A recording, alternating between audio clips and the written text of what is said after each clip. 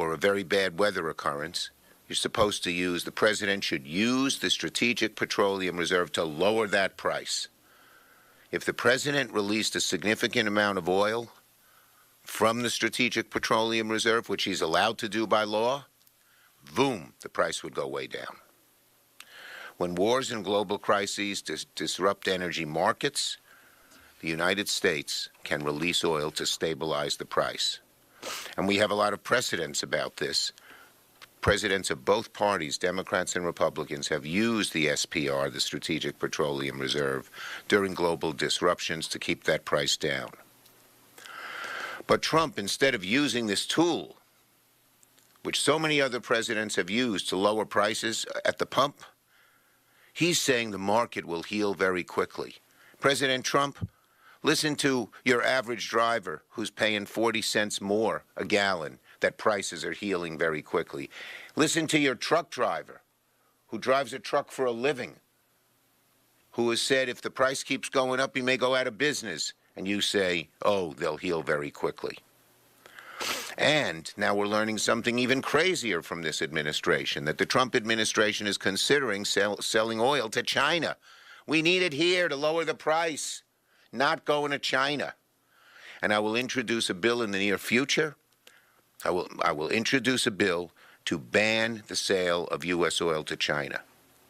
Thinking about selling oil to one of our biggest adversaries when Americans are paying too much for gasoline and other petroleum products is outrageous.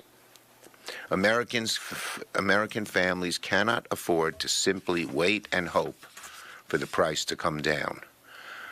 The solution is right here at home, Trump. Use the SPR, release it, prices will come down. Stop this blather that it'll go away soon. It won't. There's a war going on over there. Just last night I saw a big oil refinery in Iran hit by missiles. That makes the price of oil go up even further. So at least use the SPR to get the price down. Okay. Now, on the SAVE Act. This morning, the president said he will not sign any legislation that passes Congress until the SAVE Act passes. That means the president's asking for total gridlock. The SAVE Act will not pass because it is such a pernicious, nasty piece of legislation. The SAVE Act is Jim Crow 2.0. More than 20 million people would lose their right to vote. And you would need to register either a passport or your original birth certificate. How many people have that? How many people have that? It would eliminate vote by mail. Tell that to a senior citizen who's confined to their home in a wheelchair that they're going to lose their right to vote. And he would purge the voter rolls using an AI system set up by Musk and Doge. So you could show up at the polling place this November and they'd say you're no longer on the rolls. They don't even notify you of it. Millions of people would be purged from the rolls because of this system that Musk and Doge put in. You wouldn't be notified. You'd show up at the polling place and they'd say, sorry, Mr. Jones, sorry, Miss Smith, you're not on the rolls anymore. They don't even notify you. This is one of the nastiest pieces of legislation that I've ever seen. It is going back to the old South, where people were prohibited from voting, and spreading it to every corner of America. It is Jim Crow 2.0.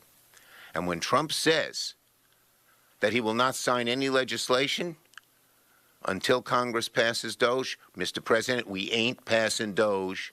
You are calling for gridlock in the entire Congress, and none of the bills that will help reduce the costs to people for prescription drugs, for electricity, for home ownership will pass because of your bullheaded, ridiculous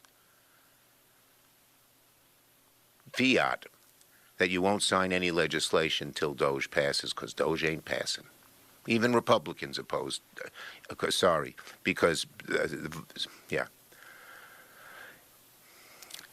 Even Republicans oppose this SAVE Act because it is so bad.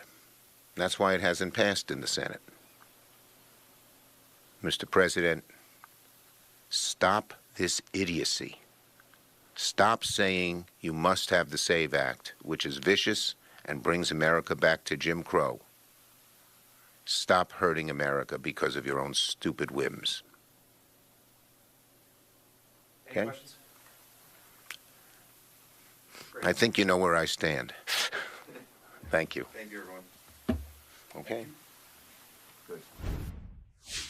So that was Senator Chuck Schumer as he was talking about a number of issues, including the oil and gas prices. I did want to share this live look with you. This is from Marine Traffic. This is a live ship trapping map showing the Strait of Hormuz, and this is where much of the oil is shipped through right here. So we did want to share that with you. This, as the price of oil is now higher after the U.S. and Israel have launched attacks on Iran. Coming up in just about 20 minutes or so, we're going to be speaking with Chapwood Investments managing partner Ed Butowski as we take a look at the impact of the conflict in Iran and the prices of gas and oil and the timeline of all of this. So that conversation is coming up in just about 20 minutes time. For now, though, we're going to just step away for a moment. We'll be right back.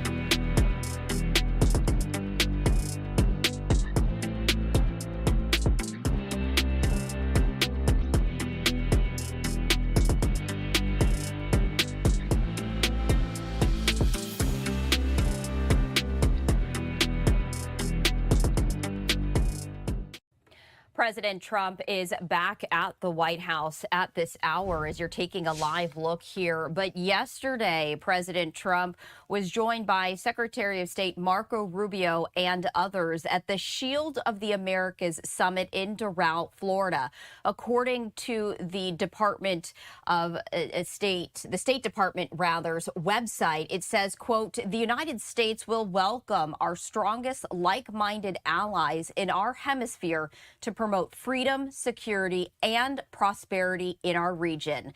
This historic coalition of nations will work together to advance strategies that stop foreign interference in our hemisphere, criminal and narco-terrorist gangs and cartels, and illegal and mass immigration."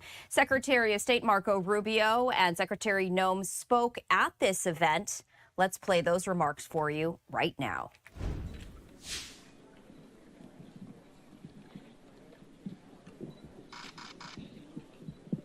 I want to welcome everybody. Bienvenido. Thank you for coming and being a part of this very important initiative.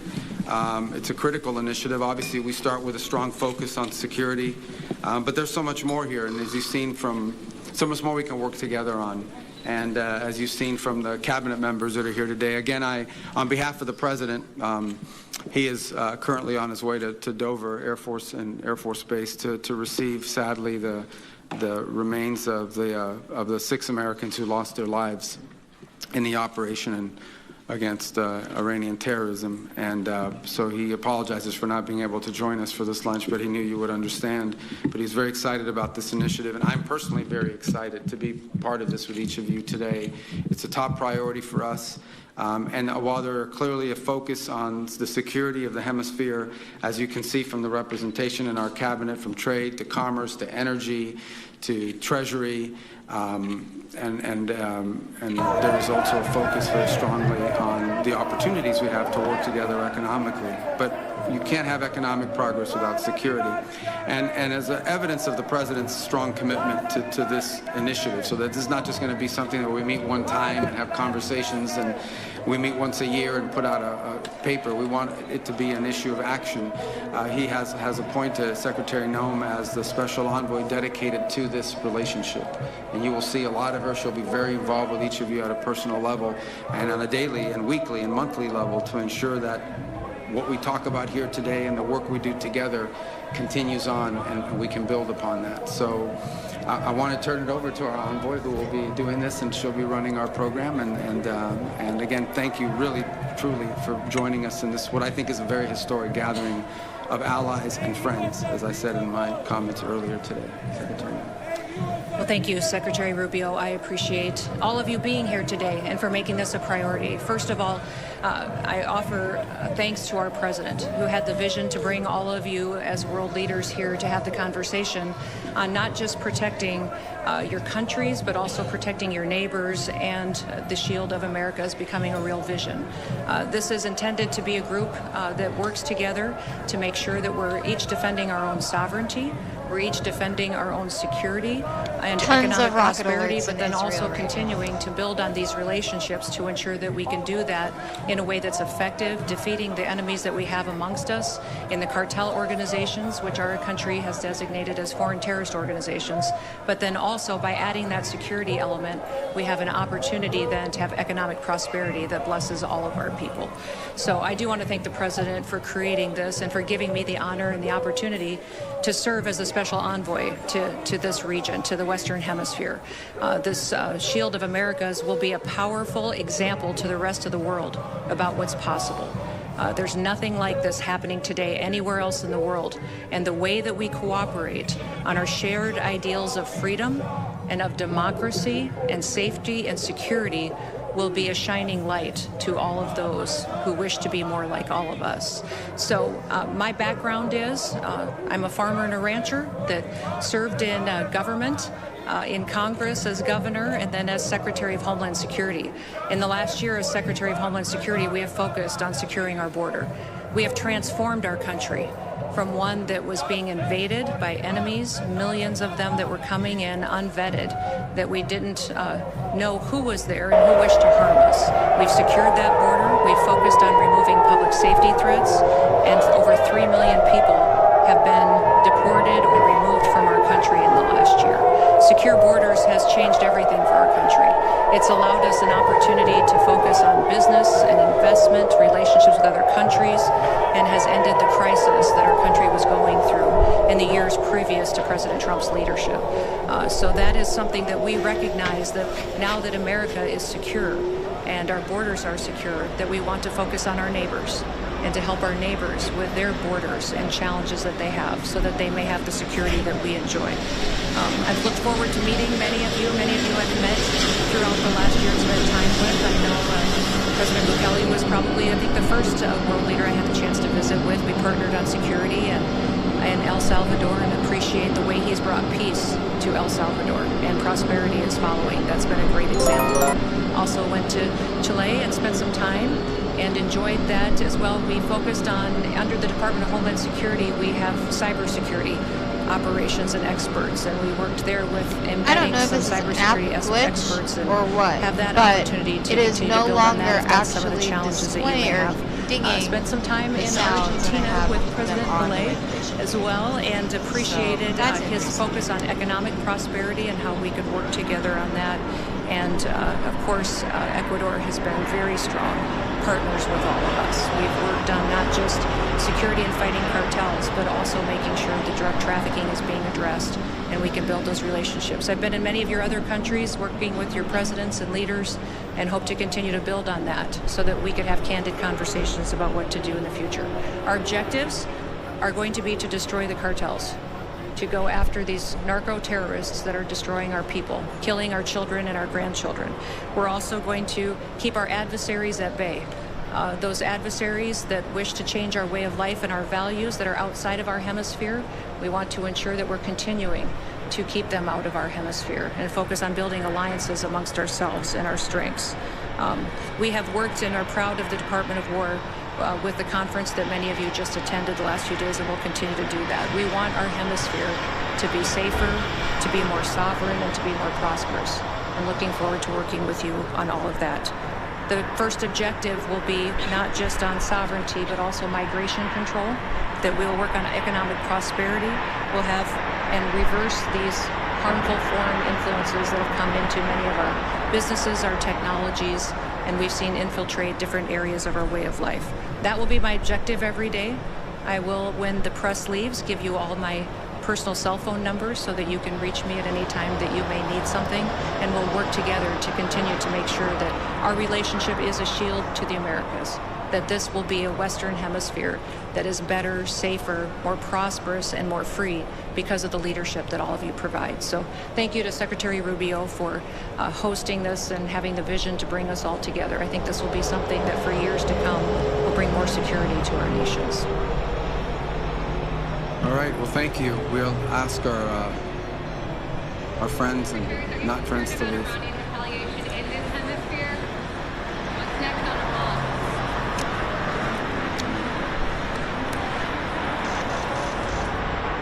So those were the very latest remarks from Secretary of State Marco Rubio and Secretary Noman. We were just hearing one of the reporters there asking about whether there was any concern over the impact in the southern hemisphere as the conflict in Iran continues. This continues to be concern over the Strait of Hormuz, and this is a live look at the ship tracking system here. This is courtesy of marine traffic, but this is a live look at all of the ships there in the Strait of Hormuz as the conflict continues to have growing concern with the global energy supply. Coming up after the break, we're going to be speaking with Ed Bukowski, who is the managing partner with Chapwood Investments, talking about the rising oil and gas prices amid the ongoing conflict with Iran. We're going to talk about all of this as well as looking ahead in the coming weeks and months. That conversation coming up after the break. We'll be right back.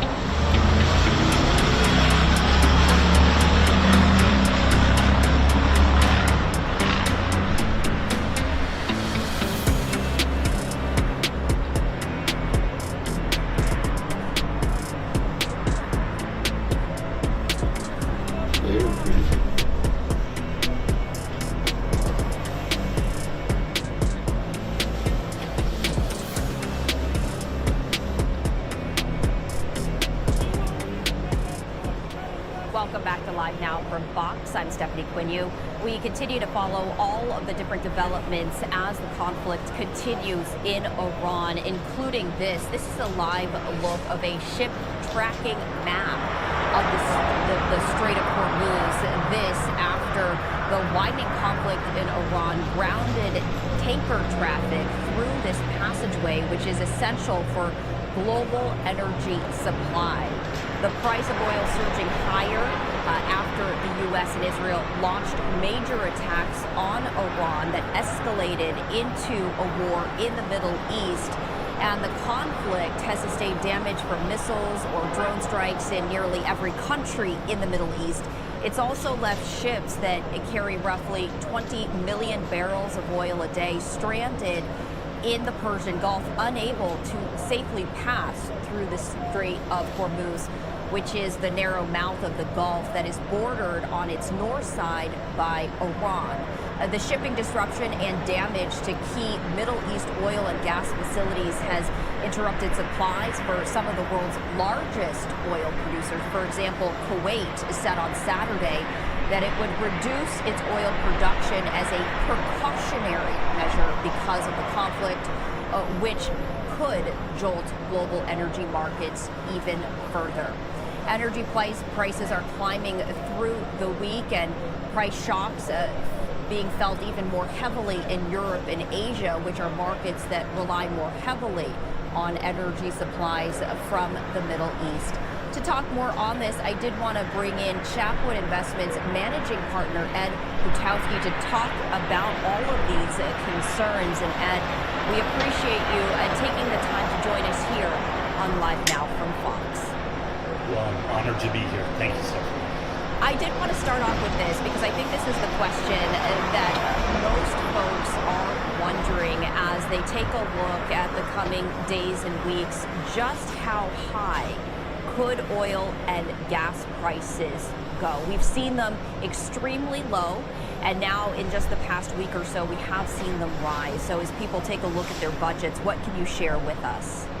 Well, it really depends on what happens in the pits in Chicago and in trading on futures contracts, because futures contracts overextend on the north side and also on the downside. So it's really a guess as to how much momentum oil is going to get in the futures contracts. So we could see $120 by the end of next week, or we could see the price go down to $70. If it starts to reverse itself, when we start to see escorts through the Strait of Hormuz and the blockage starts to unwind. I do believe that Trump wants oil prices lower and is going to give insurance and escorts along the way for ships through the Strait of Hormuz. But it's also important to remember, Stephanie, that oil prices are involved with everything. Energy prices, we consume 102 million barrels a day on Earth with oil. And that's not just cars, but it goes into a lot of materials that we buy. And the price, when it goes higher, that cuts into the earnings of companies. And if earnings of companies are hurting, that's going to bring stock prices lower. So that's also a major concern of the president, because he's out there telling And you know, to your point, President Trump does want to see these prices go down. Treasury Secretary Scott Bessent on Friday said that the U.S. could remove sanctions for more Russian oil a day after Washington issued a 30-day waiver allowing the sale of Russian crude currently stranded at sea to continue to India. So how significant of an impact might that have as we take a look at those prices? Well, Russia is a big producer of oil and can produce a lot more. So, but it would take a while for them to produce a lot more. It's not just turning a spigot on. They would have to continue to ramp up with their drilling. So that would be, not something that would happen overnight, but it would impact futures contracts, which would bring prices lower. So it would definitely be a positive. And I don't know how much those sanctions are working anyway. I don't think Russia is suffering that badly because they are selling to China and now to India. So I don't believe that the extent or the deletion of those sanctions is going to have a big impact on Russia. You know, for our viewers, and we're taking a live look at this shipping map in the Strait of Hormuz, and we keep hearing about the Strait of Hormuz and how critical it is to the supply chain for oil prices. Can you share with us? Oh, what an idiot!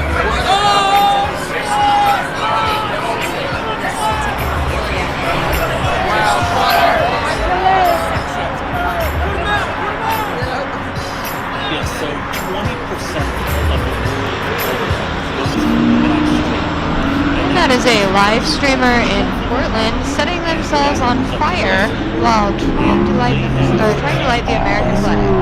Missiles and Tuck around and find out. So you have Saudi Arabia, which is one of the biggest producers of oil. You have the UAE and Oman. You have all of these Gulf states on the other side of the strait. And just to be able to get through there is a big deal. And it's only 30 miles wide, so it's not a very, very large section of the world or of the shipping lanes. So it's a very, very important connection, and it's nothing that anyone can do about it. You can't create new oceans, and so we have to solve this problem once and for all. As we take a look at the coming weeks and months, for our viewers who are already perhaps even planning for summer travel, when it comes to cost of travel, because as you mentioned, everyone uses gas and also oil. What can we expect and anticipate in terms of prices across the board, maybe during that summertime? Yeah, so a lot of these airlines have they've hedged their oil prices. I don't know if they've hedged it up to $120 a barrel, but they have hedged it if they're doing their job properly. Because oil is the second largest charge to an airline after employees are. So you have some sort of guardrails in respect to that. In terms of gas, you're going to probably see gas prices rise another 20-30 cents across the board, and those could be adjusted on a weekly basis. You saw the price of West Texas crude go up 39 cents or 39% this past week, which has had an impact of about a rise of 15 cents at the gas pump. So there you have immediate reaction. But then again, if you're driving a car and we're talking about 15 cents a gallon, that's not going to change your trip. If so, you probably shouldn't be going on that trip. And as we take a look at the ongoing conflict in Iran and just the general uncertainty of gas and oil prices as well as the market, for you, what are you keeping a very close eye on? I keep a close eye on how it impacts earnings of companies that I'm invested in. That's the number one thing I'm always looking out for my clients is, are we involved with something that's going to be negatively impacted by a sudden rise of oil prices? And thank goodness that's not the case. I also look at interest rates, and if interest rates start to rise, that's also going to hurt the earnings of companies because they borrow a lot of money. So I'm always looking at earnings and interest rates. And it's interesting that you talk about the interest rates because there is a ripple effect. This isn't just happening in a silo.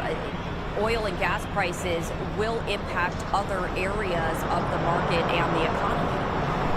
Yes, but I do believe that we're going to be closer to the end of oil prices rising than the beginning. I've heard a report where somebody threw out that we're going to get to $200 a barrel, which is just doesn't make any sense, and there's no justification for it. There's a lot of people out there who are just saying a lot of horrific things, and I don't believe that this is going to continue for quite some time. I believe that oil prices are going to start to come lower sooner than later. All right, and Murkowski with Chapwood Investments, we appreciate you joining us on this Sunday.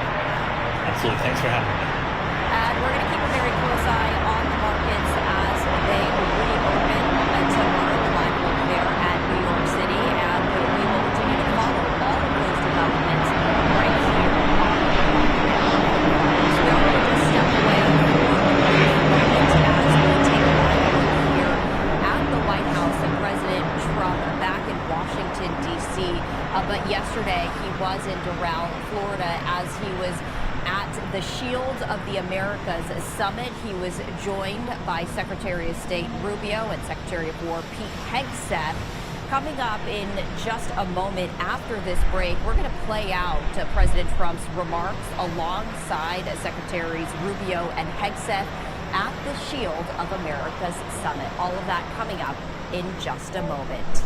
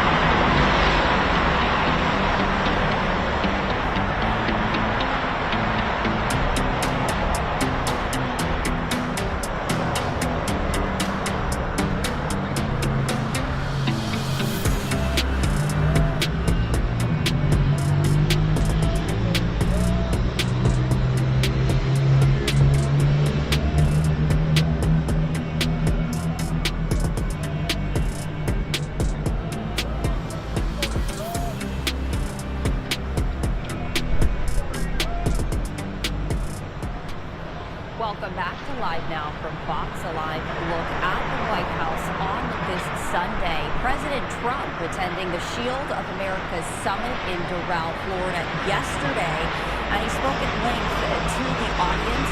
Let's play those remarks for you right now.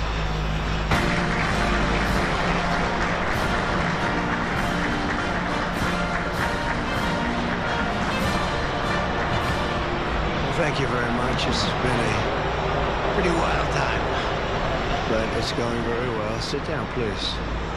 And tremendous progress has been made, as you're probably seeing just by watching.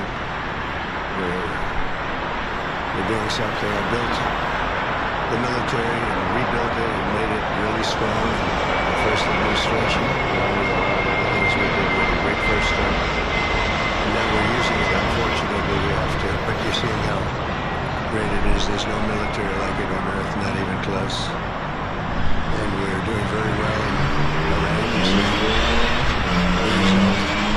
It's been amazing. We've knocked out 42 Navy ships, some of them very large, in 3 days. That was the end of the Navy. We knocked out their Air Force. We knocked out their communications, and all telecommunications is gone. I don't know how they communicate, but I guess they will figure something out. It's not working out too well.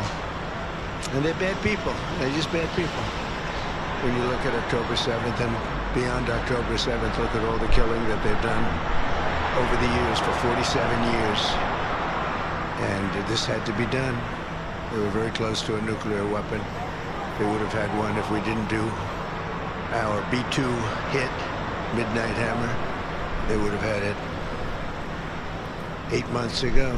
They would have had a nuclear weapon, and, you know, they're crazy, and they would have used it. So we did the world a favor. And they said, well, how are you doing on a scale of 0 to 10? How are you doing with the attack? And I said, about a 15, I would say, with 10 being the best.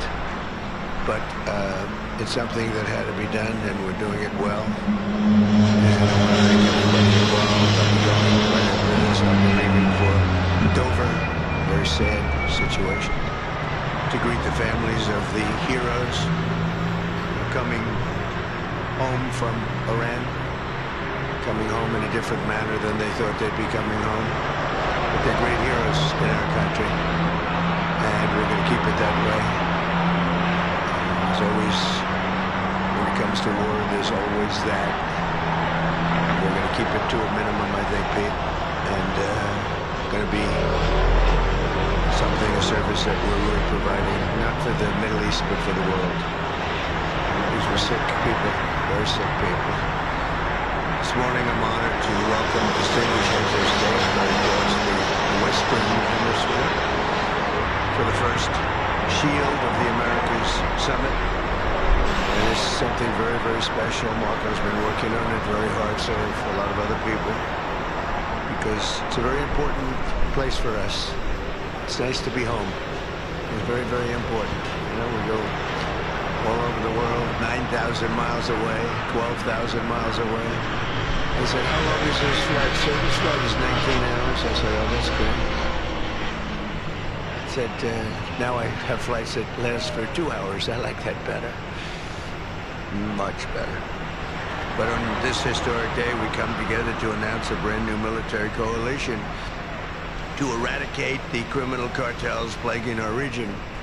And you have a lot of it. One of the things when we were talking backstage, you were telling me that the crime, the cartels, and we're knocking the hell out of them where we can. We're going to go heavier. So what we were doing with the boats coming in, the boats, there's not a lot of people coming in by boats anymore. We knocked down drugs coming in by sea. Drugs coming in through water is down 96%.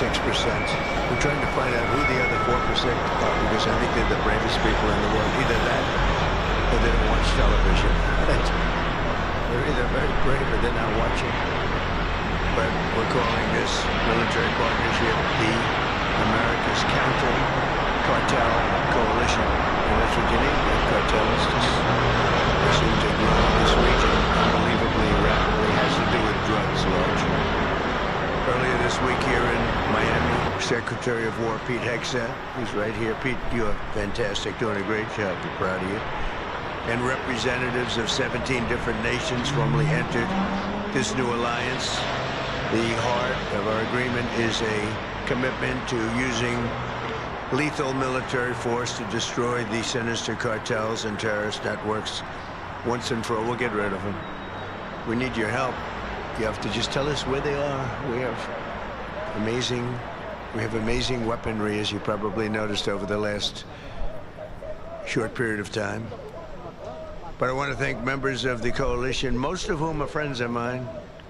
Few of them I just met, but most of whom are friends, many of whom I endorsed. And they took that endorsement and they went on to win big. I haven't had a bad endorsement yet, right? He says, yes. He was happy. He was a couple of points down and went up like a rocket ship, right, in Argentina. But the president of Argentina is here, Javier Milei. Thank you very much. Thank you very much for being here. President of El Salvador, another friend, Nayib Bukele. You know, he is a man who we've gotten very close to. I saw him as a young man my first time. You were young and handsome. Now you're older and handsome. You're older and handsome. But he runs a good operation. That's all I care about, right? When I first saw him, I said, he's too young. And then I saw the job he did. I said, well, I guess he's not too young, because I was young and did well. But you've been a great president, and we appreciate the relationship very much. President of Paraguay, Santiago Peña, thank you very much. Thank you very much. President of Ecuador, Danielle Noboa. Danielle, thank you. Thank you, Danielle. President of Panama, I love that canal. Jose, I think he made the greatest deal in history. He bought it for $1. One of our brilliant presidents. I can't sleep over that deal. They gave it to him for $1. Jose Raul Molino was, you know, you made one of the greatest real estate deals in history. Jimmy Carter, one of our great presidents, President of Honduras, Tito Esfora. Thank you, Tito. Thank you very much.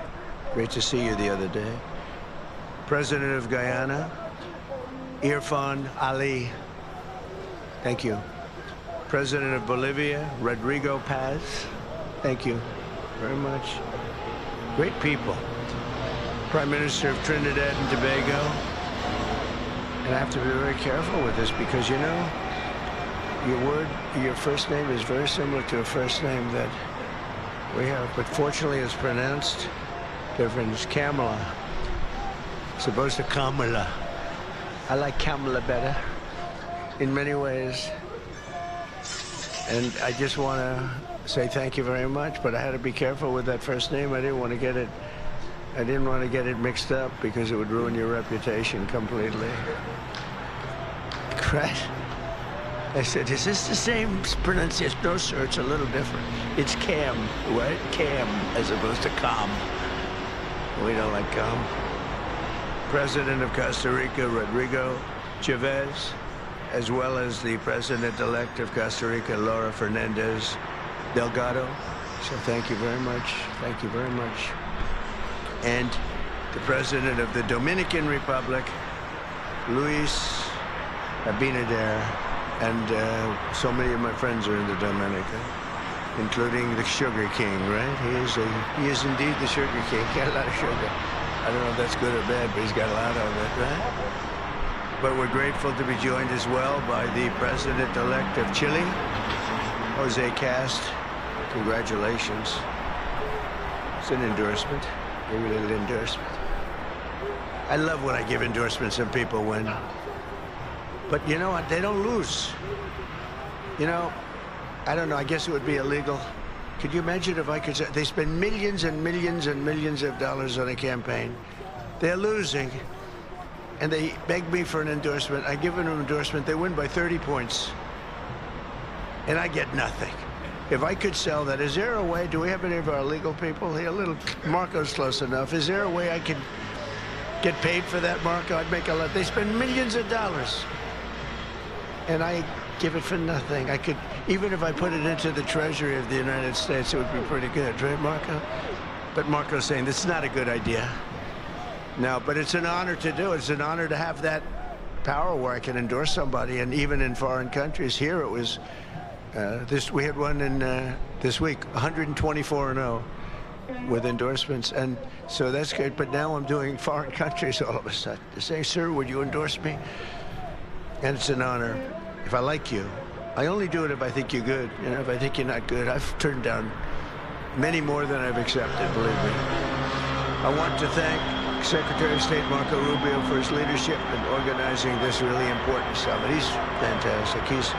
He's a fantastic Secretary of State.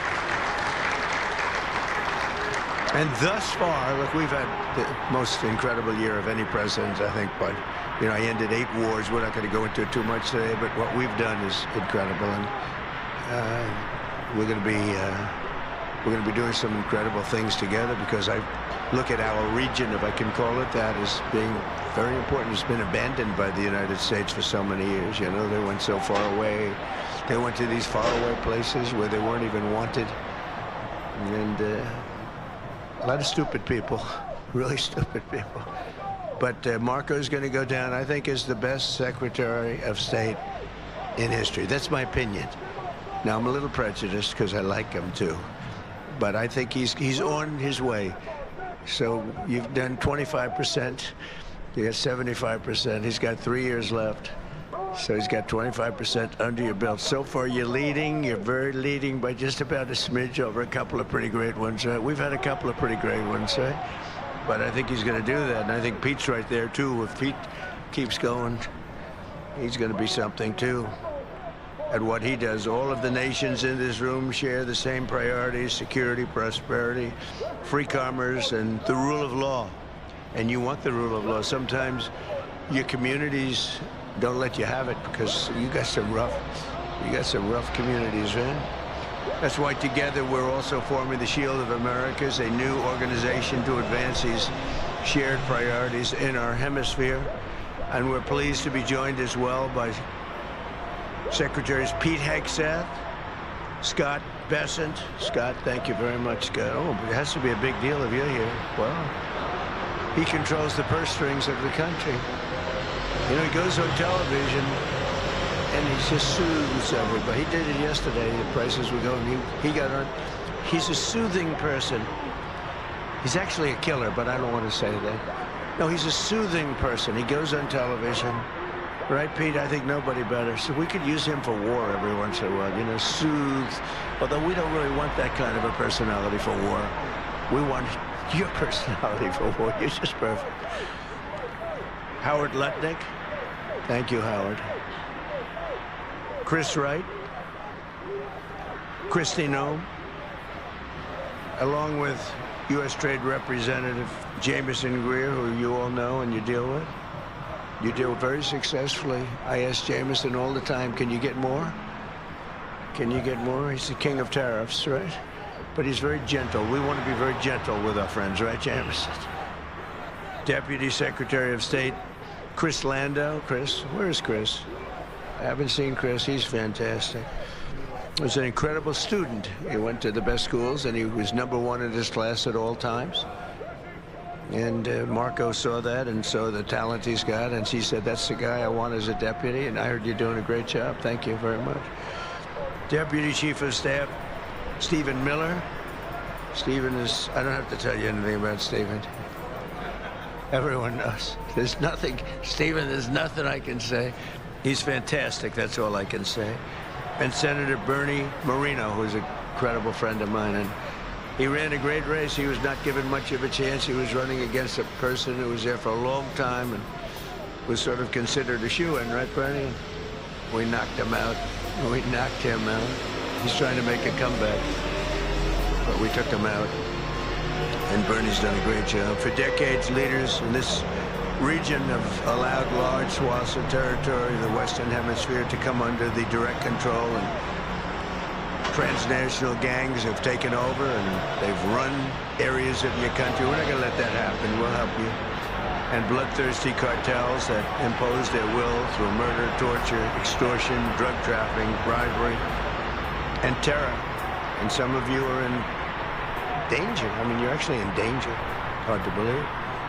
But we're working with you to do whatever we have to do. We'll use missiles. If you want us to use a missile, they're extremely accurate. Pew! Right into the living room. That's the end of that cartel person. But we'll do whatever you need if you want. A lot of countries don't want to do that. They say, oh, sure, I'd rather not have that. I'd rather not have that. I believe they could be spoken to. I don't think so. Many of them don't want, and that's okay, too. You're going to do you. But if you need help, you're going to let us know, okay? Many of the cartels have developed sophisticated military operations, highly sophisticated. In some cases, they say they're more powerful than the military in the country. Can't have that. These brutal criminal organizations pose an unacceptable threat to national security, and they provide a dangerous gateway for foreign adversaries in our region, and we don't want them near our country either. We don't want them to come in. They're cancer, you know. They're cancer, and we don't want it spreading. We have a very strong border. You know, we have a border now where for 9 months, 0 people have been able to come through. It's hard to believe, actually, because we went from 25 million people coming in over the Sleepy Joe Biden, one of the worst presidents in history of the world. He was the worst president in the history of our country. We've had some pretty bad ones. Recently, we've had some pretty bad ones, but he's the worst. But he would go down as one of the worst in the world. I'm going to up his category now. It's horrible what he did. And what he didn't do was probably worse than what he did. Every leader here today is united in the conviction that we cannot and will not tolerate the lawlessness in our hemisphere any longer. The only way to defeat these enemies is by unleashing the power of our militaries. We have to use our military. You have to use your military. You can't fight these people with... And you have great police. You have some great police, but they threaten your police. They scare your police. You're going to use your military. In many cases, Our forces have already been working closely with yours, and the United States looks forward to deepening and expanding that cooperation in the months ahead. And it's so good that we got to know so many of you. I mean, we're so many. And I'd love to get to your countries at some point. Marco loves going to your countries. He's always at one of these countries. He likes your countries the best, okay? You know, where are you? I'm in Chile. Oh, good. How's Chile doing? Good. He likes it. He feels very calm. We all like him, right? It helps. He's got a language. He's got a language advantage over me, because I'm not learning a damn language. I don't have time. I was okay with languages, but I'm not going to spend time learning a language. That much I won't do. Just give me a good interpreter. Interpreter, very important. And I know if somebody's good. I may not speak the language, but I know I had an interpreter recently that wasn't good, talking to a very strong person from a different part of the world. And I could tell, even though I don't speak the language, I could tell the interpreter was not good. When you go,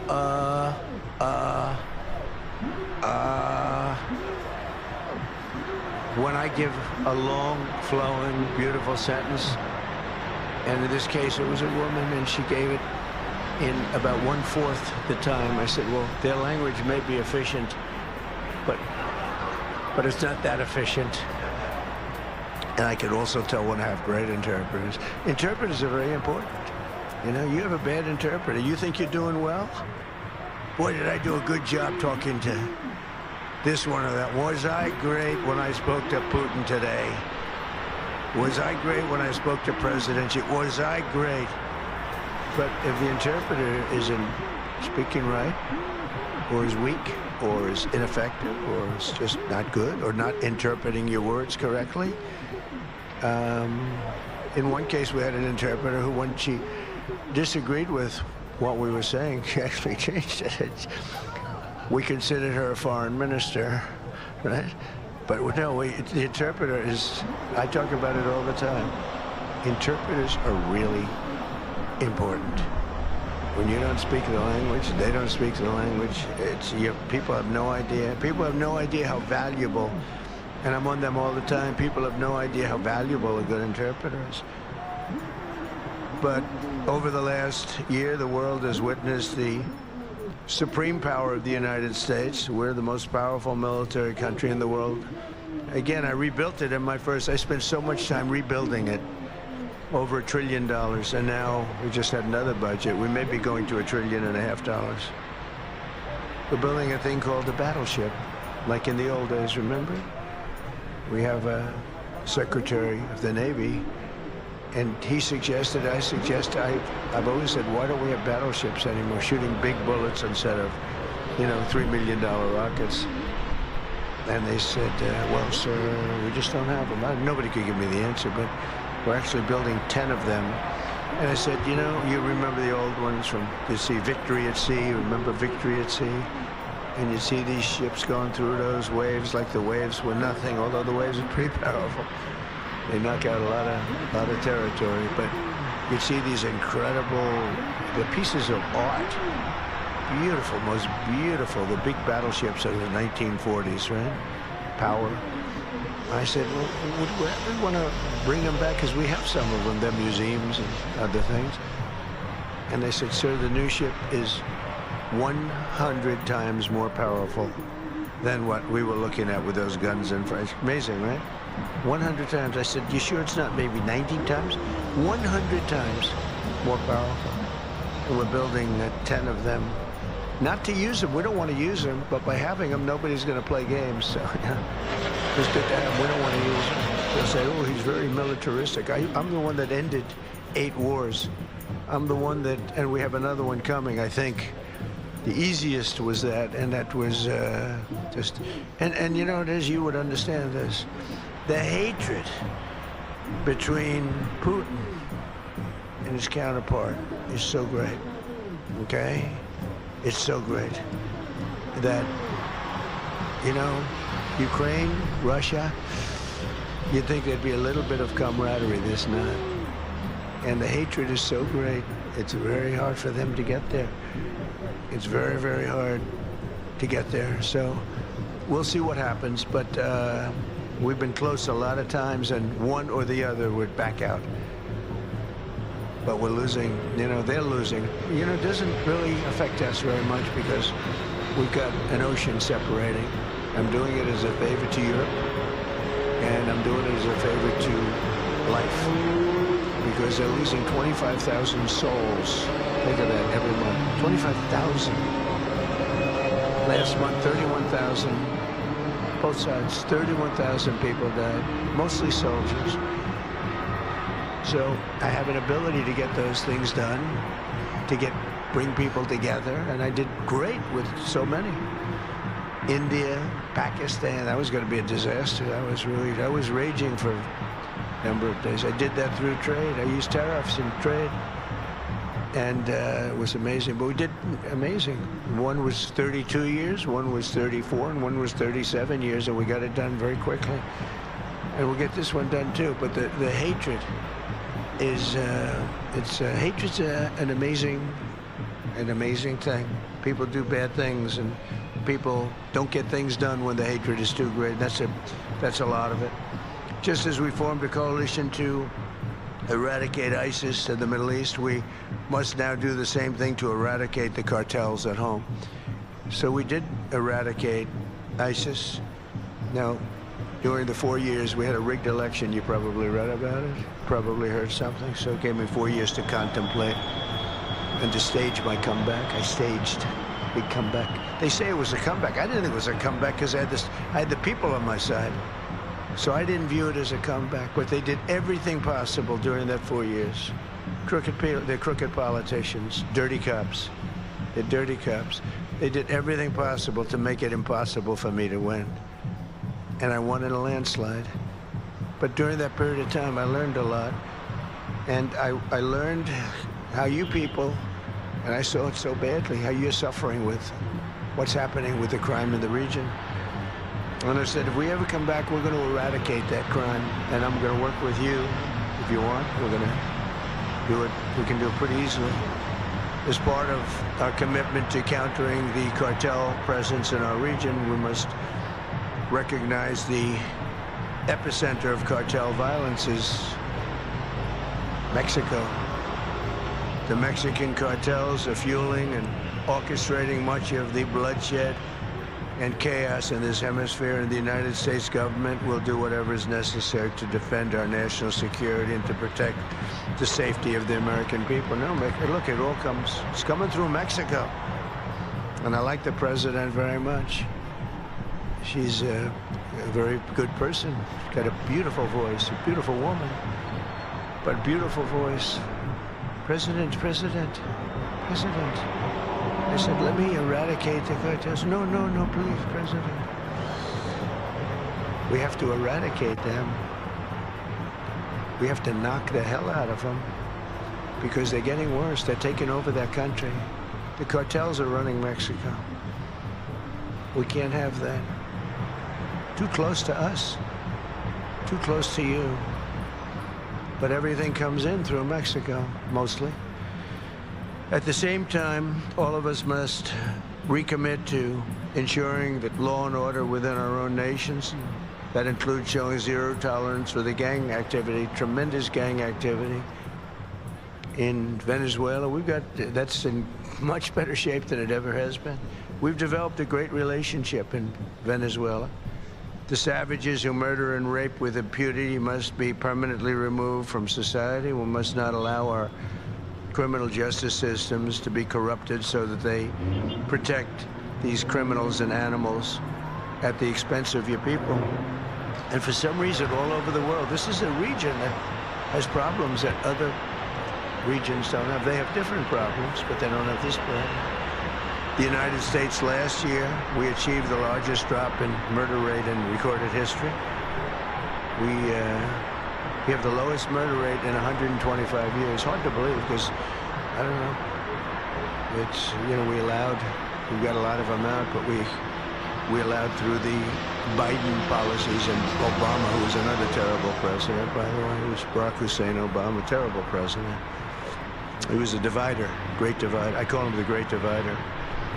But they allowed A lot of people into our country shouldn't be here, but in particular Biden, because Biden had no idea what he was doing. He had no clue. It was being run by whoever got near the auto pen was running the country. He was the auto pen president, and frankly, they let at least 25 million people come in to our country, some from prisons, some from mental institutions, gang members, the heads of gangs, the mentally insane. I'll tell you, people came in from mental institutions and insane asylums, and we took them. We had an open border policy. It's a policy divided and devised by idiots, but they poured into our country. So we went from the worst border in history to by far the best border. We have the best, strongest border that we've ever had. We have great people that did that job by securing our border and cracking down on traffickers and smugglers. We've reduced the fentanyl pouring across our border by 67%. This is in our first year, you know. Give me a little more time, we'll do better. 67%, which is a number that's unthinkable. You know, they say if you could do 2%, 1%, but we've got it down 67%. And we got a lot of the murderers out. We had 11,888 murderers allowed in our country with this ridiculous open border policy that these eggheads put in. But we're also working closely with you on ending human smuggling and the implementing of the Safe Third Country agreements, which are very important. In January, America's armed forces also ended the reign of one of the biggest cartel kingpins of all, with the Operation Absolute Resolve to bring outlaw dictator Nicolas Maduro to justice in a precision raid that nobody's ever seen anything like it. This was in a very powerful military base, fort. And they went in and they took him out and they got him out, and people couldn't believe it. They couldn't believe it. We were right into the heart and took him out. And it was nasty. It was about 18 minutes of pure violence. And we took him out. We lost nobody. Not one person was lost. Not one aircraft or no military equipment. Zero. People have never seen anything like it. And you're talking about into a military base with a lot of soldiers, good soldiers. Since that operation, we've been working closely with the new president of Venezuela, Delcy Rodriguez, who's doing a great job working with us. I mean, she's doing a great job because she's working with us. If she wasn't working with us, I would not say she's doing a great job. In fact, if she wasn't working with us, I'd say she's doing a very poor job. Unacceptable. No, but she's doing a great job, Marco, right? And gets along great with Marco. And we're taking out tremendous amounts of oil. They're making more money now than they've ever made. We have the big oil companies, and they are making more money. We're getting some. They're getting a lot. They're making more money now than they've ever made in the history of their country. Can you imagine? And it's being spent properly, and they're watching it closely. And I'm pleased to say that this week we have formally recognized the Venezuelan government. We've actually legally recognized them. We have also just reached a historic gold deal. It's called the gold deal with Venezuela to allow our two countries to work together to facilitate the sale of Venezuelan gold and other minerals. They have great amounts of gold. Good land, I tell you. Very good land. But they weren't able to take advantage. The system didn't allow them to take advantage of the value of their land. As we achieve a historic transformation in Venezuela, we're also looking forward to the great change that will soon be coming to Cuba. Cuba's at the end of the line. They're very much at the end of the line. They have no money, they have no oil. They have a bad philosophy, they have a bad regime that's been bad for a long time. I mean, they used to get the money from Venezuela, they get the oil from Venezuela, but they don't have any money from Venezuela, they don't have any oil, they don't have anything from... People can't even... They land in Cuba, they can't get gasoline to fly out, they have to leave their planes behind. And they want to negotiate, and they are negotiating with Marco and myself and some others. And I would think a deal would be made very easily with Cuba. But for 50 years I've been hearing, as a little boy, I'd be hearing about Cuba. Cuba's a disaster. But I've been hearing so much about Cuba. But Cuba's in its last moments of life, as it was. It'll have a great new life, but it's in its last moments of life the way it is. And but our focus right now is on Iran, and we'll do that. I would say, what will you do? Take about 2 days off, Marco? No, he won't. Maybe an hour. He'll take 1 hour off, and then he'll finish up a deal on Cuba. That'll be an easy one. But it'll be the entire region that we're doing that. Many of you have come today, and they say, I hope you can take care of Cuba, because you've had problems with Cuba, right? You mentioned. I was surprised, but 4 of you said, actually, could you do us a favor? Take care of Cuba. I'll take care of it, okay?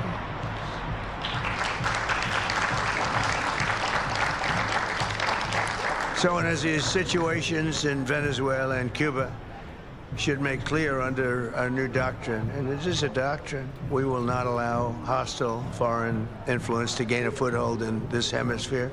That includes the Panama Canal, which we talked about. We're not going to allow it. And together we'll protect our sovereignty, our security, and our cherished freedom and independence. And just in finishing up, the nations gathered here today are filled with unlimited potential. You have tremendous potential. It's a great part of the world. But to fulfill that tremendous potential, we must smash the grip of the cartels and criminal gangs and horrible organizations run by, in some cases, absolute animals, and truly liberate our people. And some people are afraid to do it because they've gotten such a foothold. I think you can get out of that. We'll work with you if you need. With the courage and resolve of the leaders in this room, great leaders, will make our nation safer, stronger, richer, and more successful than ever before. So I want to thank you all very much for coming. I look forward to the incredible progress that's soon to come. You're going to see some incredible things. And now I'd like to ask Secretary Rubio and Secretary Hegseth to say a few words, and then I'll sign a proclamation formally launching the America's Counter-Cartel Coalition, which is what it is. It's a counter-cartel coalition. And thank you all for being here very much. Appreciate it. Thank you. Those were the latest remarks from President Trump as he attended the Shield of America's summit. We're just going to step away for a brief moment. Much more to come.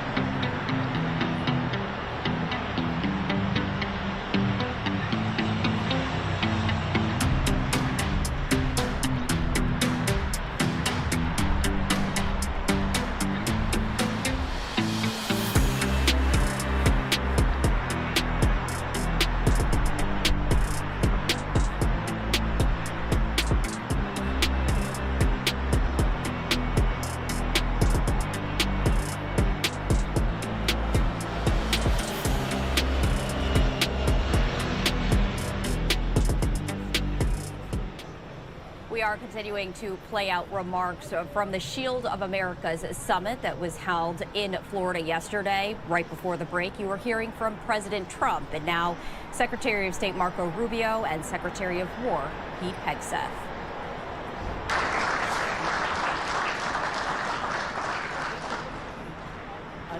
Thank you, Mr. President. I want to thank all the leaders that are here today. I'll be very brief.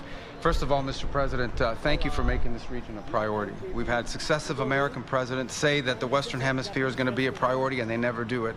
And the president has made it a personal priority.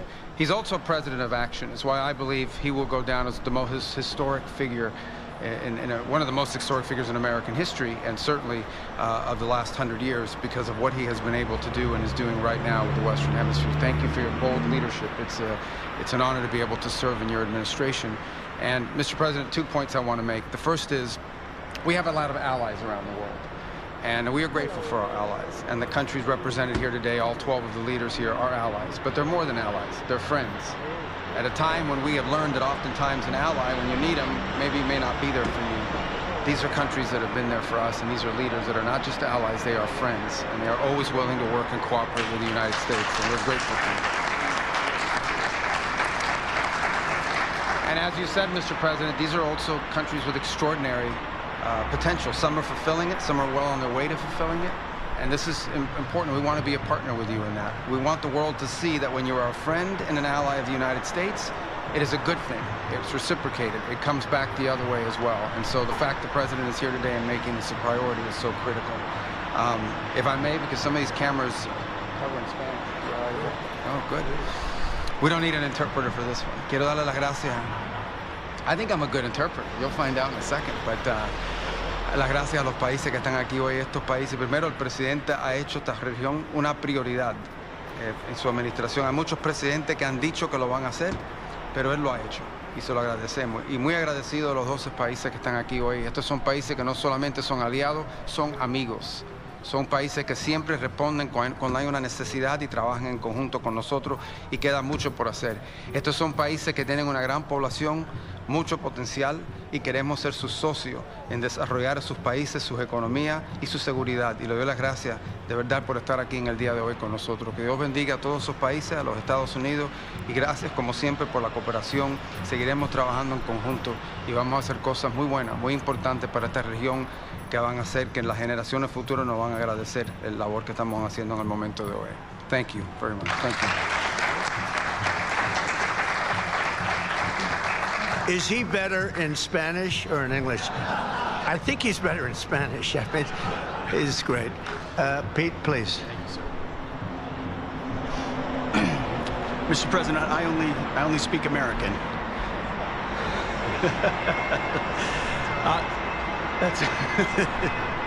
Well, Mr. President, it's an honor to be here and to establish in this hemisphere peace through strength. For far too long, our country's gaze was only on borders in far-flung places. Not our own border, not our own hemisphere, not the Western Hemisphere. President Trump has established the Trump corollary of the Monroe Doctrine, the Donroe Doctrine. And the War Department is implementing it as fast as we can. In fact, 2 days ago, Mr. President, we launched 18 countries were signatories to the America's Counter Cartel Coalition, ACCC, which is not just an organization that's going to hold conferences and release white papers. That's not what we exist to do. It's an action coalition of like-minded countries who are going to bring their capabilities to bear with American leadership at the forefront to ensure we attack and get after this cartel challenge, which for far too long we have accepted as some new normal in our own countries. President Trump and the American people rejected that in our own. We don't have to live with communities flooded with drugs or violence or cartels and gangs. We can seal our border, and we have to for our citizens. We share a hemisphere and geography. We share cultures, Western Christian civilization. We share these things together. We have to have the courage to defend it. And we have a commander-in-chief in our country who's set that compass heading. And at the War Department, we look forward to working with all of your countries and more that are not here to say, with our shared assets and our intelligence and our capabilities, with American leadership, we will go on offense against the cartels. They will know that we're just around the corner. Whether it's drug boats or on land, we look, the America's Counter Cartel Coalition, the ACCC, will be a force for good, for peace through strength in this hemisphere. We look forward to working with your great countries. Thank you very much.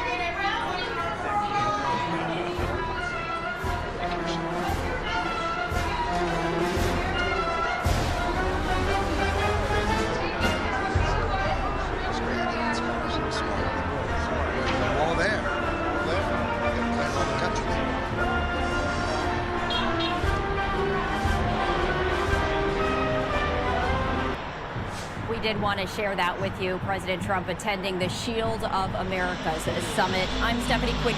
You are watching live now for Fox. Before we head to a break, I also wanted to share these two live looks with you as we continue to follow all developments from the conflict in Iran. On the left-hand side of your screen is Beirut, Lebanon. On the right-hand side is Jerusalem, Israel. We are going to step away for a break. My colleague Andy Mack continuing our coverage in just a moment.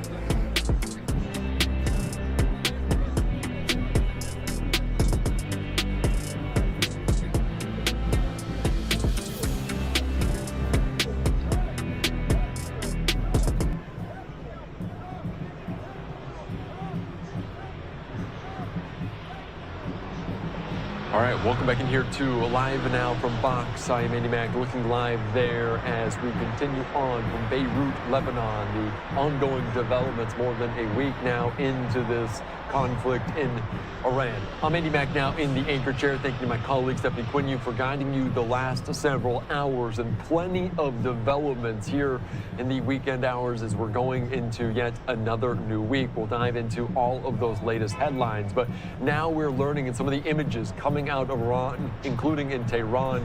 Certainly you can see some of the smoke, the flames in this as Israel striking some of those oil facilities for the first time. And these are some of the images that we're getting in to our newsroom here about what's going on as Israel has targeted Iran's oil facilities for the first time early, with video showing huge flames lighting up the sky, while Tehran responded to attacks on its infrastructure by targeting that of its regional neighbors, hitting a desalination plant in Bahrain.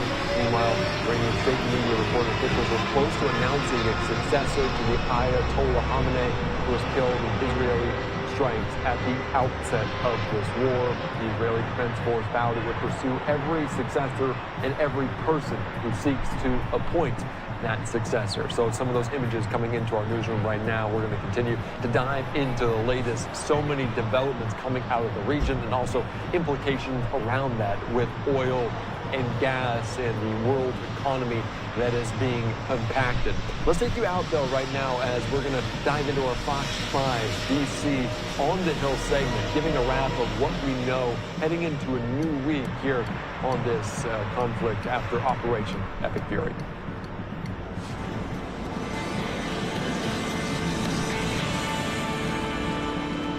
It's Sunday, March 8th, 2026, and you're watching Fox 5's On the Hill. I'm Maureen Ume. Tom Fitzgerald is off today. Breaking this morning, the BBC reporting that Iran has elected a new supreme leader following a meeting of its assembly of experts. Ayatollah Khamenei was killed at the beginning of the war. A senior Iranian official has told state media that a leader had been chosen after an election without naming who had been selected.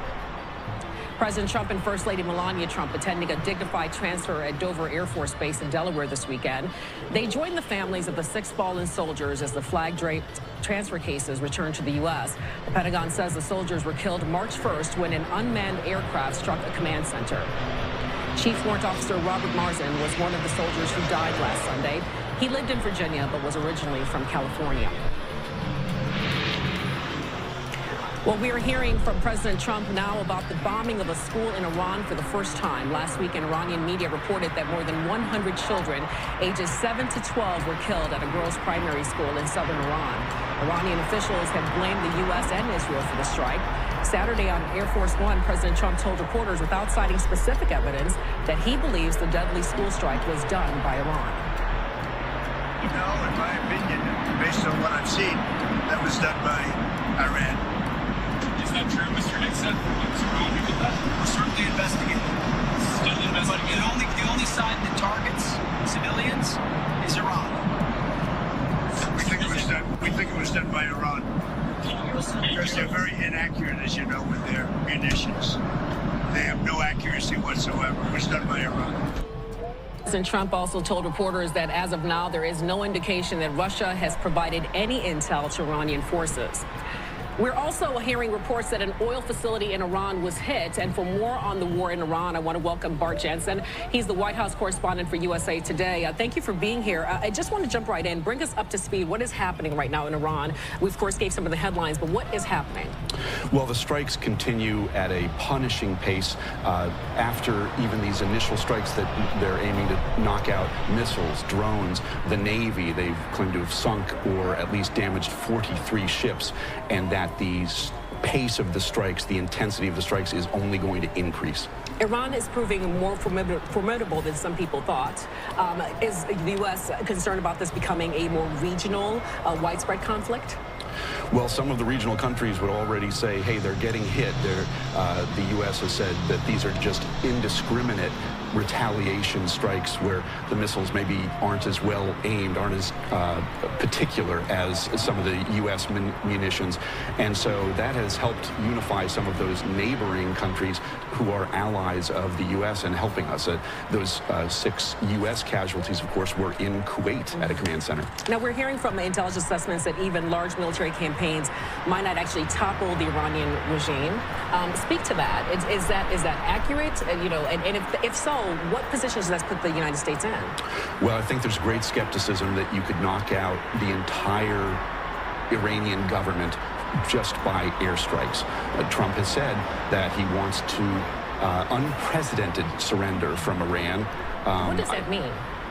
Well, in World War II, it meant that Japan gave over its government to be created by the U.S. But in this case, I think it just means that they want to help control what is the new leadership of the country in a similar vein to what they've done in Venezuela. Reporting this morning that they've named a new supreme leader.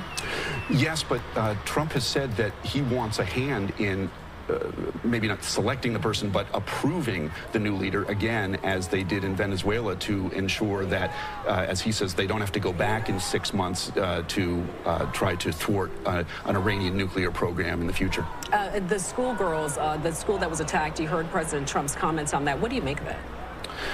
Well, it's interesting that they'd say that Iran would bomb its own school full of children, but the school was next to an Iranian military facility, and reporting so far has been the suspicion that it was a U.S. munition, but it is being investigated. Defense Secretary Pete Hegseth has not said in more detail what happened. Let's talk about the financial picture that this war is taking the toll. You know, it's costing billions of dollars, millions at least, if not billions eventually. Talk about the toll of the war from an economic standpoint. Yeah, the Center for Strategic and International Studies has estimated that the war is costing nearly $1 billion a day.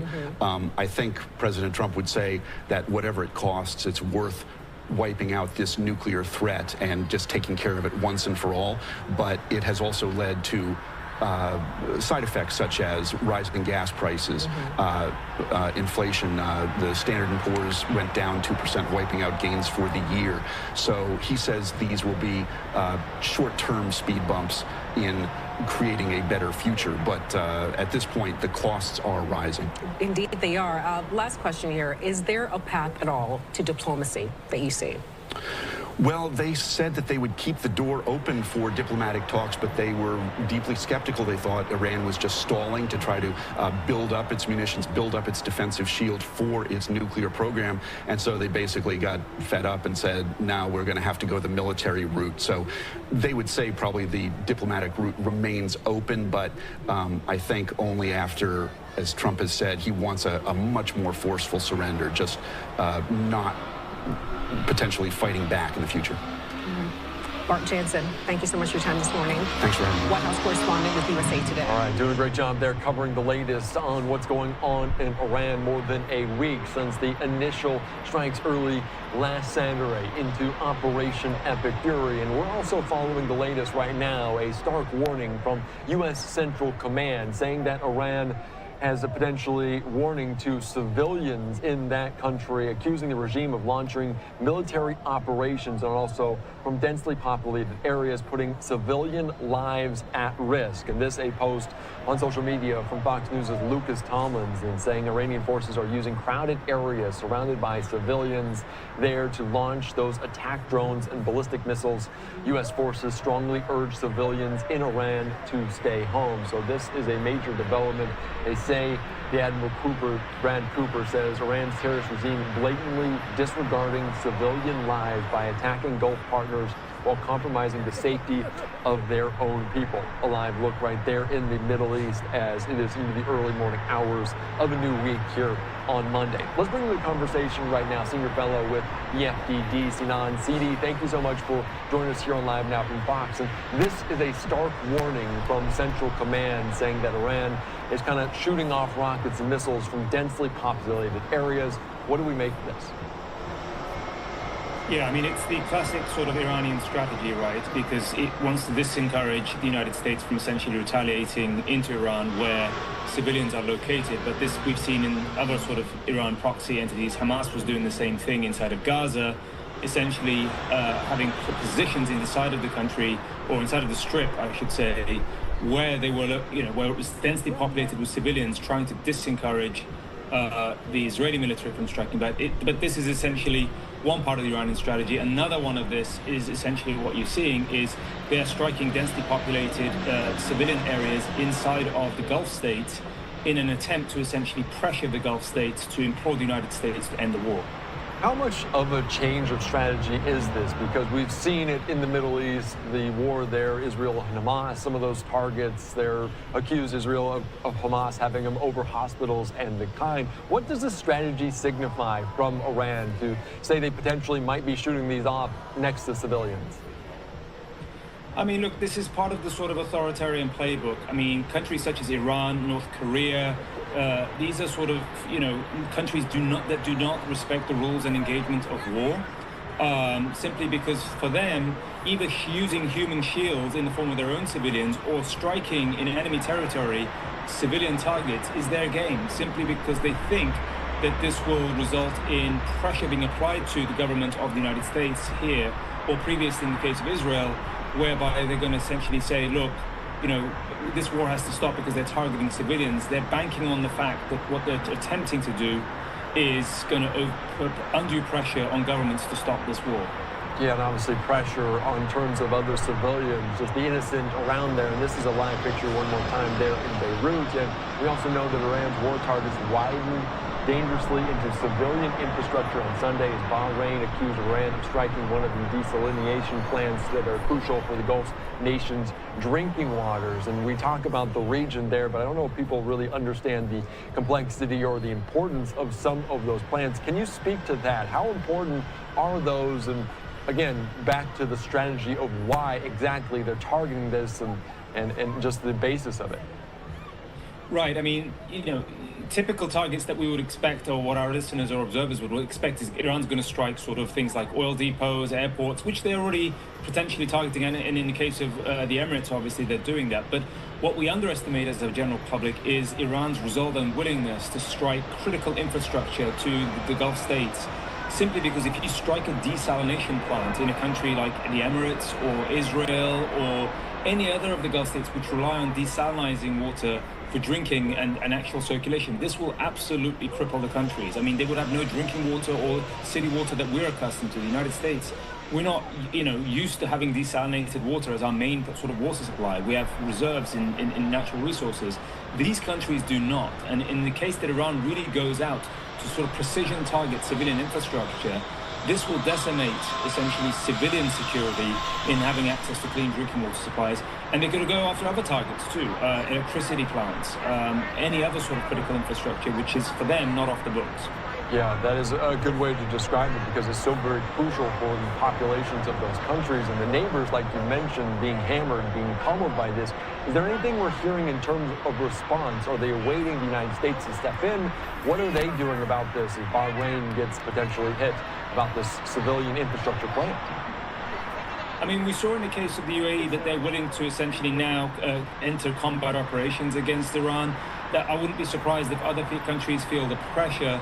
But, as far as the United States and Iran are concerned, both are looking at this from a perspective of how much firepower does Iran have, the IRGC have, to continue this sort of barrage of hitting civilian or military infrastructure. They have a limited number and supply of ballistic missiles, and those are being drained by the day, and their ability to replenish and restock those is not very opportune simply because they're in a war footing.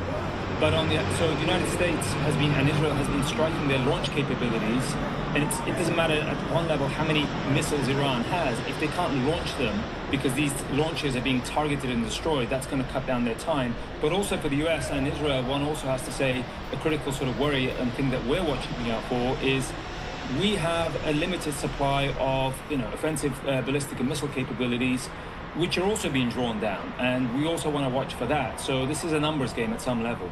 Yeah, that is so very true. Obviously, taking out some of those interceptors, taking out some of those sites are an objective the Secretary Hegseth has laid ground. I also want to talk about other points because the atrocity that happened at the girls' school in Iran, evidence suggests that the deadly blast at that elementary school was likely a U.S. airstrike. We heard last night aboard Air Force One that Hegseth said they were investigating, President Trump saying it was Iran.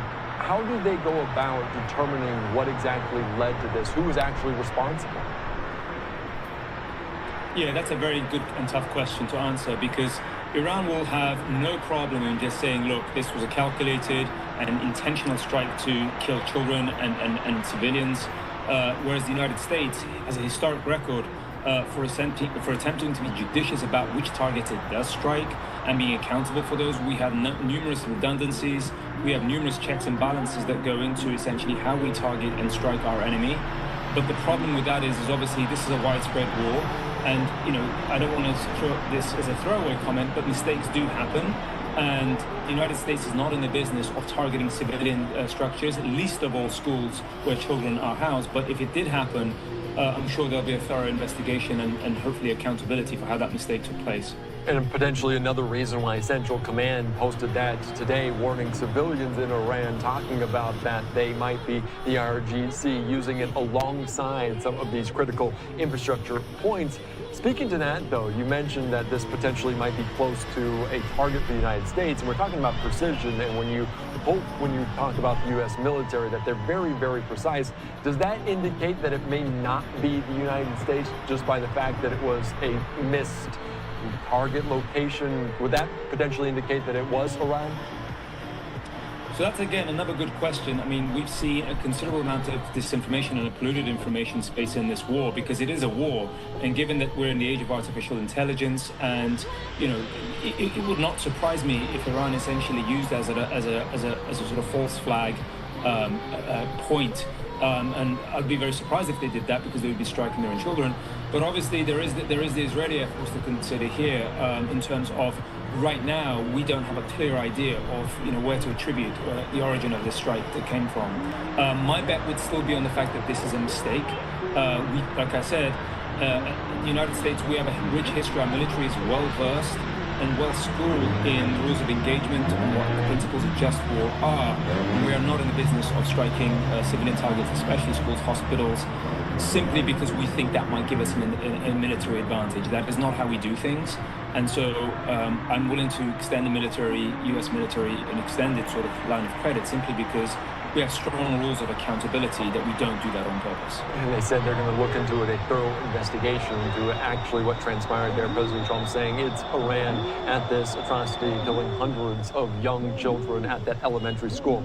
I also want to ask, because we do know that the United States, in collaboration with Israel, took out the supreme leader and others in that major strike initially, the apparition Epicurean. We know that they're working to elect a new leader, potentially already in the works. Indications saying that on the ground.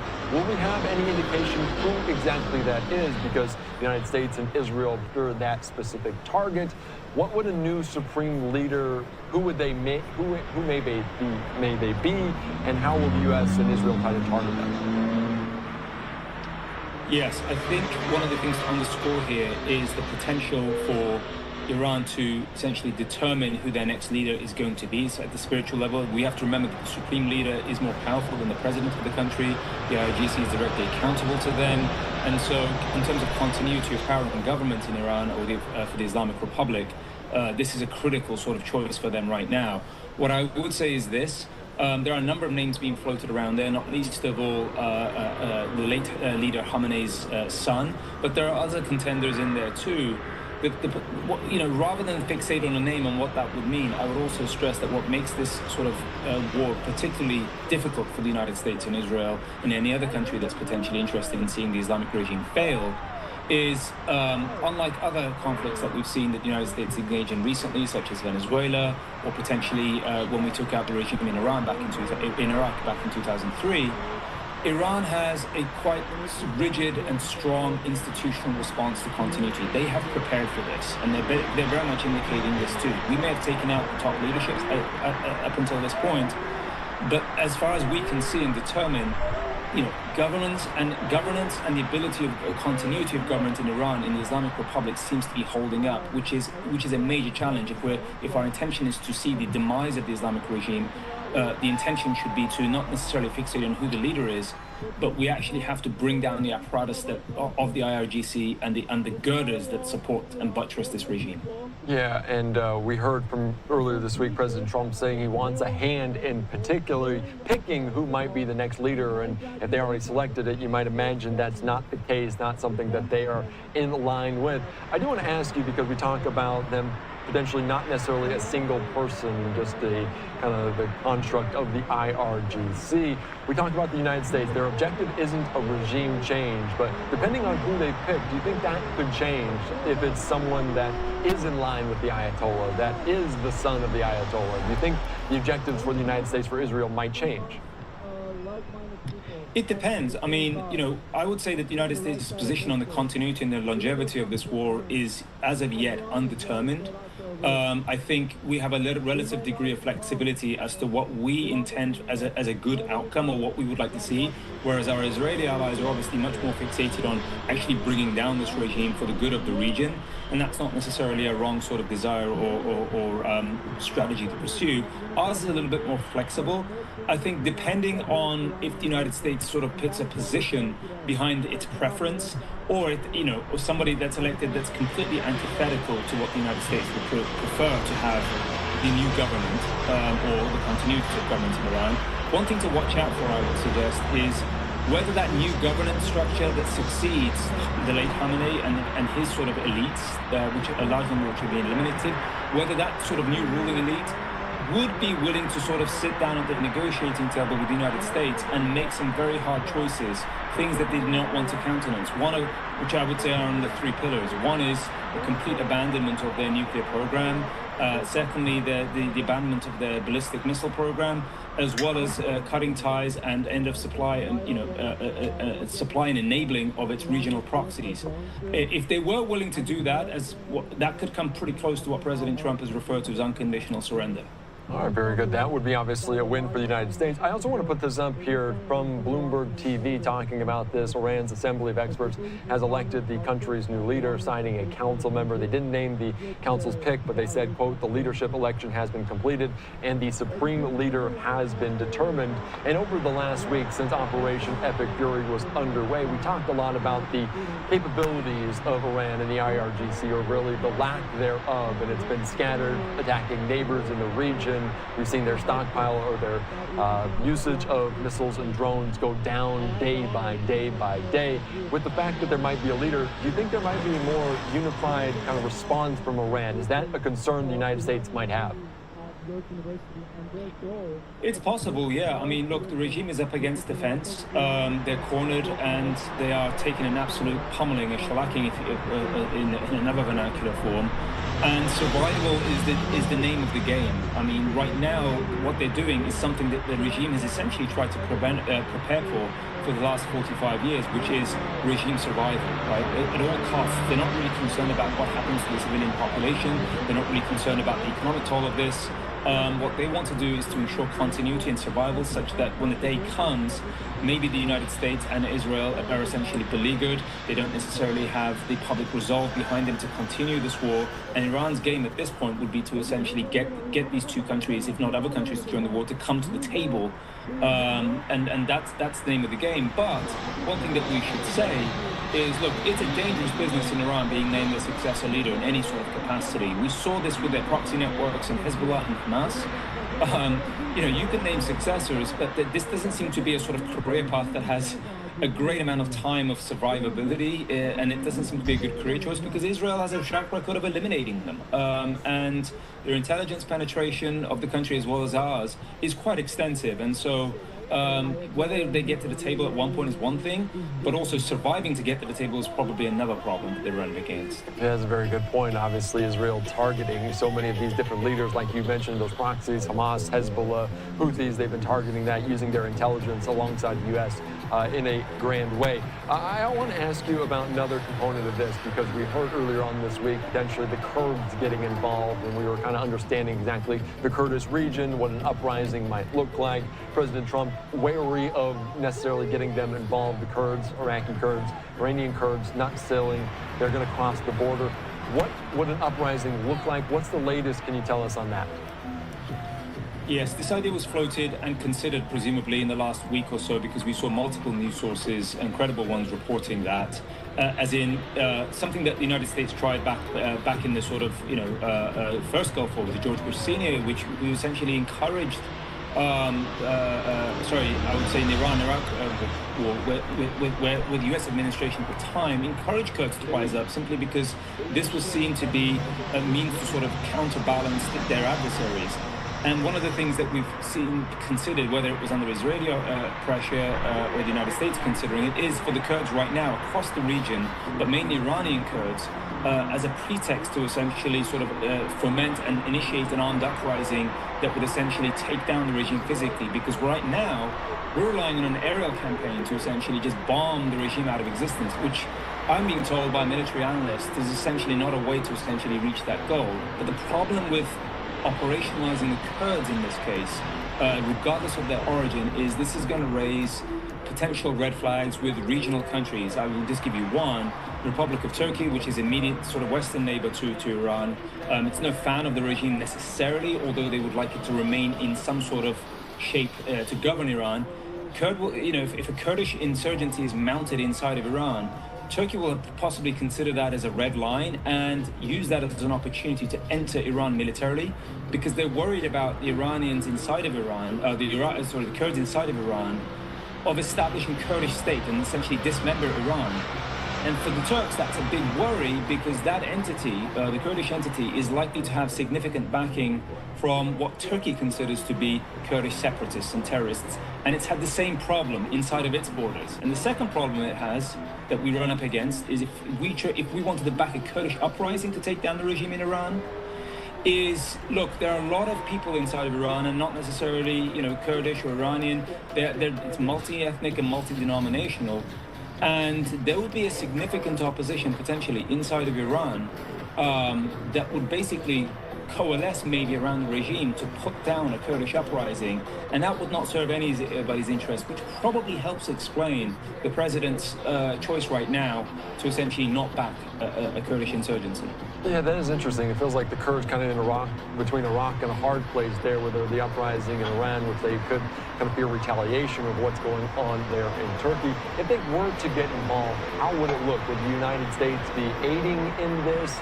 How would they go about it if it were to come to fruition? Difficult to say, because it hasn't really come into sort of being considered as a serious plan. But if some of the stories are true that we've been reading about in the sort of more credible outlets that we're in the US, it seems to suggest that the Israelis and the Americans, on the level of intelligence, have been providing material assistance, weapons and training to Iranian Kurds for some months now. And what would that look like if we decided to mount a Kurdish offensive? Well, I think I would say, look at past experience. We have a good track record of backing the Ukrainian military, which is a strategy is essentially leading from behind. But we've also essentially, partnered up as a country, the United States, for at least its part, in backing the Syrian Kurds under the banner of the Syrian Democratic Forces, beginning in the mid-2010s, to essentially fight against the Islamic State. We provided targeting information, military assistance, logistical as well as weaponry, right? And that's presumably what it would look like. But I should say, the Iranian case is actually going to be very difficult if this is an option that they choose for it. I mean, if anybody looks at a topographic map of Iran, mountainous, Iran is a very, very mountainous country. If we are going to essentially mount a sort of infantry option to try and take down the regime, as in, armed, ground fighters, and those are the Kurds, and we sort of, the intention is to sort of get them into Iran through the Iraqi border, you're running up against huge obstacles in geographic terrain in terms of getting them to march on regime strongholds. But just another factor to bear in mind. Yeah, that is a very good, obviously, just such an expansive location. I don't think people in the United States just understand how mountainous, how large Iran is, especially in terms of being on the ground there. Zanan, anything else you're monitoring? What else are you focusing on this week? Because we're now well into a week beyond the initiation of Operation Epic Fury. What else are you keeping your eye on this week? Well, I think it depends what you pick up. I'm very curious about seeing what other sort of Western allies the United States may essentially sort of motivate and gain in actually committing military resources or cooperation, we do know that the UK is considering, if not already deployed or willing to deploy, some valuable assets in the form of aircraft carriers because of the Iranian strike on Cyprus, on the British base there. We are looking for, I'm essentially on the watch out to see if the United States can motivate more allies to essentially back the government's attempt to bring down the regime.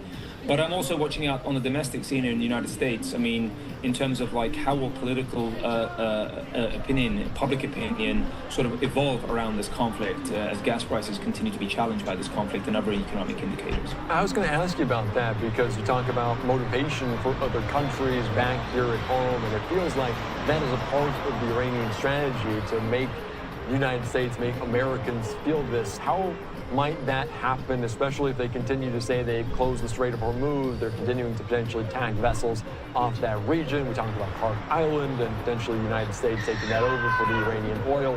How might that motivate people if the oil and gas prices continue to skyrocket? Yeah, I mean, look, the Iranian government has always benefited from a complete lack of pressure, public pressure, for anything that they do, whether it's engage in a 12-day war with Israel, or whether they essentially sort of mobilize and enable its proxy networks to attack,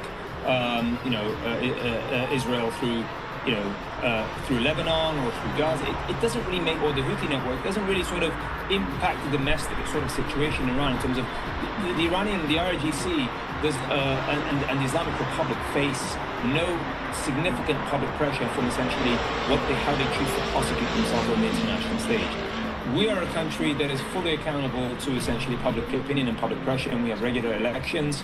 It is a midterm year, and obviously the United States public and the administration will be watching that carefully. We have multiple indicators. We're trying to battle inflation. We have issues with gas prices, which the American public is very sensitive to. And we have people that will question this. The longer this goes on, I think the more pressures that will bring upon the administration to essentially find a way to come out with this with a definable win that serves our national security interests, but also the stability of the region. And that is a pressure point which the Iranians know. And if they continue to sort of target tankers in the Gulf region there, or other critical oil infrastructure, or conversely, if either the Israelis or the United States, end up striking Iran's refining capabilities or any of the oil depots, these are significant pressure points on the global price of energy and oil and gas markets. So, it's important to watch out for that. Is that what we're seeing on the video right here? Is Israel striking Iranian oil facilities there? We saw some of these, obviously, the black smoke, the flames in the sky as Israel, or I should say Iran, kind of knowing that the global choke point that is the Strait of Hormuz could put pressure on so many global factors, including the United States. Is this Israel's response? Are they trying to kind of hamper that ability for Iran right now? I mean, that's a good question. I would say, we're just based on, I'm not a military expert, so I will just, say this is somewhat speculation on my part. Just seeing where that essentially oil depot and refinery capacity, if it is, but the oil depot itself, located, it seems to me the intention here is to really curtail the supply of energy and gasoline to Iranians themselves, and really undercut the regime's ability to essentially, bank on the fact that life in Iran can continue unabated. Again, this is a problem that the Iranian people will feel. And we saw similar Israeli experiences back in the 12-day war last year, when the Iranian missiles attempted to strike refining capabilities as well as distribution capabilities in Israel, notably around the port of Haifa, where all of this infrastructure is heavily located in Israel. Luckily, most of those survived for the Israelis. But, if they take out refining or distribution capabilities in a country, then you're looking at essentially a ground stop for vehicular activity or energy generation. But, this is also just to show, how capable the Israelis are in terms of actually targeting critical infrastructure inside of Iran too. All right, very good. Sinan CD, thank you so much. I appreciate your time, your insight. Obviously, a lot to get to here, just more than a week into this Operation Epicure and the conflict there in Iran. I appreciate it again. All right, thank you so much. All right, great conversation to break it all down there from the Foundation for the Defense of democracies, and some of those images are very stark as Israel impacting and striking the oil facilities in Iran for the first time on Sunday. Video showing huge flames lighting up the sky while Tehran responded to attacks on its infrastructure by targeting regional neighbors, including Bahrain. And we're hearing new information right now. Axios reporting this here on social media that they might have more conversations on the ground. A senior American official confirms that President Trump's envoy, Steve Witkoff, Jared Kushner, are planning to arrive in Israel on Tuesday. So we'll see what that means in terms of this ongoing conflict, what they might be discussing, if there's a new leader, a supreme leader of Iran and the IRGC.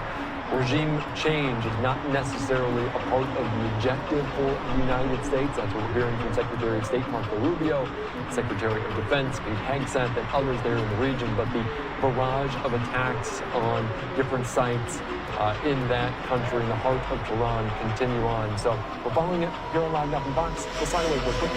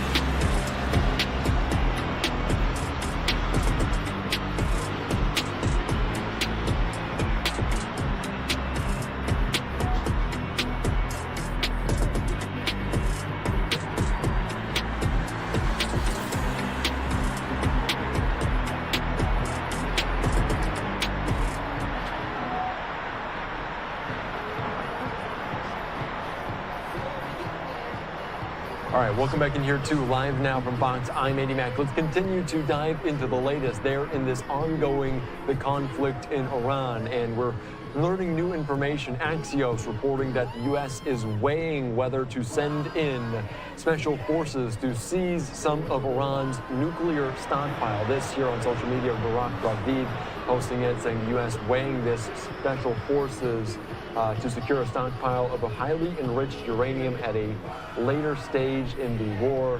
Preventing Iran from ever obtaining a nuclear weapon is one of President Trump's stated war objectives. Any operation to seize the material would likely require U.S. or Israeli troops on Iranian soil, navigating heavily fortified underground facilities in the middle of this war. We saw Operation Midnight Hammer last summer in that 12-day war. So we'll see what comes of this. But let's continue on here on Live Now from Fox. Bring into the conversation from Axios energy reporter Ben Gieman. Ben, thank you so much for joining us here on Live Now from Fox. We talked a lot about nuclear. We talked a lot about oil and the energy artery in that region. What's the latest? What are you focusing on right now?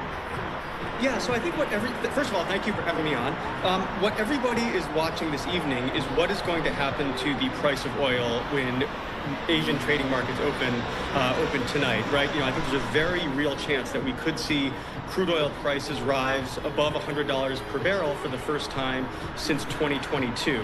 Now, this is a very unpredictable conflict, and I think, one thing to watch are the sort of politics of this.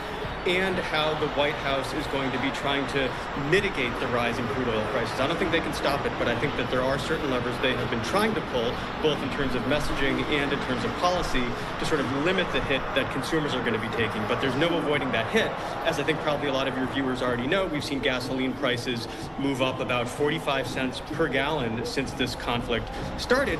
And diesel prices, I think this doesn't get quite enough attention, diesel prices have gone up even more. And while most people don't use diesel for their personal vehicles, of course, the cost of diesel just ripples everywhere throughout the economy, right? Because of, any type of goods you need that move along the roads and so forth, that price eventually gets filtered into those prices as well. So there is a real economic hit here, but a lot is going to depend on how quickly or not quickly transit can resume through the Strait of Hormuz.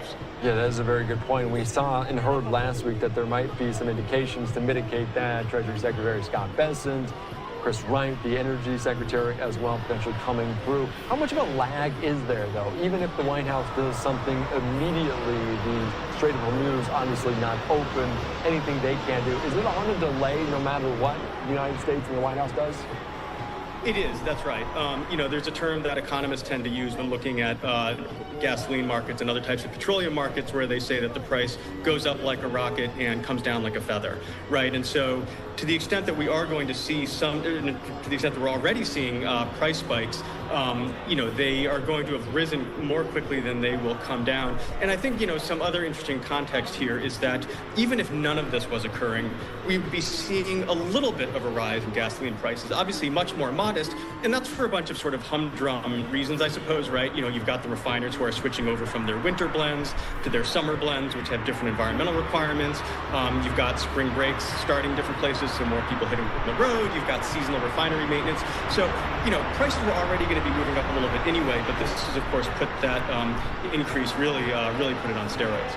And we heard from the president talking about this, talking to other reporters that we've spoken to about exactly the impact. And it feels like they were aware of this, maybe not to the magnitude in which it does, but are we surprised that something hasn't happened already? And what might the White House do to mitigate some of these impacts?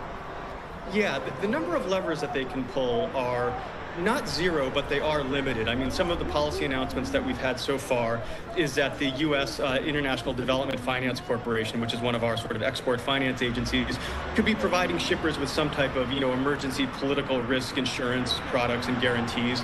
That could perhaps give a little bit of confidence. You had the president floating the idea of naval escorts, but in all honesty, I think as long as this conflict is going on, you are going to see a dramatic reduction in the number of shippers that are willing to go through the Strait of Hormuz. Now, the White House is also looking at other ways to get some more barrels out there. You saw last week the Treasury Department issued a limited 30-day waiver for certain sanctions on Russian petroleum for India specifically to be able to refine that. So on some level, there's kind of a whack-a-mole effect here in the sense of while we're taking on one geopolitical rival in Iran, this is something that's going to accrue at least a little bit to the benefit of the Kremlin. Now, that said, the Treasury Department was very quick to say, look, we're talking about barrels that are largely already on the water.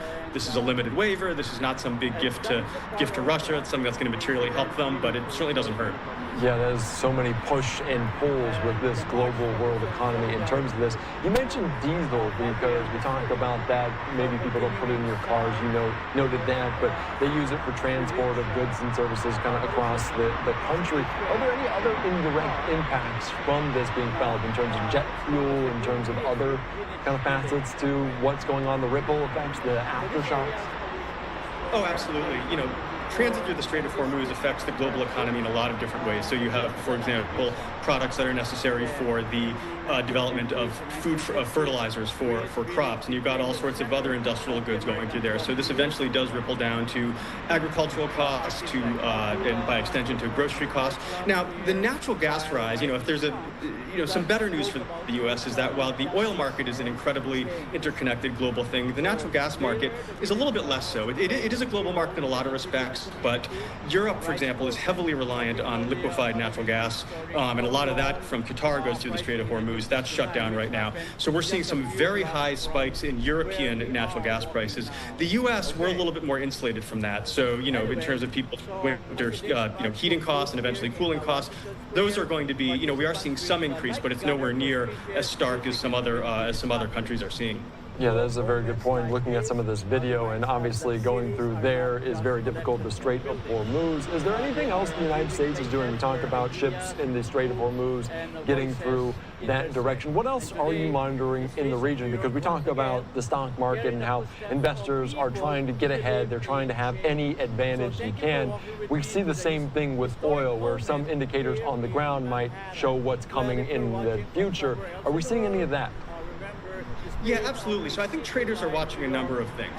Certainly what's going on with the Strait would be top of mind, but another big risk here is that this conflict, and we're already seeing this a little bit, can expand to sort of hit other regional energy producing infrastructure, right? So the kind of worst case scenario would be that there are large scale successful strikes on Saudi Arabian oil well infrastructure, processing infrastructure, export infrastructure, and we have not quite seen that yet. But certainly already we've seen effects that storage is starting to fill up simply because the oil just can't move from a lot of countries, whether that's the UAE or Kuwait and others. But yes, a lot of what's known as the geopolitical risk premium. So that's this idea that even in the absence of any physical disruption, you tend to see prices go up when you just have any very dicey geopolitical situation. Certainly that's one thing that traders are looking for. You did have Energy Secretary Chris Wright today saying that while there have been some impacts on Iranian energy infrastructure, that is not a military target of the U.S. right now. We'll have to see how that plays out. We'll have to see what the Israelis do. But yes, to your question, one thing that traders are watching extraordinarily carefully is what happens to the sort of vast constellation of different types of onshore wells, production processing facilities, pipelines, export terminals, all of that. Even if that gets damaged, even an opening of the Strait of Hormuz, that would create a whole series of other lasting effects, at least temporarily. And we've seen Iran potentially target different civilian infrastructure, not necessarily oil spots, but in Bahrain already. So we could see that coming in the future. I want to ask you, because we're just a week into this Operation Epic Fury, as it continues on, depending on how the timeline goes, does it potentially get exponentially worse? How does the curve look if it continues on for some time? Absolutely. The timing here is what's going to be really crucial. I mean, one interesting thing that I was reporting on last week is that given all of the sort of tremendous upheaval, until the end of last week, the rise in the price of oil was perhaps more modest than people would have expected. And from my reporting, that suggested that people did not think that this conflict was going to necessarily drag on for an extraordinarily long time, and or that there would be some success in getting things moving through the Strait of Hormuz. Now, of course, since then we've seen that geopolitical risk premium and those prices go up and up and up. And so, yes, the duration of this conflict will have a huge effect on how high prices ultimately go. Absolutely. So it's not only the kind of level of the disruption, just in terms of barrels per day, and right now that's huge because as your viewers probably know, the Strait of Hormuz handles about a fourth of the world's maritime oil trade. But yes, the duration will matter at some point, start to matter just almost as much as the sort of level of disruption. That's a very good point. All right, the final word, I'll leave it for you, Ben. What else are you monitoring? What else do you want to know before I let you go? Yeah, one other thing that I'm looking at certainly, this is first and foremost in many ways a human tragedy. We're seeing loss of life. It's a very dangerous and difficult situation.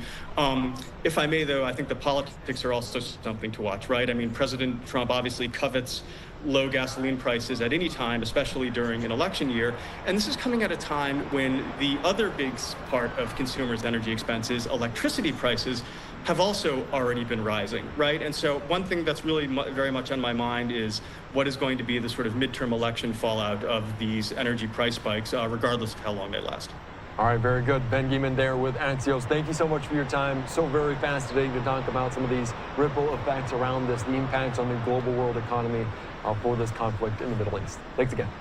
Thank you for having me on. I really appreciate it. All right, thank you so much. All right, great conversation there, diving into some of those oil prices. We've already seen impacts at the pumps here in the United States, despite how much oil goes to America from the Strait of Hormuz, just the impacts and some of those ripple effects around. All right, let's continue on here on Live Now from Fox. We do see this live picture popping up, an update from the Israeli Defensive Force here on Live Now from Fox. Let's just listen in briefly, not in English for the time being, but give you a sense of what's going on there in the region.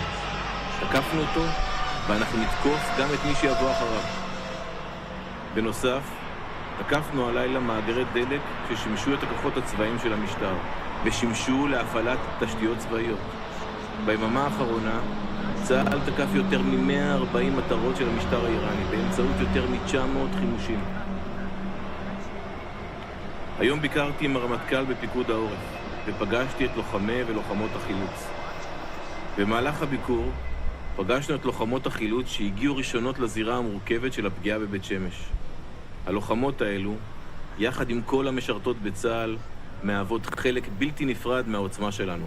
All right, just listening in there to this update from the IDF, the Israeli Defense Force, and you heard there talking about some of the oil impact, the refineries that Iran and Israel has struck over the last several days. As we saw that for the first time here, Israel hitting Iran's oil facilities for the first time early on Sunday, and some of those images are coming down, just the nature in which the smoke and the flames billowing into the sky as Iran responded to attacks on its infrastructure by targeting regional neighbors. Following it here on Live Now from Fox, let's slide away for a quick 2-minute break.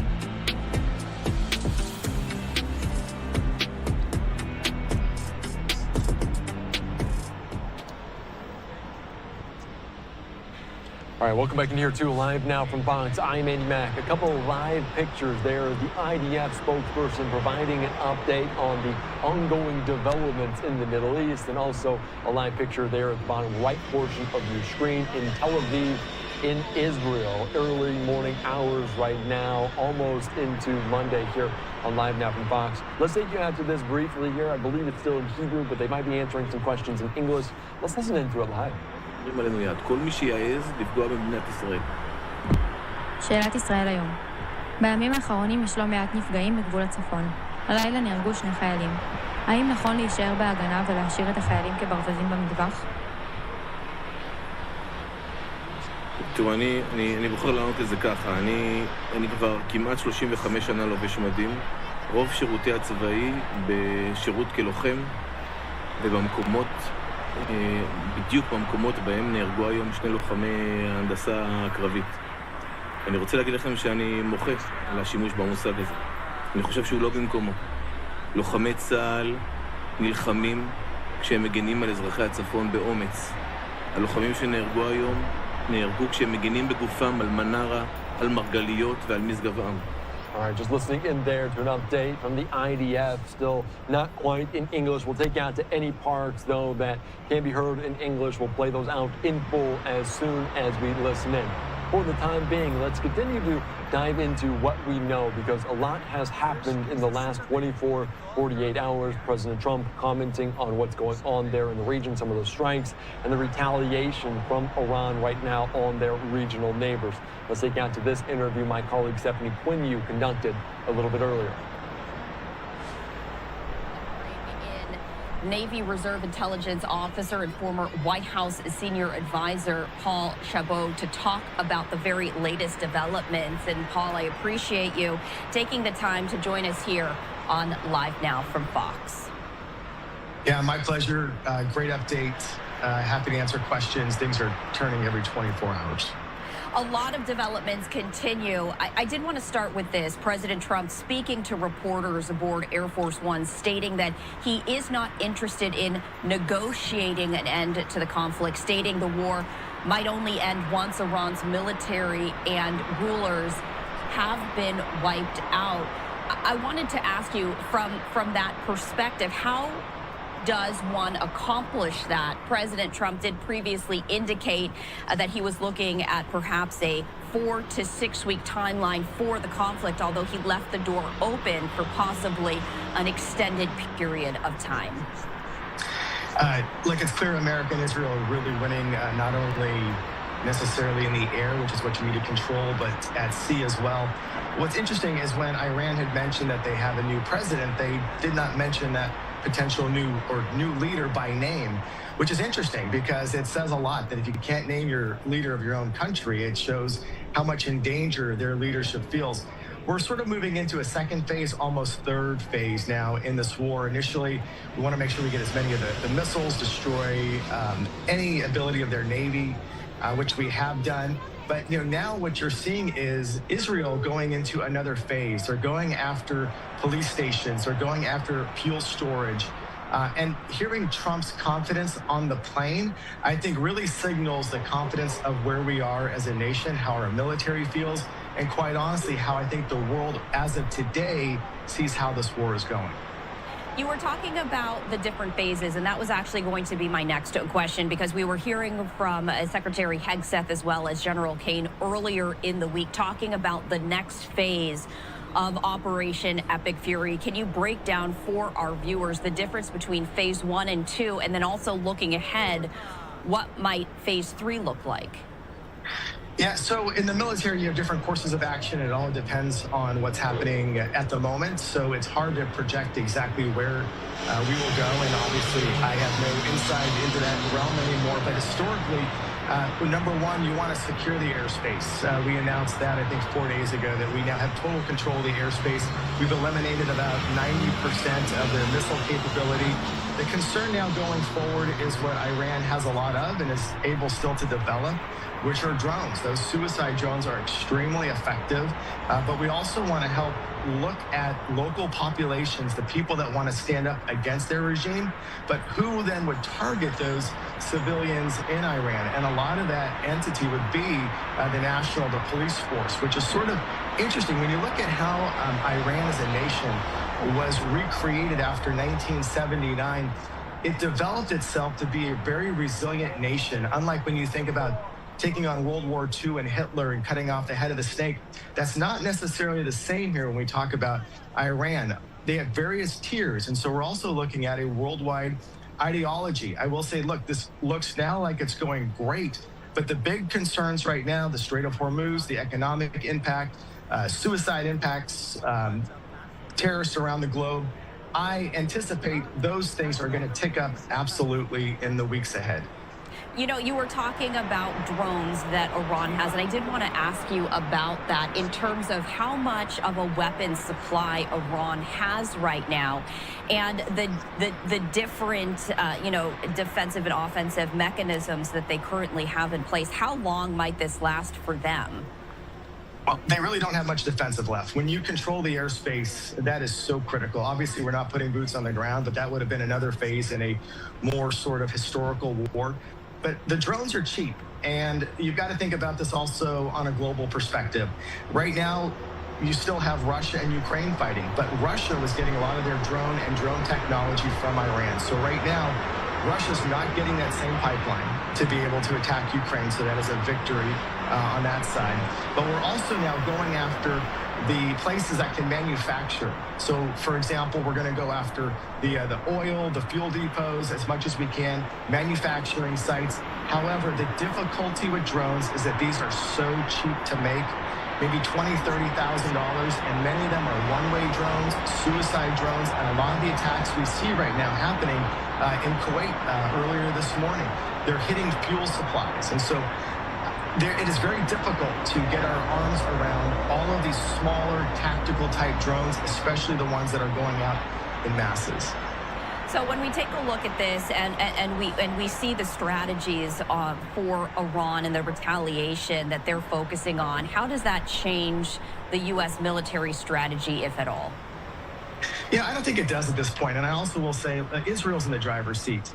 Historically, we have to remember is Mossad the equivalent in many ways when we look at it to the CIA on the intel that they've been collecting on Iran. And they've been doing it for decades. When you think back after the October 7th attack and the months that led afterwards and the successful operations that Mossad had in Iran and other parts of the globe going after those that killed Israeli civilians, that we're in a phase now where it's not just the United States, where we are really safe for the large part here at home, but Israel's looking at this from a completely different perspective.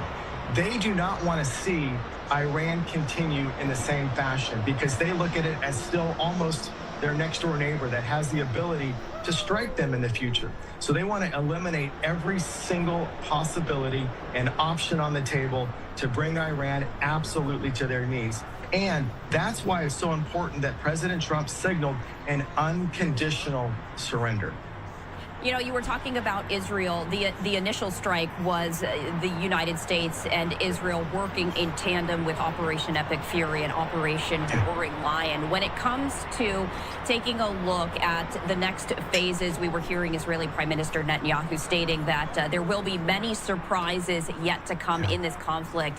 The continuing communication and the continuing tandem operations, how does that, work? Are they still working in tandem, or are these now more separate operations between the two countries?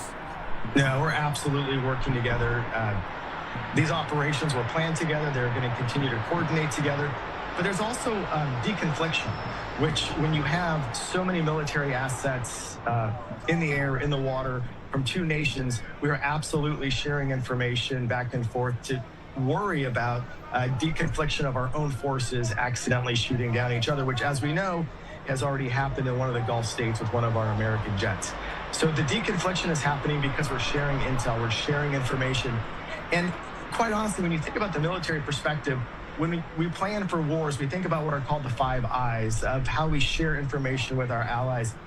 This is not one of those sort of wars. This is where it is the United States and Israel that has taken on a significant leadership role in the Middle East at significant risk and has been extremely successful. Now, success brings the loss of life. We've lost 6 United States service members, huge loss, but in the totality of where we are, Iran has lost over 1,000 plus at this point, and we've lost 6. Not that it's a numbers game, prayers to the family and those, but overall, this is a very successful operation thus far. And Paul, I also wanted to ask you this because Iran's not just targeting U.S. and Israeli locations and facilities. The governments of Saudi Arabia, Kuwait, and the UAE, as well as Bahrain, reporting Iranian drone attacks in their countries yesterday and early this morning. You know, as we take a look at this, and Iran is now targeting some of the countries there in the Middle East, how does that change, if at all, the United States strategy, Israel's strategy? Are they solely focusing on Iran, or might this also then, the footprint, might that grow as well? You know, it's interesting because Iran recently, in the last 24 hours, basically apologized to the Gulf states, saying, we apologize, we didn't mean to hit you, we didn't intend to hit you. But at the same time, it shows the disruption in Iran when they are targeting Gulf state oil refineries, when you see random lobs at other locations. What it shows us is a complete disorganization within their military leadership. And what we should watch going forward is if there is a leader that rises in Iran. Now remember, Israel wants to wipe out every single leader that they feel is going to be an adversary. Where we will see things change is if there is a leader that is selected or brought forward through their own revolution within their nation, then you begin to see the United States and Israel having discussions about how to work. But right now, we're nowhere near that phase. You have a lot of loyalists. You have an ideology which is wrapping their arms around Iran, and they don't want to go down. They do not want to give up what they have. And so the protections of what we can do by controlling the airspace and continuing to control that the best we can, working to see if the citizens can rise up and take over their own country, or there is a leader put in place that provides unconditional surrender. I see those as the only two ways going forward for this to be resolved. And Paul, I want to go back to a point that you brought up in the very beginning. You know, Iran has said that they are very close to announcing the next leader, but they haven't yet named that person.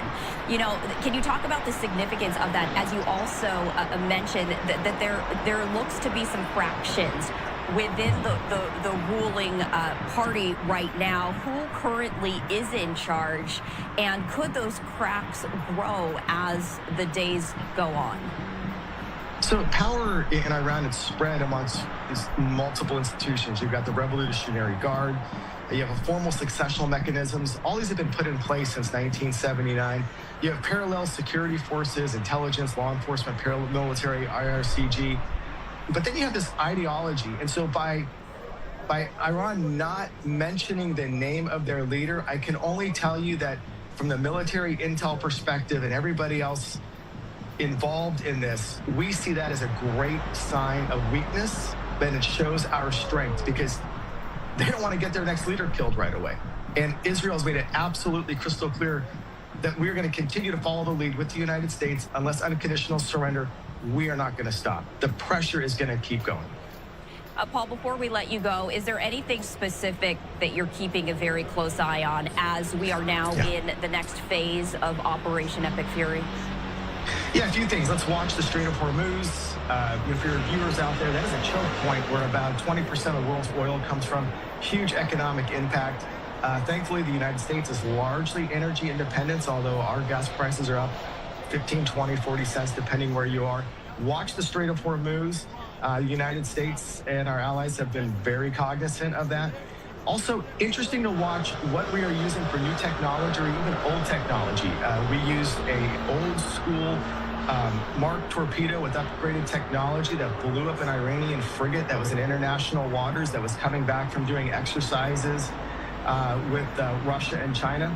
Watch Russia and China right now. They have not indicated any willingness to get involved militarily. However, Russia right now is losing a friend.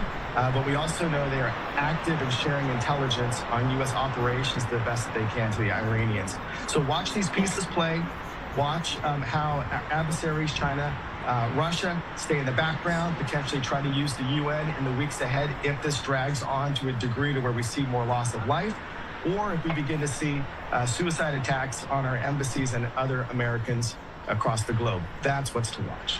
All right, Paul Chabot, as always, we appreciate you joining us here on Live Now. All right, just listening in. Great interview there conducted by my colleague Stephanie Quinyu about exactly what's going on in that region and some indicators of what the announcement or lack thereof of a new supreme leader in Iran signifies in this ongoing conflict since Operation Epic Fury underway. A live look right there in Beirut in Lebanon as we're diving into the latest. And we're learning new information right now as Israel targeted Iran's oil facilities for the first time early on Sunday with video showing huge flames lighting up the sky, while Tehran responded to attacks on its infrastructure by targeting that of its regional neighbors, hitting a desalination plant in Bahrain. Meanwhile, Iranian state media reported officials are close to announcing a successor for the Ayatollah Ali Khamenei, who was killed in Israeli strikes at the start of the war. President Trump and Israeli Prime Minister Netanyahu have both pledged to continue hitting Iran hard. And we know that this appears the first time that Israel has targeted a civilian oil facility in Iran, as Iranian news agencies reported at least 4 tanker drivers were killed. The Israeli military says Iran made frequent use of that oil storage facility in Tehran to operate military infrastructure. Separately, Iran's foreign minister said the U.S. airstrike damaged an Iranian desalination plant for the first time. But also for the first time in the Gulf, that plant in Bahrain was damaged by an Iranian drone attack. These attacks on energy and water infrastructure are significant escalation in the war. The region depends on that desalinated seawater for drinking water, and much of the world relies on oil from the Gulf. So this is a live picture there on the ground in Lebanon, in Beirut, as we are continuing to follow the latest. Plenty of top headlines here on Live Now from Fox. I also want to put up this from rapid response from the White House, talking about the White House press secretary saying President and his energy team are on the ball. They've announced political risk insurance for cargo vessels, oil ships. The president is also tapping into our newfound market in Venezuela. This is a short-term disruption, but ultimately taking out the rogue Iranian regime is going to be a good thing for the oil industry, and those prices are going to come back down just like they have over the course of the past year because of President Trump's American energy dominance agenda.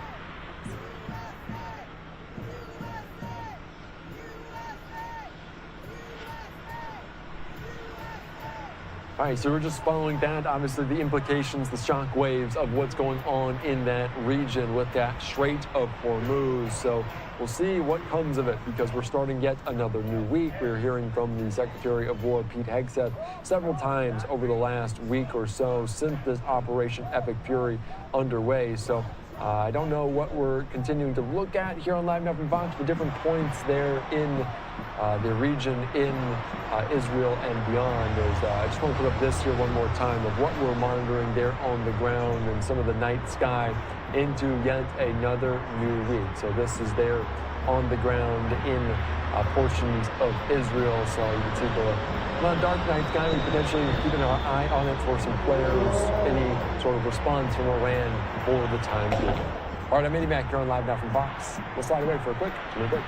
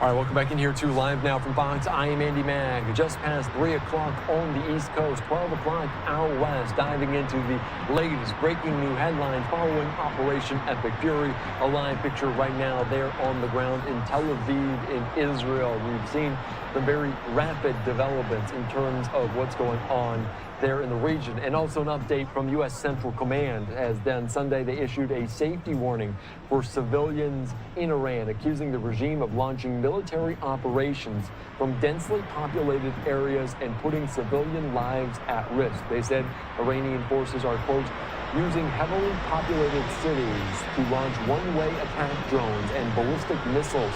U.S. forces urged civilians in Iran to remain at home, warning that locations used for military purposes could lose protected status under international law and become legitimate targets. So we're following that closely here on Live Now from Fox, and also aware of everything as U.S. officials on high alert back here at home. I do want to provide an update right now as this a developing story of what we're monitoring out of the heartland, Kansas City International Airport. They are saying there's a All right, Kansas City Aviation Department is aware of a situation at the Kansas City International Airport.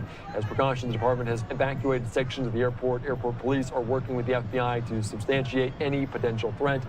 They are reopening the airport right now. So just moments ago, they have reopened that, but you're going to be aware and imagine the high alert everyone is on right now, saying the airport terminal has reopened. We'll bring you any update if the FBI gives us some sense of what they were monitoring right now into that. And we're also going to have an update here in the hour or so from New York City about exactly what was going on there with that device at a site outside of Gracie Mansion, the home of New York City Mayor Zohran Mamdani. The New York Police Commissioner Jessica Tisch saying it was not a hoax, not a smoke device, and improvised explosive device instead. So we'll talk about that throughout this weekend as well. All right, I'm Andy Mack. Let's continue on, though. Live picture one more time there in Beirut in Lebanon here on this Sunday, stretching almost into Monday there, local time, keeping our eye on the sky for any of those retaliatory strikes from Iran. We've seen different civilian infrastructure be targeted by Israel as they looked after some of the Iranian oil refineries there, saying they used that for military aspects. In response, Iran has targeted different civilian infrastructure in places neighboring countries like Bahrain. For more on this, let's continue on, taking you out to our On the Hill segment on what we're learning some different foreign affairs experts discuss with them.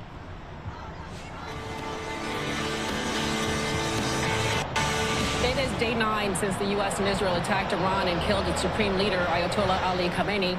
President Trump calls for an unconditional surrender from Iran's leadership. Iran's president rejects that call. News of that as a new leader in Iran will be chosen soon. We get word this morning that in fact has happened. Michael O'Hanlon is a foreign policy expert and senior fellow with Brookings, and he's also the author of dozens of books. His latest is To Dare Mighty Things. Thank you so much for joining us this morning. I want to start with the leadership, hearing that they have selected a new leader. What do you make of that? Do we have any intel about who this person might be? Well, we can only guess. The names that have been tossed around include Larijani, who's been this effective leader for the last few days and who just promised retaliation and vengeance and no unconditional surrender. And then also the son of Ayatollah Khamenei, who's considered, I think, a hardliner.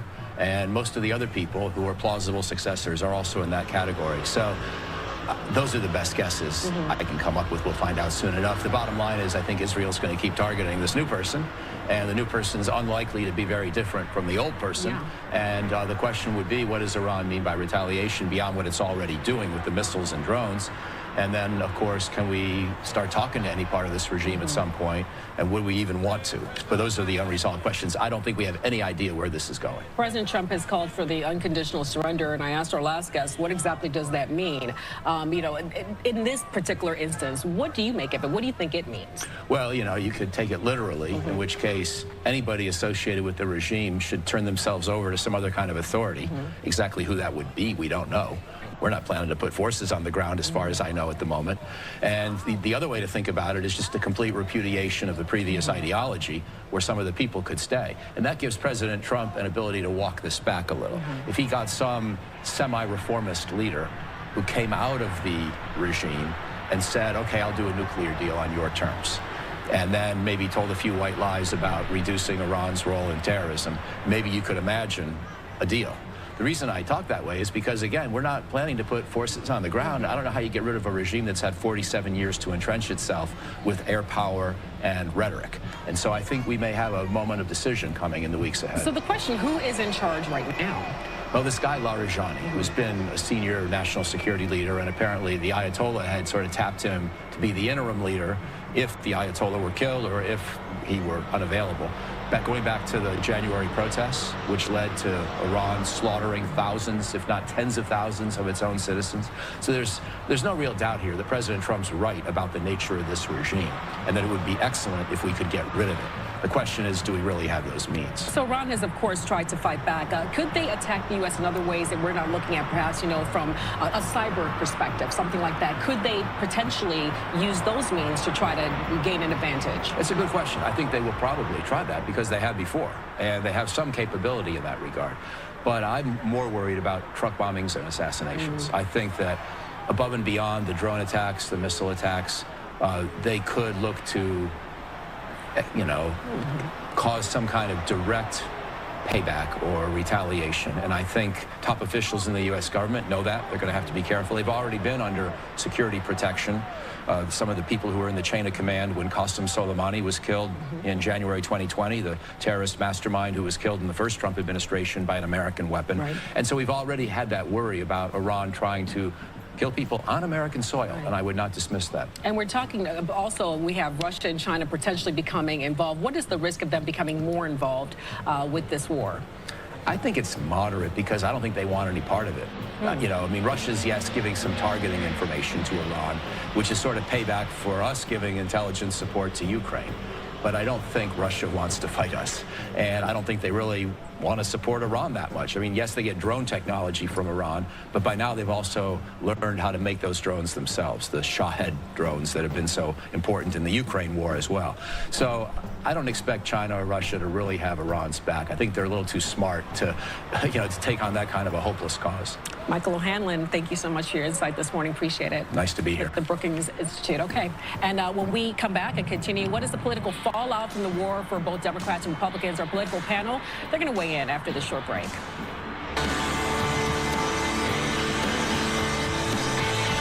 The war in Iran is entering a second week, and the political fallout is being felt on many fronts, globally, politically, economically. The latest Fox News poll finds Americans are split evenly on support for the conflict in Iran, but a majority view Iran as a threat. David Goodfriend is a Democratic advisor and president of I Street Advocate. Keith Nahigian, is a Republican strategist and president of Nahigian Strategies. Thank you both for being here. Week 2, are we entering a more dangerous phase of the war? Either one of you can start us off. Yes, it was dangerous to begin with. It's getting more dangerous as evidenced by increased conflicts in other countries. And what troubles me the most is when we hear about Russia providing intelligence to Iran that suggests that this is spilling well beyond the Middle East. It's dangerous as hell, and the president never sought advice and consent or anything from Congress, so we have really no idea what the plan is, and he can't articulate one. That makes it even more dangerous. Do you agree? Well, the threat numbers show that people really think it was a threat, and the fact that they are spraying missiles to all these different countries, I think it's 14 targets now, shows you that they were this close to really having a bigger problem. If those would have had nuclear weapons on them, we would have had a big problem on our hand.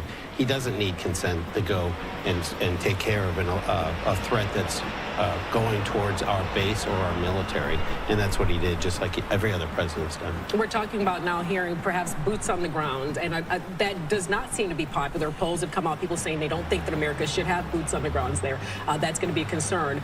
Would you still say that he is within his right to do that if he escalates it in that way? Well, they're talking about boots on the ground to go in and get the nuclear uranium off and securing that. I think that would be important. So I think polls and military operation don't go together. I don't think the public really knows what all the facts are when they're doing those kind of polls, but I think they need to do whatever it takes to get this job done. Today we hear that Iran has perhaps designated a new supreme leader. We're not exactly sure who that is. In this happening now, what do you make of it? Do you see there being perhaps the war continuing on the path we've headed to? Do you perhaps see there might be some line to diplomacy at all? What do you make of this? Remember when Dick Cheney said we were going to have $20 a barrel oil after Iraq? Well, I remember Donald Trump saying they'll crumble, this is going to end fast. The fact that the Iranians have named a new leader is just more evidence that the Trump administration has no earthly idea what they're doing. And I think when you ask, is this getting more dangerous? Yes, it's getting more dangerous because we clearly don't have a plan to have a smooth transition. And Trump says he will only accept full surrender. Well, how's that working? I mean, I don't think we're anywhere near an end game. We don't even know what the goal is. So again, our brave service members' lives are at stake. Our lives are at stake. We live in the Washington, D.C. area. Do you know how many soft targets, the metro, the buses? This is playing with fire and not getting authorization from Congress. That's a first for a military operation of this size. At least George Bush, he might have lied to us and said that there was an imminent threat of a weapon. He might have lied to us, but at least he tried to get Congress's approval. I'm seeing you itching to jump in here. Yeah, George Bush didn't get Congress approval. They just got an authorization of war. That wasn't a declaration of war. Oh, I see. Wait. So the authorization is different from a declaration. Did Trump seek an authorization? I missed neither that did part. Obama or Clinton or any of them. Did they ever have an invasion of a country of 90+ million to change the regime? No. No president has gone in at this level without any authorization, declaration, you name it, from Congress. That's not the fact. Okay. And so with what we're seeing play out here is exactly what the American public is saying, right? Half saying that we have an authorization, others saying that he is within his right. Is there an off-ramp here?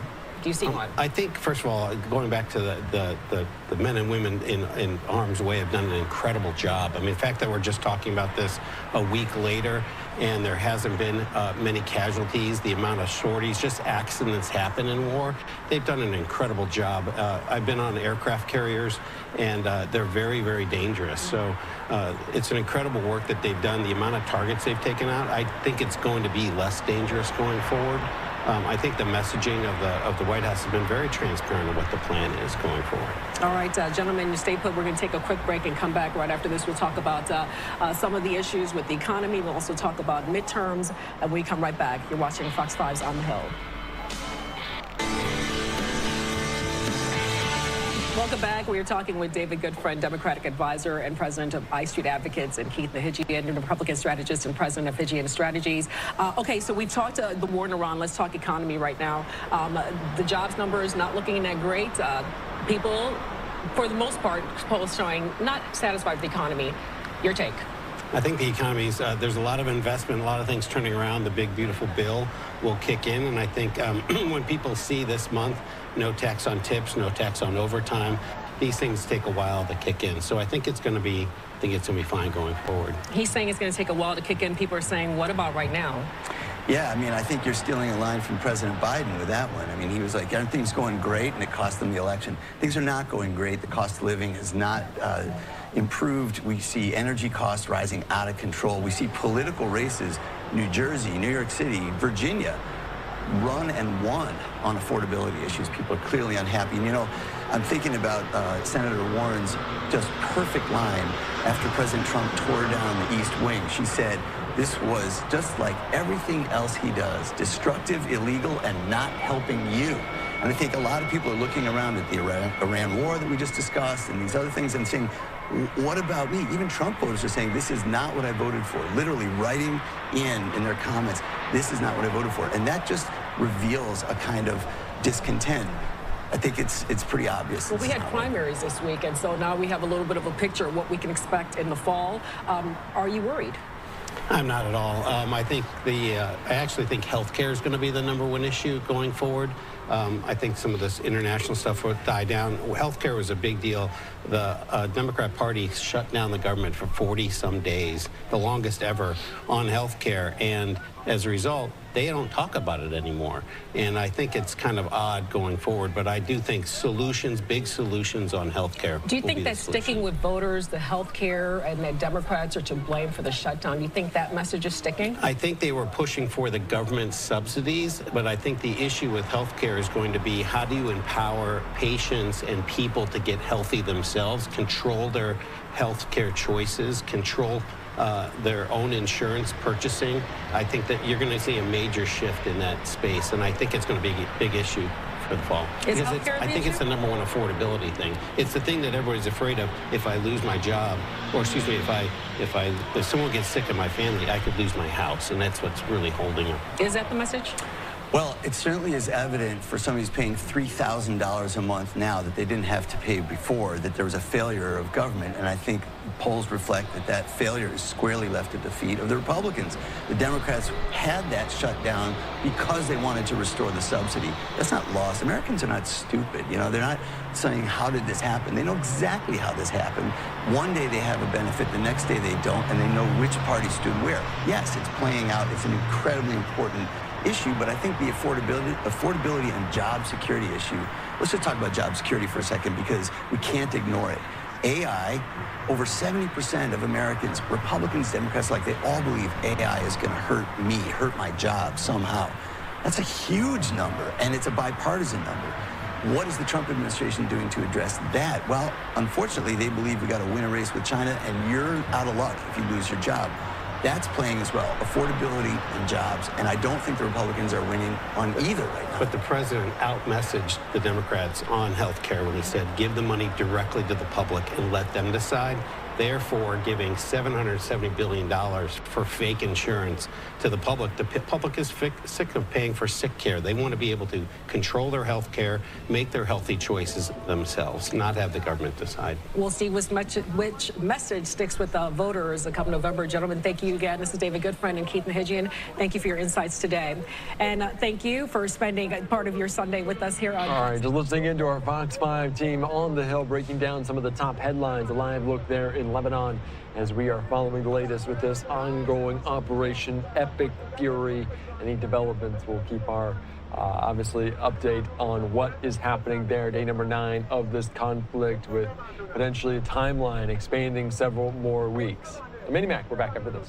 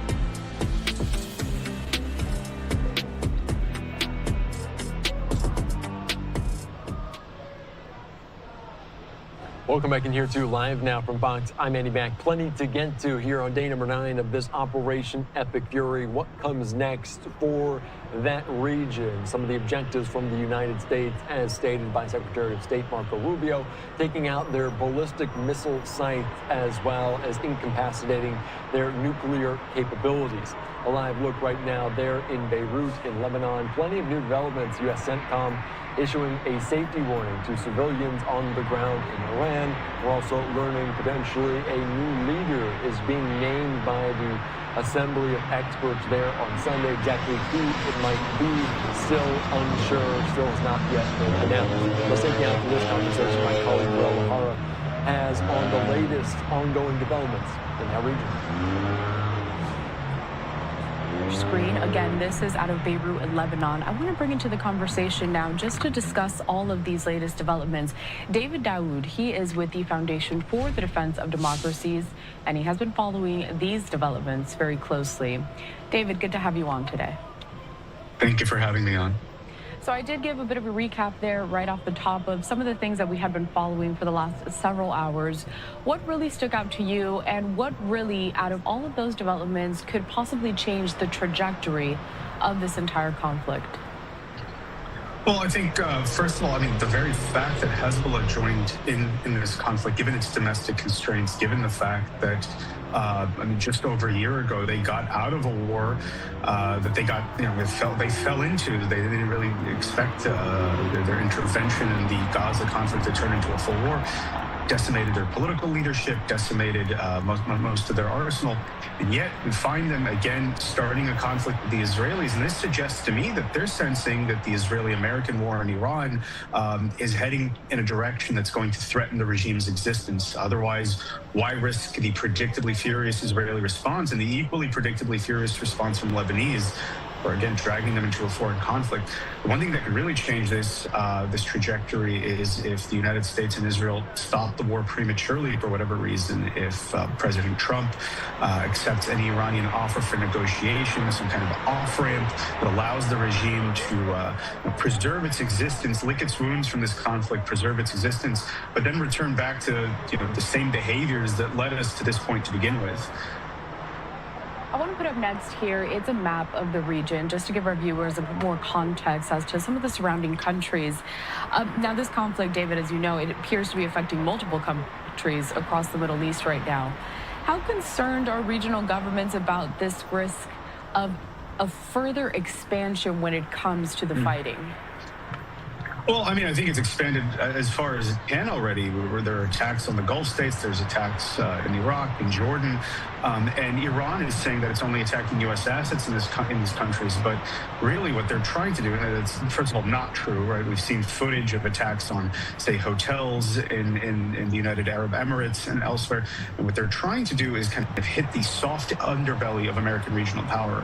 The Gulf states are prosperous countries. They're not, you know, they've had a history of war, say in Yemen, but they're not inclined towards fighting. They don't have that durability that, say, or the endurance the Israelis have built up from unfortunately decades of experiencing war after war after war.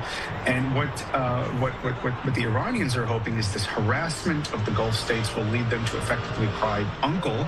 And given their influence with President Trump, given President Trump's proximity to the Gulf states, they'll turn to him and say, President Trump, please stop this war in Iran. We can't take anymore. And again, that'll lead to a premature ceasefire that'll allow the Islamic Republic to endure everything that Iran is doing right now. I don't think they expect a genuine military victory in the conventional sense. They're trying to get what the United States and Israel to do to stop. Because they want the regime to survive, again, not so they can come to a real modus vivendi with either the United States and Israel or the regional countries, but so they can go back to the business of regional destabilization, proxies, building up their ballistic missile arsenal, and of course, going back to rebuilding their nuclear program. As we talk a little bit about some of these goals that Iran still has here in terms of where they want this to go next, and given the rhetoric, what we've heard from both the U.S. and the Israeli governments, I mean, is this something that Iran could achieve just to keep the regime alive and to continue on operations as they were before? Achieving the regime's survival actually isn't that hard. It's a harder lift for the United States and for Israel, given we don't have ground forces in Iran, given the size of the country, given that this is a regime that's had almost 50 years to build up organizational depth. It's actually harder to achieve regime change, to destroy the proxies, to eliminate all of Iran's pathways for resurgence, than it is for Iran to just maintain that bare thread that allows it to continue existing, at least the Islamic Republic regime, rather. And from there, look, then they'll wait until international conditions are more favorable. You know, maybe the president current president becomes more preoccupied with domestic issues. The next president's not interested in the Middle East. They'll wait for an opportune moment. This is a regime that is defined by strategic patience. So if it takes 5-10 years, they'll wait for that moment when the eyes are off of them, and then they'll restart what they've been doing. So the goal now is just survive, and that's a very easy goal to achieve. A lot of the conversation right now, or a lot of the major headlines, do follow these military dynamics, all of these military operations that are underway from all of these sides. But as we take a live look here out of Beirut, Lebanon, David, I want to talk a little bit about what we know, given the humanitarian situation on the ground in several of these places that have been hit. I mean, what is the impact to civilians right now? Well, we know that there's massive displacement. This war started with a massive and predictably ferocious Israeli response, as I've noted. But also the Israelis have issued several warnings now to the residents of South Lebanon. I think initially there were like 53 villages, and then they kept increasing the number. And then ultimately they said all of South Lebanon move north of the Litani River. Then this was followed by a call for the residents of Dahieh. This is Beirut's southern suburbs, heavily Shiite area, effectively Hezbollah's nerve center in Lebanon. Move out of the area, move northward, move eastward. And then there were the areas of Baalbek that also, this is eastern Lebanon. There were calls for Lebanese to evacuate, Lebanese against Shiites, to evacuate westward. So basically move out of the areas where Israel alleges that Hezbollah has military assets, where it's operating. Now, the Israelis want to facilitate their military operations while minimizing the harm to civilian casualties. Hezbollah has a history of intertwining itself with the civilian population, intertwining its assets with the civilian population, which itself is a war crime. And the Israelis, what they're trying to do is say, get out of the way, guys, get out of the way, people, civilians, move out of the way, so we can... we don't harm you, and we can facilitate the targeting of Hezbollah assets. But ultimately, this is going to result in what we've seen, about 300,000, I think the estimate is, displaced Lebanese. I mean, Dahieh alone, where the Israelis have called for evacuation twice now, has a population of 500 to 700,000 people. They've not all cleared out, but we're seeing reports of massive displacement northward from the south, and already massive movement out of Dahieh. The Israeli campaign is slowly being ratcheted up. I think there's more of a focus on Iran now, and I think there's also an attempt to give these civilians an opportunity to move out of harm's way. But again, the ultimate result is going to be massive civilian displacement. But it's unavoidable, unfortunately, given the way Hezbollah operates within the country. Talking about Hezbollah, but also going further with some more of these Iranian proxy groups. I mean, we've mentioned Hezbollah quite a few times within this discussion because they've really put themselves at the forefront in this fighting, and it escalates. As far as other Iranian proxy groups, what do we know about how they're possibly placing themselves to also perhaps be involved in this fight as well? Well, it's natural that Hezbollah would put itself at the forefront. This has, for decades, been the tip of the spear of Iranian regional expansionism. Everywhere that Iranian influence has expanded, Hezbollah has been there first. If we go back to the Iranian expansion of its influence into Iraq, Hezbollah was there first in 2003, according to the Iraqi militias, to help pave the way for that. In Yemen and elsewhere in Syria, obviously, when the Syrian civil war happened, Hezbollah was the first to fight there to preserve Iranian interests at the expense of hundreds of thousands of Syrians. Now, the other militias, the Houthis have been relatively silent. They've made some statements, but they haven't intervened in the conflict yet. I think they're perhaps being preserved for last. We've seen the Iraqi Shia militias begin their attacks. Not only that, they've also engaged in mutual reinforcement. A colleague of mine, Joe Trudman, and I, we are publishing a report on the Iraqi militias, not just saying they're coming into the fight to support Iran and the Islamic Republic, but now also, in light of the Israeli evacuation warnings and strikes in Dahieh, to intervene on behalf of Hezbollah. They're drawing a red line on Hezbollah. So there's this mutual support, this interest in mutual survival between the proxies to ensure, again, mutual survival, but also the broader survival of the resistance axis and the Islamic Republic of Iran. This is just some video I want to point out to our viewers. This is from just yesterday. As I read the latest reporting, we know these strikes do continue. These are the images that we were getting out of Tehran there.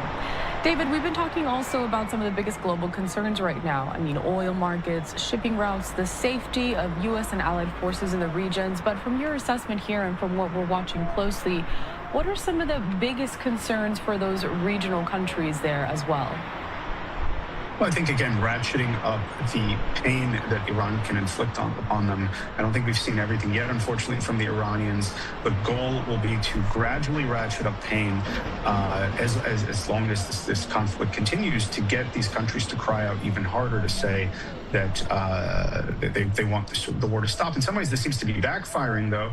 Just before I came on, unconfirmed reports as of yet, but I saw that the United Arab Emirates, rather than call on Washington to halt its combat operations and the peace treaty with the Israelis as well, rather than call on them to say, stop striking the regime, we've had enough, they're engaging in attacks in Iran, which is unprecedented. I think what Iran is doing in the process of trying to save itself is actually proving the point that the Israelis and we've been making, we, the United States, have been making for so long, that they are not just a military menace or a threat to the United States and Israel, but also to all the countries that surround them. This isn't a matter of a few historical grievances. Iran is pursuing an ideological goal that threatens the stability of all the countries in the region. And I think the way Iran is reacting with reckless abandon in some ways by attacking these countries around it is waking them up to see that they can't just rely on the United States and Israel to do the job. They may have to intervene themselves.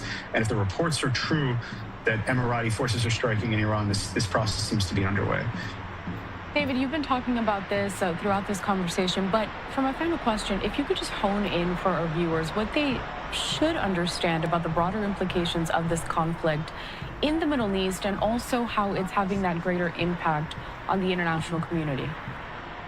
Look, if the Iranian regime is somehow, and I think we're far from there yet. Again, we could destroy Iran's military assets, we could degrade them severely, we could degrade their proxies severely, but achieving the regime's downfall, putting these proxies on a course of irreversible destruction or destroying them, we're still not there yet. But if that were to be achieved, the main regional destabilizer would be taken out of the equation. The main impediment to a lot of progress in the region. I mean, if you take Lebanon, which is the area that I focus on, look, Hezbollah isn't the source or the cause of Lebanon's problems, but it benefits from them so much that Hezbollah has become the main guardian of the corrupt system that has destroyed Lebanon through 1,000 paper cuts. Right? Lebanon is a country that is effectively a failed state. The economy is in shambles now. There's been deep economic crisis since 2019, and it is all the result of a corrupt political clique that is holding on to the country. Some of whom are Hezbollah's opponents, but ironically, when the system is threatened, Hezbollah will even come to the defense or will join forces. We saw this in the last municipal elections. Hezbollah joined forces with its political opponents to help preserve this corrupt system, but this corrupt system is destroying the Lebanon, again, through 1,000 paper cuts. We can apply this to Iraq. We can apply this to Yemen. Wherever these proxies exist, they're not interested in the prosperity of these countries. They're interested in self-preservation, and so often their preservation, because it depends on the weakening of the central states, because it depends on the lack of prosperity of these countries, otherwise they have no reason, right? The population has no reason to turn to these militias. They will reinforce or feed into or create the conditions that keep these countries corrupt, on their knees, lacking a path to prosperity, just so they can survive, just so they can promote Iranian influence and power in the region. So removing this regime and these proxies will set these countries, it'll give them the first, it won't fix everything, but it'll give an opportunity for this region to start on a course to move in a direction that is more prosperous and more peaceful. And personally, I hope we see that. David Daoud with the Foundation for the Defense of Democracies. We always appreciate your time here at Live Now from Fox just to break down this situation. We've heard from President Trump that he expects this is going to last for a few more weeks at least.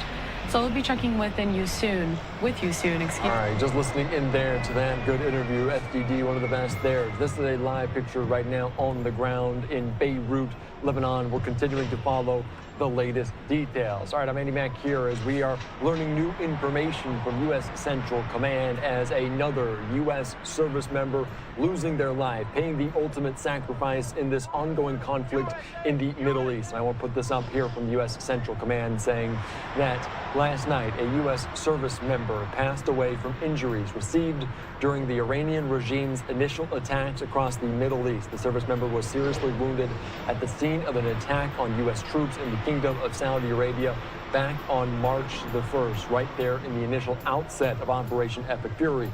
They say this is the 7th service member killed in action during Operation Epic Fury. Major combat operations continue. The identity of the fallen warrior will be withheld until 24 hours after next of kin notification. We've already seen President Trump in attendance this weekend at that dignified transfer, a very somber event in Dover.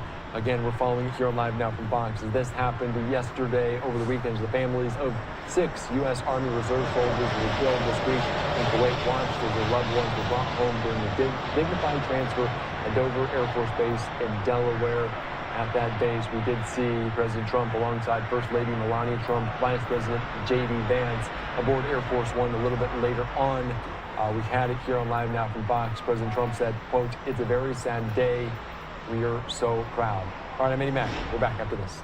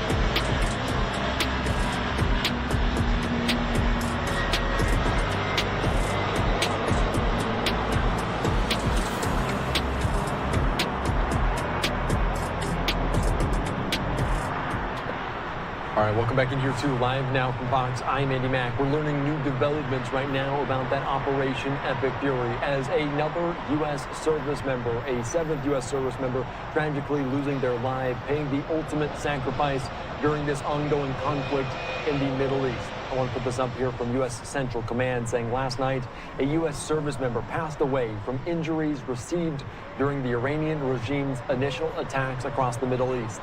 The service member was seriously wounded at the scene of an attack on U.S. troops in the Kingdom of Saudi Arabia back on March the 1st at the outset of Operation Epic Fury. They say this is the 7th service member killed in action during the Operation Epic Fury. Major combat operations continue. The identity of the fallen warrior will be withheld until 24 hours after next of kin notification. So some developing stories out of there. We heard from the president saying some of those death tolls will unfortunately continue to rise. And earlier this weekend, we did see President Trump at the dignified transfer of 6 other U.S. service members that lost their lives during an attack in Kuwait. This was earlier this weekend here on Live Now from Fox of what was going on as those 6 U.S. service members, U.S. Army Reserve soldiers who were killed this week in Kuwait watched as their loved ones were brought home on Sunday during that dignified transfer at Dover Air Force Base in Delaware on Saturday. President Trump was joined by First Lady Melania Trump, Vice President J.D. Vance, and other top military officials observing this solemn event on an overcast afternoon. President Trump aboard Air Force One later on said, quote, "It's a very sad day," but he continued on saying, quote, "We're so proud of this. These such deaths are always a very sad day." All 6 soldiers were assigned to the 103rd Sustainment Command Army Reserve Unit out of Iowa. So we are now learning new information. A 7th U.S. service member tragically losing their life during this conflict in the Middle East. So we'll continue to find and follow any latest as soon as they identify this individual following the notification of the next of kin. A live look right now there on the ground in Lebanon, in Beirut, here just north of Israel. And there's been a barrage of attacks by the United States on Iran over the last week, over the last 9 days. Israel striking some oil refineries in that region that they said were used to sustain some military operations. So we're following that closely. We're also hearing back here at home a live picture there in Washington, D.C., or in New York City, as different members of Congress, the Congress House as well as Senate, they rejected war powers resolutions as the Republican majority holds control of both chambers. Let's take you out, though, to Senate Minority Leader Chuck Schumer earlier on today here on the Sunday holding his weekly press conference. Said that he wouldn't sign any legislation until Congress passed the SAVE Act. I'm going to talk about the SAVE Act and how awful it is after I finish talking about the oil reserve, so you people will know. Okay? Well, we've all seen that over the past week, Trump's war with Iran has sent oil prices skyrocketing through the roof. It sent gas prices at the pump up 30 or 40 cents. American families are already feeling it. Gas prices are just jumping and jumping and jumping, now more than 40 cents higher than they were before this war started. So that's why today I'm calling on President Trump to immediately release oil from our Strategic Petroleum Reserve, which will make the price come down by quite a lot. When oil prices spike like this, costs ripple through the entire economy. It's not just what you pay at the pump. Airline tickets go up because fuel oil is so expensive. Shipping costs go up, so the goods on your grocery shelves go up. And American families are paying more across the board. At the same time, the American people have made clear they're opposed to Trump's war. The administration has no goals or strategy. Every day, Trump has a different reason for why we did it and a different end game. Makes no sense. Never had a war like this where the president cannot articulate why we went to war and why we're putting our soldiers at risk and why we're spending billions and billions of dollars, which could be spent here at home to reduce the costs Americans pay. The instability created by Trump in this war is already hitting families in their wallets. And that's why we have the Strategic Petroleum Reserve. The Strategic Petroleum Reserve is for moments just like this, when because of either a war or a very bad weather occurrence, you're supposed to use, the president should use the Strategic Petroleum Reserve to lower that price. If the president released a significant amount of oil from the Strategic Petroleum Reserve, which he's allowed to do by law, boom, the price would go way down. When wars and global crises disrupt energy markets, the United States can release oil to stabilize the price. And we have a lot of precedents about this. Presidents of both parties, Democrats and Republicans, have used the SPR, the Strategic Petroleum Reserve, during global disruptions to keep that price down. But Trump, instead of using this tool, which so many other presidents have used to lower prices at the pump, he's saying the market will heal very quickly. President Trump, listen to your average driver who's paying 40 cents more a gallon, that prices are healing very quickly. Listen to your truck driver who drives a truck for a living, who has said if the price keeps going up, he may go out of business. And you say, oh, they'll heal very quickly. And now we're learning something even crazier from this administration, that the Trump administration is considering selling oil to China. We need it here to lower the price, not going to China. And I will introduce a bill in the near future. I will introduce a bill to ban the sale of U.S. oil to China. Thinking about selling oil to one of our biggest adversaries when Americans are paying too much for gasoline and other petroleum products is outrageous. American families cannot afford to simply wait and hope for the price to come down. The solution is right here at home, Trump. Use the SPR, release it, prices will come down. Stop this blather that it'll go away soon. It won't. There's a war going on over there. Just last night, I saw a big oil refinery in Iran hit by missiles. That makes the price of oil go up even further. So at least use the SPR to get the price down. Okay. Now, on the SAVE Act. This morning, the president said he will not sign any legislation that passes Congress until the SAVE Act passes. That means the president's asking for total gridlock. The SAVE Act will not pass because it is such a pernicious, nasty piece of legislation. The SAVE Act is Jim Crow 2.0. More than 20 million people would lose their right to vote. And you would need to register either a passport or your original birth certificate. How many people have that? How many people have that? I do. It would eliminate vote by mail. Tell that to a senior citizen who's confined to their home in a wheelchair that they're going to lose their right to vote. And he would purge the voter rolls using an AI system set up by Musk and Doge. So you could show up at the polling place this November and they'd say you're no longer on the rolls. They don't even notify you of it. Millions of people would be purged from the rolls because of this system that Musk and Doge put in. You wouldn't be notified. You'd show up at the polling place and they'd say, sorry, Mr. Jones, sorry, Miss Smith, you're not on the rolls anymore. They don't even notify you. This is one of the nastiest pieces of legislation that I've ever seen. It is going back to the old South, where people were prohibited from voting and spreading it to every corner of America. It is Jim Crow 2.0.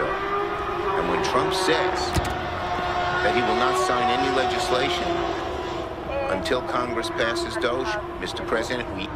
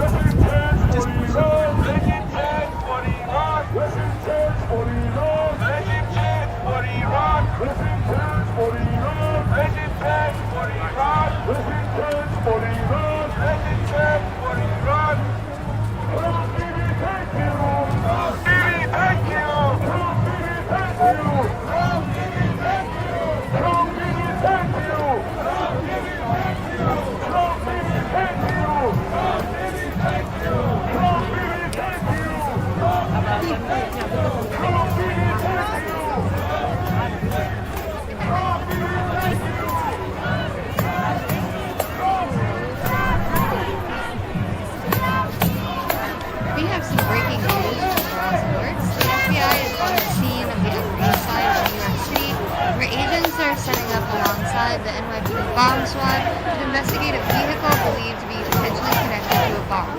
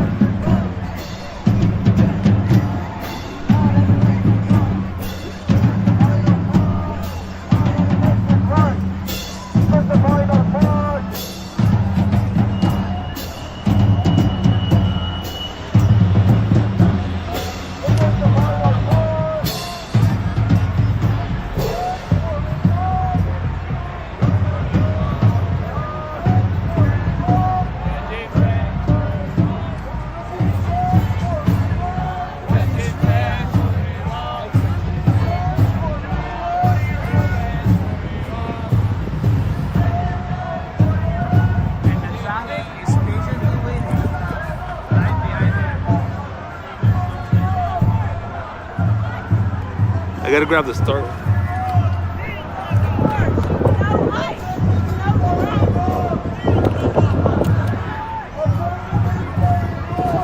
I wonder if it's this far.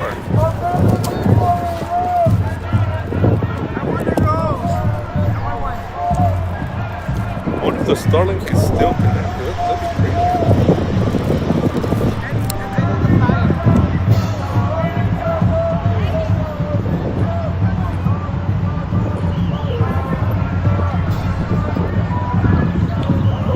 Does Arizona have daylight?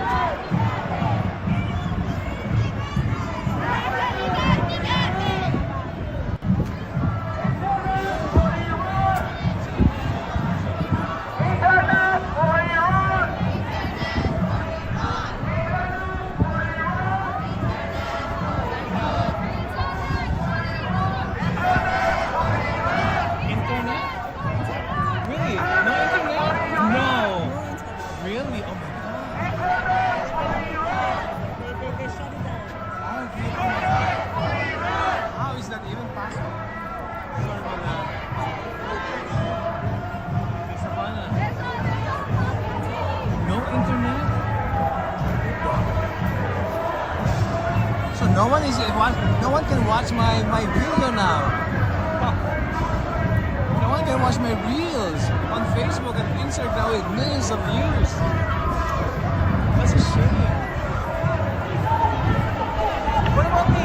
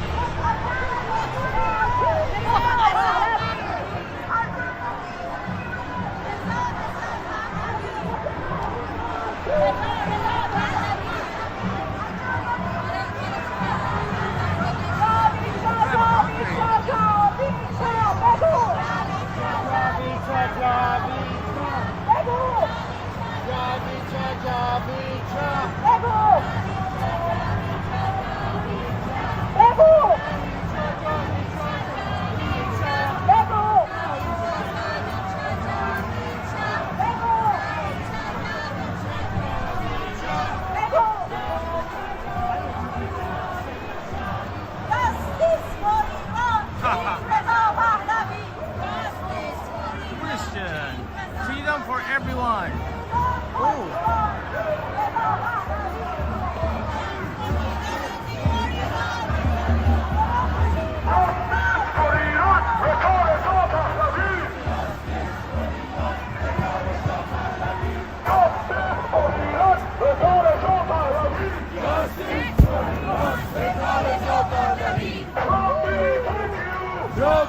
Thank you.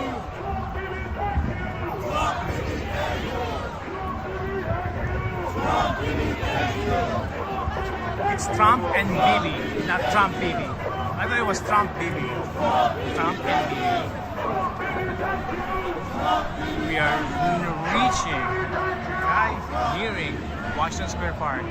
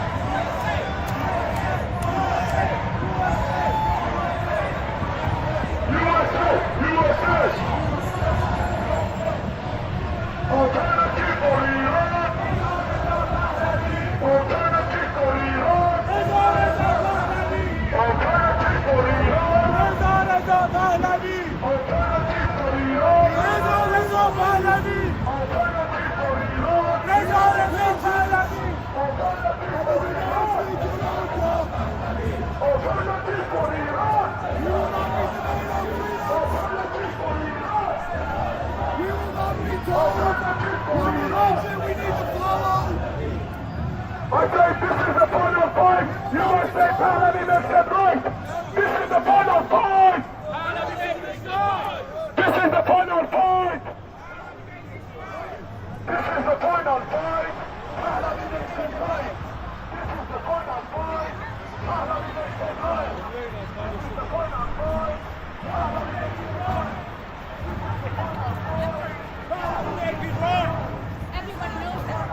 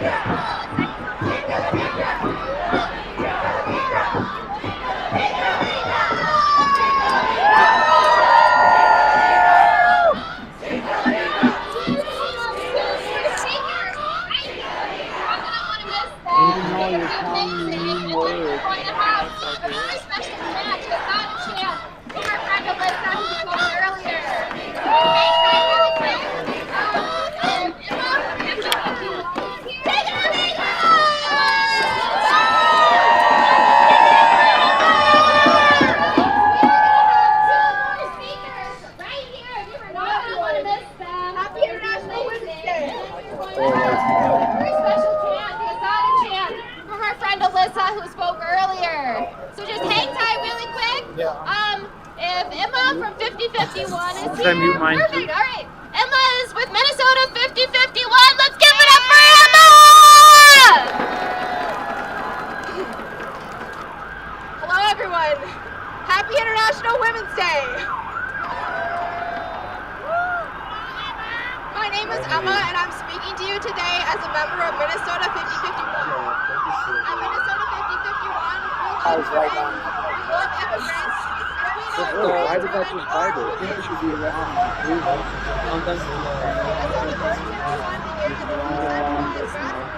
I think you're just tripping. I think it's at you got 5% battery, so the screen is super dark.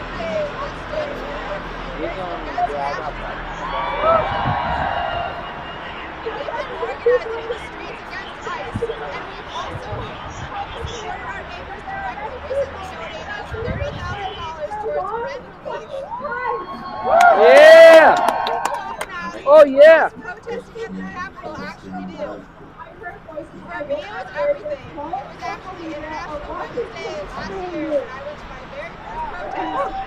Now, we are here today to celebrate protesting gets people in the street. It gets people that there are many people who have been in this fight for a long fucking time. Families after that first protest, I kept showing up. I heard voices I wouldn't have heard or watching mainstream news. Now, we are here today to celebrate and fight for women, especially immigrant women. Some of us didn't just hear those stories. We were there in the streets, trying to defend our neighbors as the government fails them. Now, many people are just beginning to realize how discriminatory and racist these so-called public safety agencies are. Immigrant communities and communities of color have been dealing with these practices for a long time. Long before Operation Metro Surge, and long before the murders of Renee Good and Alex Preddy. We should have been in the streets the whole time. But Alex is better than ever.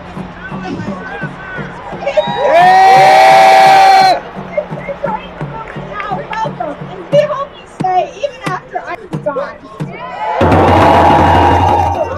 Renee Good and Alex Preddy were ordinary people defending their neighbors. We want accountability for their deaths. We also want accountability for the countless people who have suffered under the terror of our police and prison system. Enemy County Sheriff's Office needs change. That's why we stand with local orgs in their call for community control of the police. Law enforcement are part of the same system that harms our communities. A system with very little accountability for people it claims to serve. The trauma the system has caused is enormous, and moving forward means standing together against it. Everyone who has recently taken to the streets, I say this: stay engaged, find your community, keep showing up. Together, we can fight for real change. Thank you.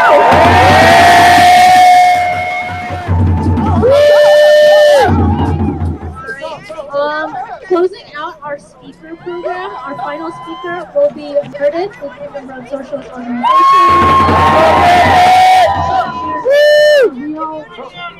There it is! Is it real nothing? Like there's no noun there? As opposed to the other things. Thank you! I'm really excited to be here on the streets with you here for International Women's Day. That was inspiring to chant in English and Spanish together and to march all through this neighborhood. And we are here today because of the inequality visited upon women. It is systematic in our society, and it permeates every sphere of life. We're talking about in the workplaces. We have an unequal gender division of labor, which ends up being super exploitation. In our social life, richest and capitalists who run the neighborhood, and our social social life. It means that women are doing most of the work at home. And basic democratic rights are trampled upon, including the right to control our very own bodies. Physical violence, rape, sexual harassment are served to reinforce this inequality as this reactionary right-wing attack on LGBT people. U.S. monopoly capitalism right now is a downward spiral.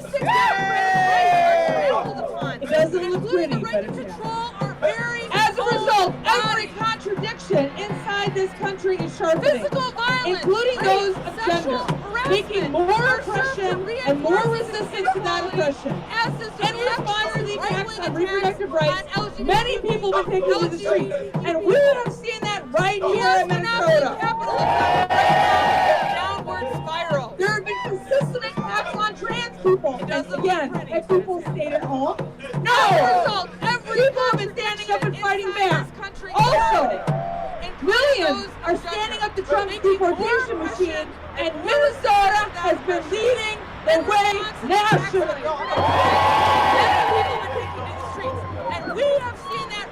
Normally the hat that I'm wearing is that I'm an anti-war activist, and my siblings from the anti-war movement are here today with me because declining U.S. imperialism is waging a war on Iran. And so, some apologists talk about Iranian women in their attempts to make these criminal bombings seem reasonable. It speaks volumes that the first massacres in this war was a bombing in Minneapolis, killing of more than 175 girls and staff members at an elementary school. Bombing is not how you liberate people. U.S. imperialism liberates no one. If you want actual liberation, we need to defeat U.S. imperialism, and that means that we need to keep fighting here at home. The first bombing in International Women's Day, we have been given two choices. Girls and we find ourselves at a crossroads. One of those passes bleep and offers us bombing is not how you liberate. And it's U.S. imperialism liberates no one. If you want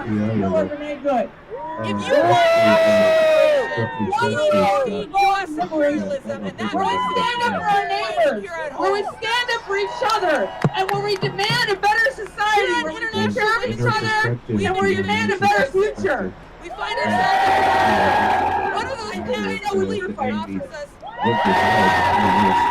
And women and trans folks are underpassed. What do we do? What do we do?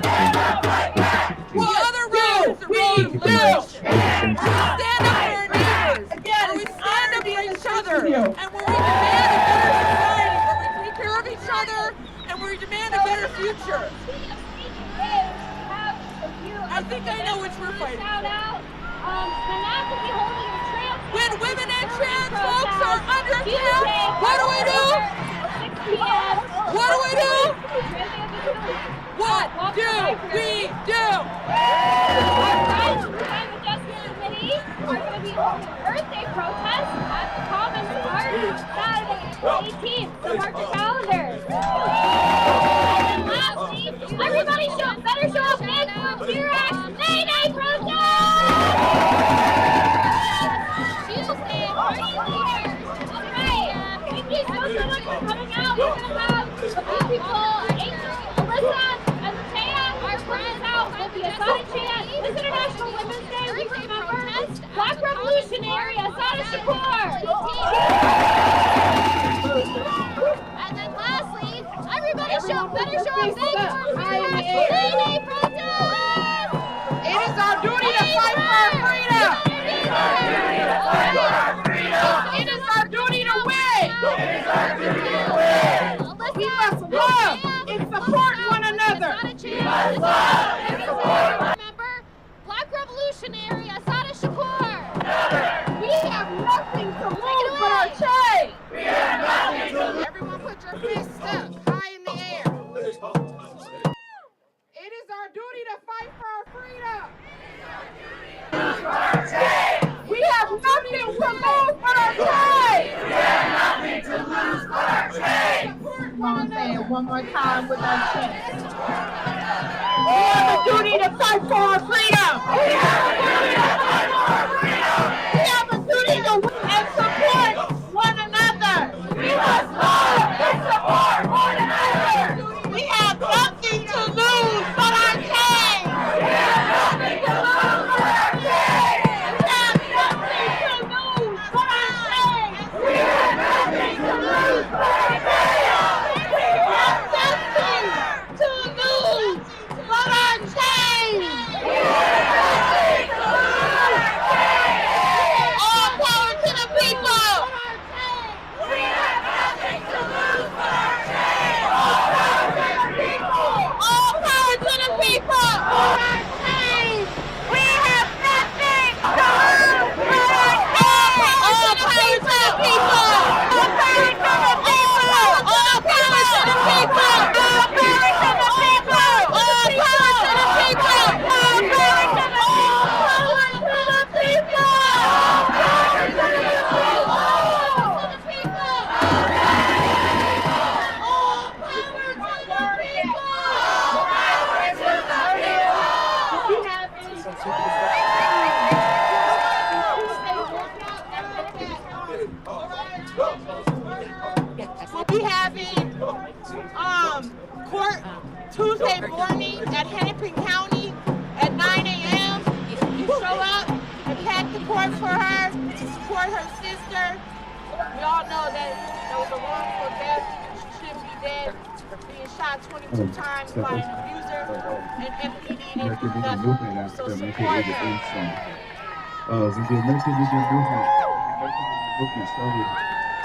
Thank you very much! Happy International Women's Day!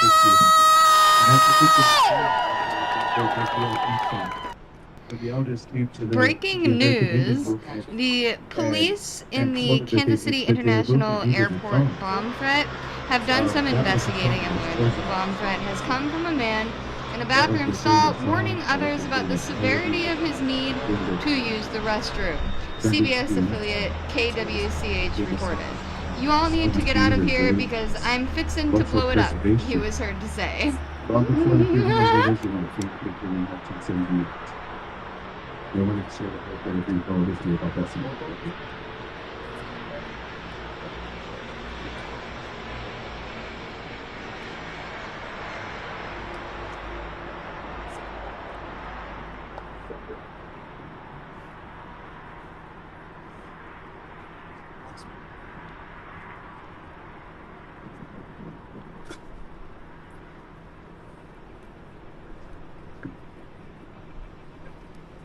Hi everyone.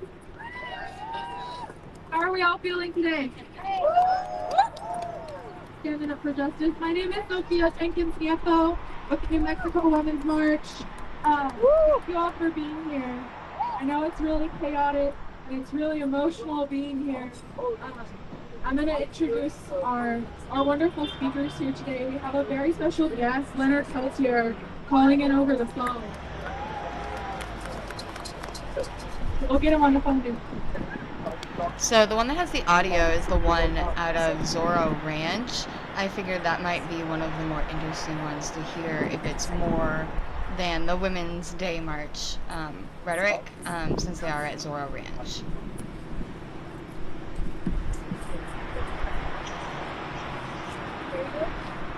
Okay, can you hear me? Woo!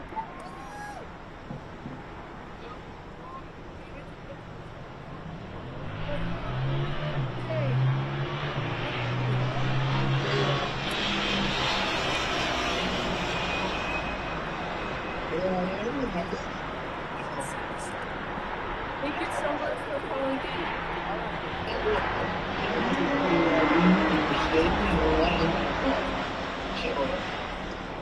Thank you very much, all of you. Oh, yes, totally.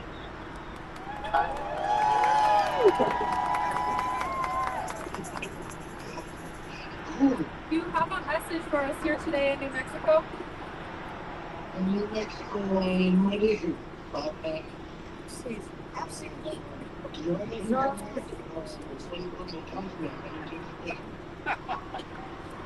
tell us, talk about women and children's rights and standing up for survivors? Most of you know that Florida history has been a lot of government of the centrals. You've had that problem, and the government examining this.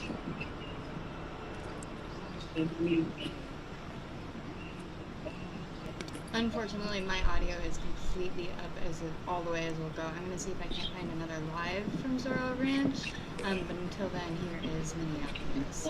I'll leave them up. Feelings right now. You have some Iranians that are very happy about this change. We ran into one yesterday at the protest, and there's a lot of Iranians that are very scared. Very scared. I do have family over there, and I did check on them about a week and a half ago. And the message I got from them is, we're scared. We don't know what to do. We're fearful, and we're waking up to an explosion. So I have tried to reach out to them. There is no connection right now, and that makes me really nervous for my family. So in terms of what you had mentioned, the differences between the ones that are happy for this and the ones that are not for this. It's not our right for us to come over and be a part, our Trump to be a part of the regime change, for him to be able to have his way of being able to assign his next leader. That is not okay. The Iranians don't deserve this. That is not okay. What can you speak to the Trump administration, and is there any movement to support women at all within this administration, or what are you seeing from that end? No, he is. In terms of women, he has no respect for women. Even the women even the women that are even the women that are in office are not even supporting women. So it is really, really important that we get Trump out of office, because it is only affecting all women and it's affecting our generations. What is one final message you want the viewers to know, either about Iran, or either about Iranian women in general, anything you would like to share to the audience? We need everybody to continue doing what you can, getting out, using your voice, stepping up for women, people of all colors. It doesn't matter who you are, where you came from. We need you all to stand up. You cannot be silent. Here we go. Can you hear me now? My name is Deanna Ostrowski. Thank you. Appreciate it. Appreciate you. You're going to edit this, right? Make it pretty.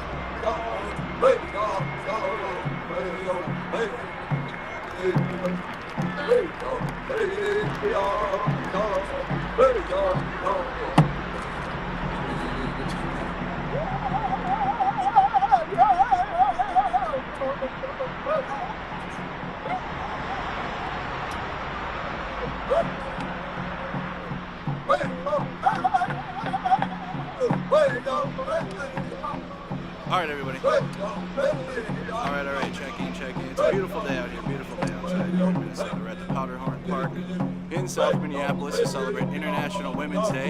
This was a march and protest to just stand in solidarity with women.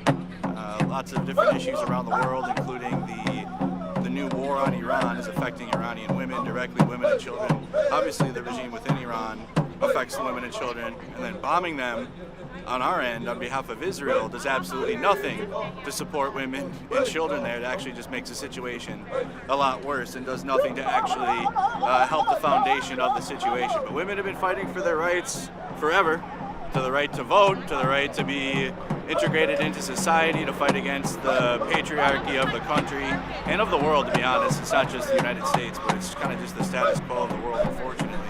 But I mean, women have been standing strong with so many different issues as well as fighting their own within society. So it's pretty awesome to be able to stand out here with these brave women here in Minneapolis, Minnesota.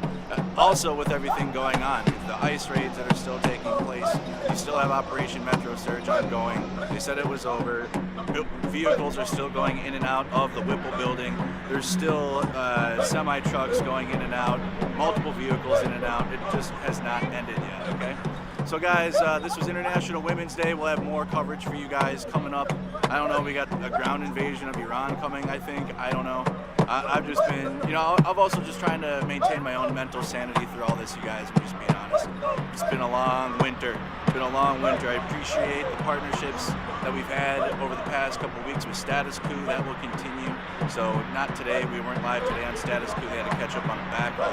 But I'll be live over there. And hopefully we can keep transcending and keep providing coverage for as many people as we can of these protests or these rallies or what's going on here in the United States, because often now especially something will happen and then the algorithm will hide it really fast. It's like a current event will happen and then you won't even hear about it until hours later, or you won't hear about it at all, or who knows, because just so many things are happening now.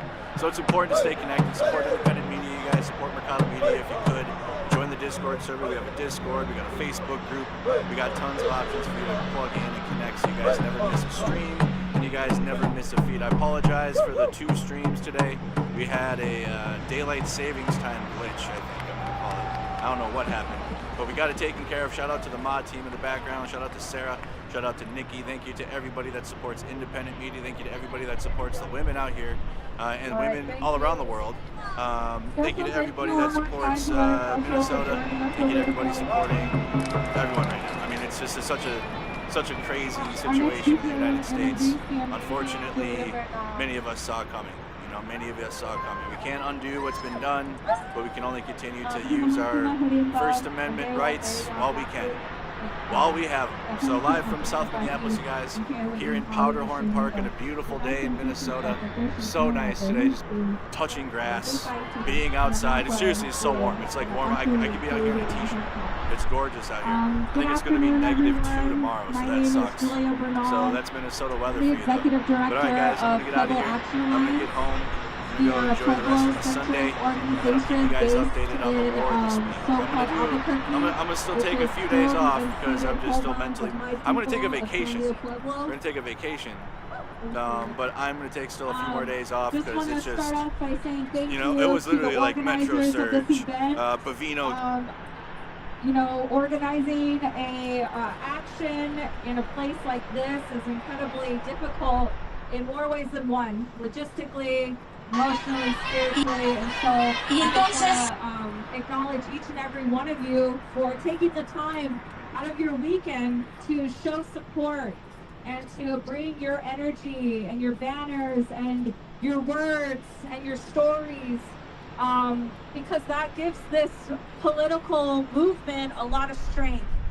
The people that bring their lived experiences into this work give a lot of life into this movement where we face a lot of challenges. We face a lot of uncertainty. We face a lot of violence. And New Mexico is a place that has experienced historic and modern day violence in different types of dimensions. Violence on the land, being that New Mexico has been a neo-colony for the United States agenda of resource extraction, of nuclear weapons expansion, of fascism, of imperialism, of global capitalism. All of the resources that make this so-called country so rich is because of the resources that are extracted from indigenous lands. And that's been a lot of our work at Global Action Alliance has been addressing resource extraction and how that violence on the land perpetuates violence on our people, especially our women and our children and our two-spirit relatives and those that are also just vulnerable to living next to industry to living in rural areas. You know, coming down I-40 to get here, I was thinking about a lot. I was thinking about how I-40 is this corridor for sex trafficking. It's a corridor to transport non-renewable energies like nuclear. And it is not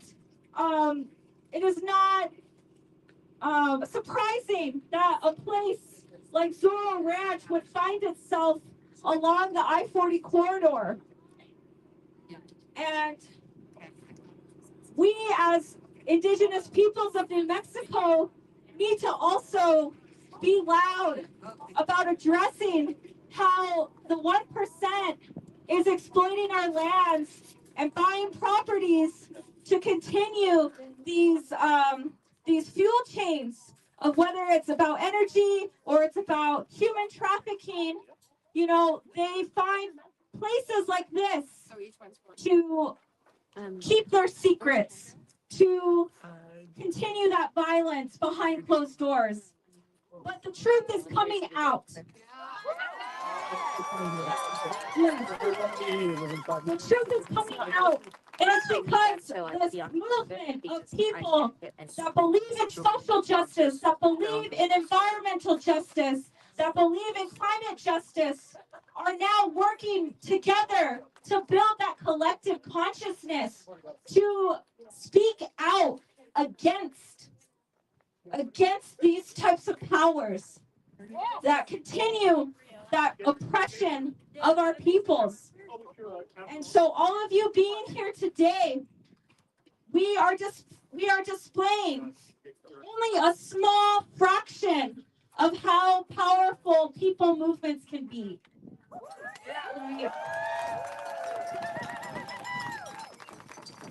So, you know, I know that I was asked to speak here today, being an Indigenous woman from Sandia and organizing within the Middle Rio Grande region. And even though my drive over here, I was thinking a lot about the atrocity and the violence and the shame and the disgust and the trickery that happens behind closed doors. But I was also thinking about how in our songs, we talk about coming out this way when the buffalo were plenty. We have that knowledge, therefore we can return back to those systems where we're not in survival mode, but we're in a place of abundance. And we're building economies of care, and we're divesting from harmful economies as well. We have those solutions.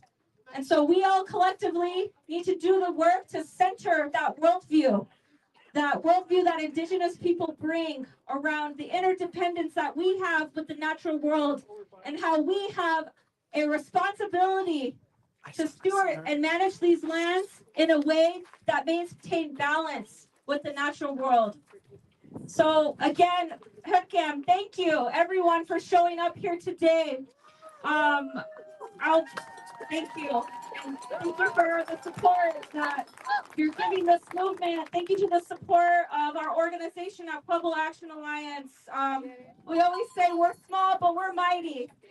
We're small but mighty. We have a lot of good to bring into this work, and that power will, that good energy, that power will always supersede the bad. So we have to think about things in that context. We might not see the change that we want to now, but we're laying down footsteps for the younger generations to follow and continue this work well on into the future. And thank you.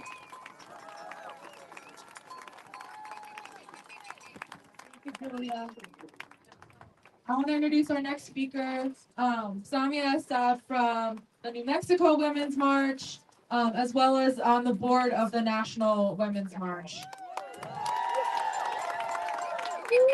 Hello, everybody. Can I hear New Mexico rock today? You know, when I saw the caravan coming up, who amongst you went in 2017 on the caravan to DC? We organized in New Mexico, but we also took a delegation to DC. Yes. At the time, we stood against Trump with his derogatory terms. It's Ramadan. I'm not going to say much there. But, they rounded it up as, locker room talk, right? Boys will be boys. Boys will be boys. And here we are 10 years later. He's on the Epstein file. We're not going to let him go. Women's March will be after him. The community will be after him. He will be held accountable. He will be held accountable. But today I want to talk to you. You look at the land. No, it's not.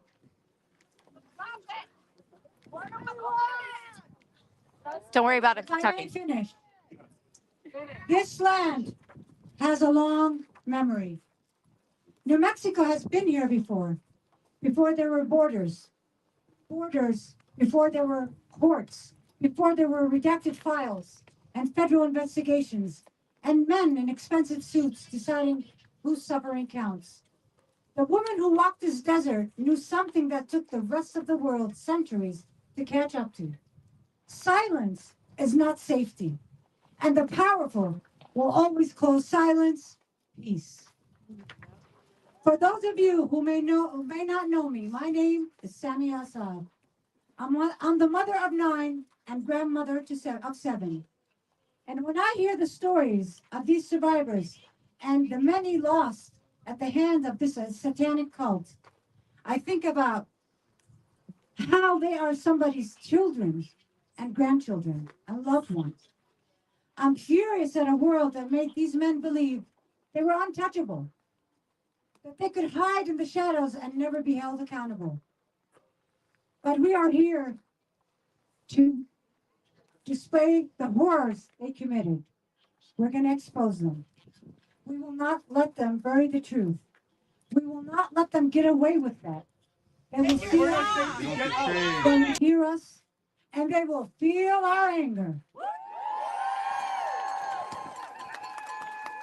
We are about 35 miles southeast of Santa Fe, on a ranch so remote, it feels like it was meant to be forgotten. It is here that girls and young women were trafficked, abused, and murdered. This land stretched around them for 10,000 acres of deliberate isolation. That was the point. That was always the point. Amen. Epstein did not choose New Mexico by accident. He chose it because he believed our state could be bought. Yeah. Because he cultivated powerful friendships here. Because he believed the desert would keep his secret. Nope. No. He was wrong. Wrong. Yes, he was. Because New Mexican women do not let the desert bury things. We dig. Yeah. Our Attorney General opened a federal investigation. Our legislator rewrote the laws, extended the status of limitations so survivors could come forward without a countdown clock on their pain. Now we are pushing this ranch itself, this very land, as restitution. So that this place built for harm becomes a resource for healing. No other state with this man's fingerprints on it has done what we have done. Not Florida, not New York, not the Virgin Islands, New Mexico.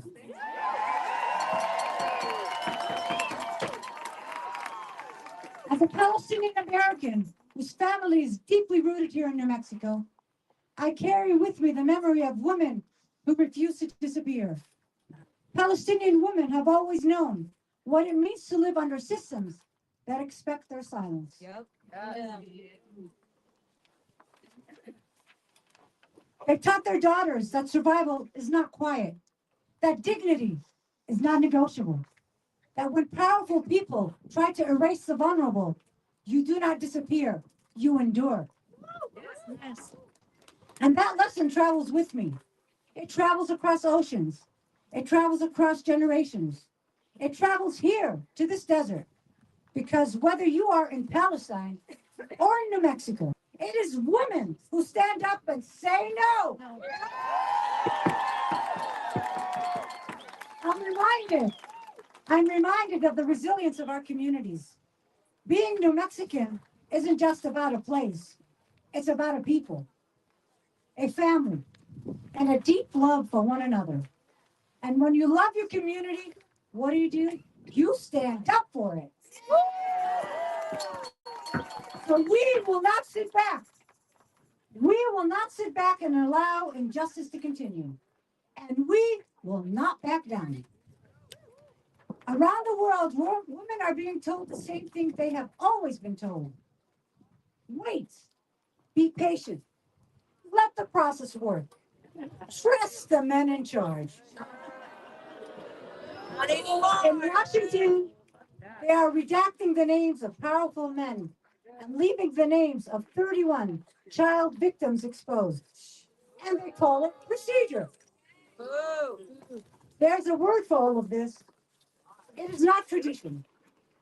It is not procedure. It is not peace. It is a system. And systems can be dismantled. Yes.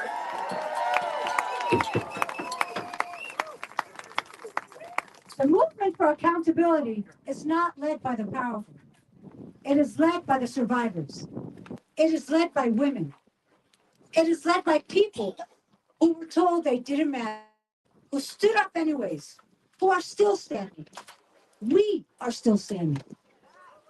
New Mexico did not wait for federal permission to seek justice. We did not accept Epstein's death as a closing chapter. We say the chapter isn't over. The system that protected him is still running, and we're coming for it. So when you leave here today, when the dust settles and the crowd disperses, carry this with you. This land has a memory, and today we are its voice. We march, we legislate, we testify, we dig. And we do not stop until every name is in the light. Every survivor is made whole. And every powerful man who thought this desert would keep his secrets learns the same truth. New Mexican women remember everything.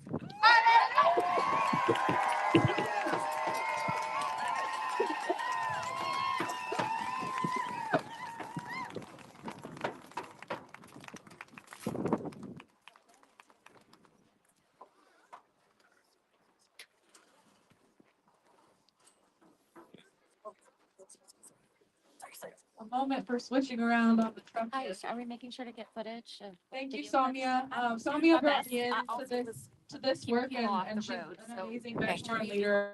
We should all be like her. No, come over here. So one more round of applause. Yeah. Our next speaker is United. Make sure you zoom in on the speaker. Hernandez. Like 10 seconds, right? International Women's Day. Yeah, I can, but honestly, I can probably miss the speaker. And we are on beautiful lands. Lands that have held the paintings of our ancestors, the hard work of our ranchers, the prayers of our faithful, but also sadly, the cries of those young women and girls who were abused here. This land holds their pain. But today, New Mexico is doing what New Mexico knows what to do. We believe in New Mexico that when a body or a place is sick or ill, that we can do a limpia. We can do a limpia. Prayers and song and dance and action, we can get rid of the evil.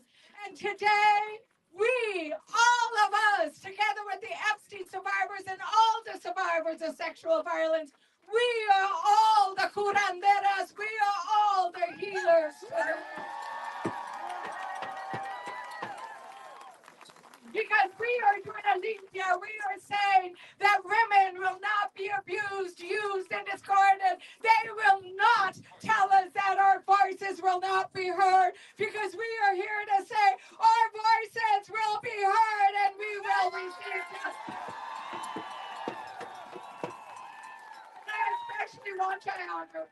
I especially want to honor the family of Virginia Giuffre.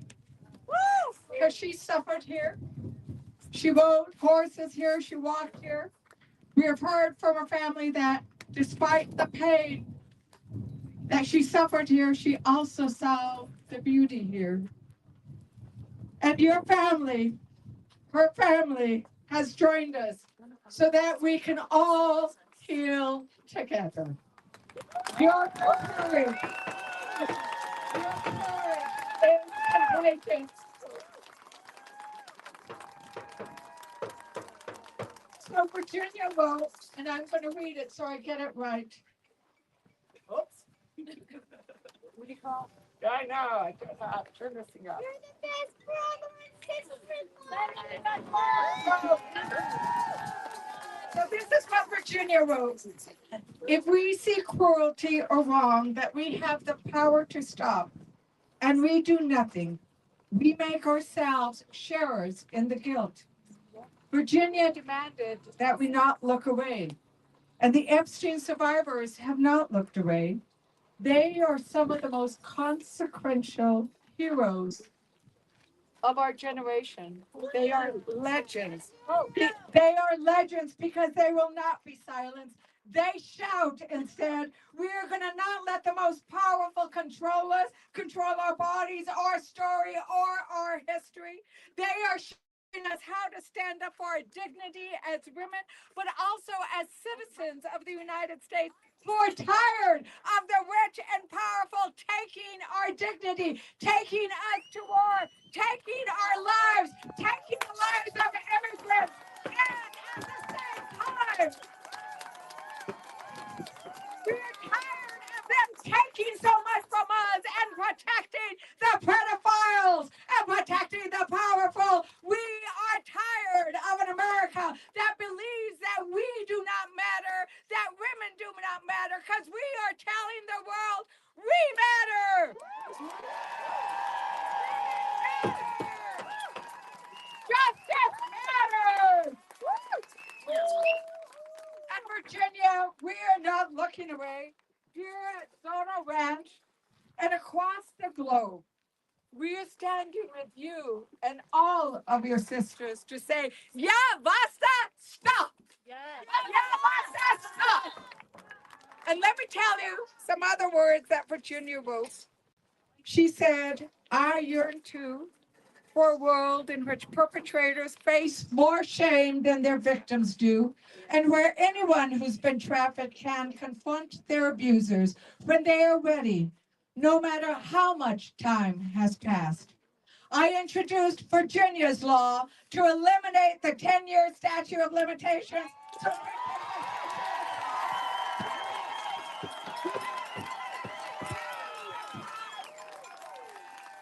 So they have the time to heal and then open the doors to the courtroom, because we know that so many who have been trafficked and abused and assaulted, that they take time to heal, and we must give them that.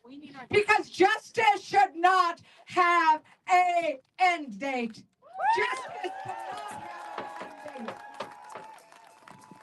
And so I am standing here where New Mexico is doing what the federal government is not. We are seeking truth with our Truth Commission.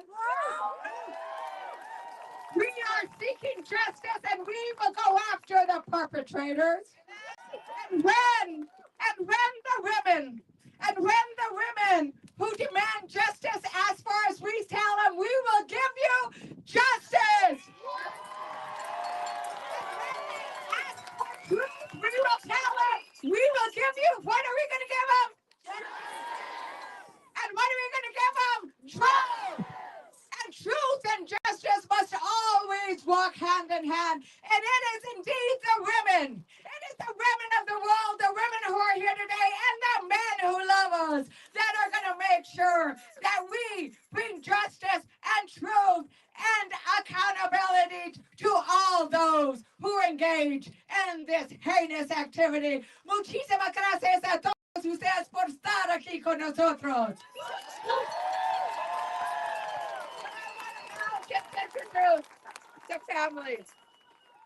Because today we are joined by a family that has lost so much, but continues to give through their pain. And every time we ask them to share their story with us, we know that their hearts are breaking. But we know that they love justice so much that they will come and testify through their tears. And so I now introduce Robert, Sky and Amanda Roberts, and the sister of Virginia Dupre, Danny Wilson, and his wife.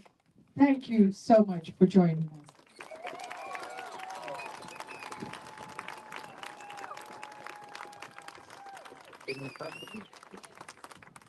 Hello, everybody.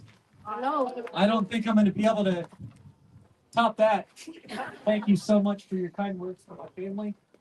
It means so much to us to be here. Speak loud, keep the mic close. I'll keep the mic close. I'm very sorry.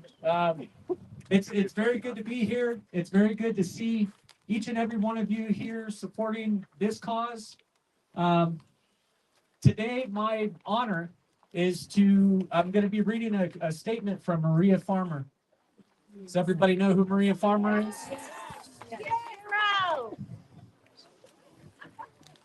Thank you to the organizers of this event and to everyone who has joined us here on International Women's Day.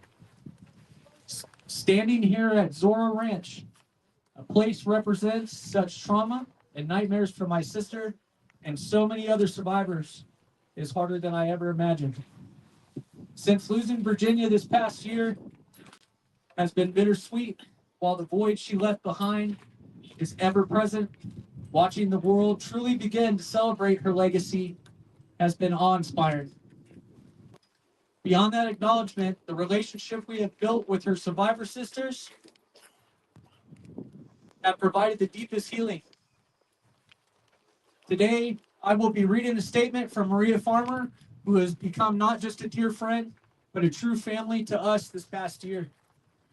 Maria bravely reported the crimes of Jeffrey Epstein and Ghislaine Maxwell back in 1996. 1996. But the report was filed and ignored. Had the authorities acted then, our sister and countless others could have been spared. Here's Maria's statement.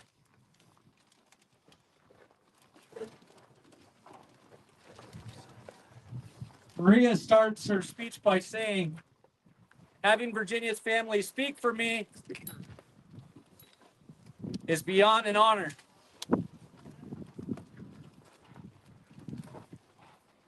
I want to say it's our honor to be given this opportunity to speak for her. Thank you for gathering today to support the truth of what those in power are permitted to stand for so long. There are many echoes of suffering on this landscape. Today, you are acknowledging what occurred here at the hands of the most powerful. I was last at Zorro Ranch in 1995 as construction was underway. As a student, I was impressed by the vast estate and the animals housed here. Ghislaine and Jeffrey had me hoodwinked as a young, hungry art student.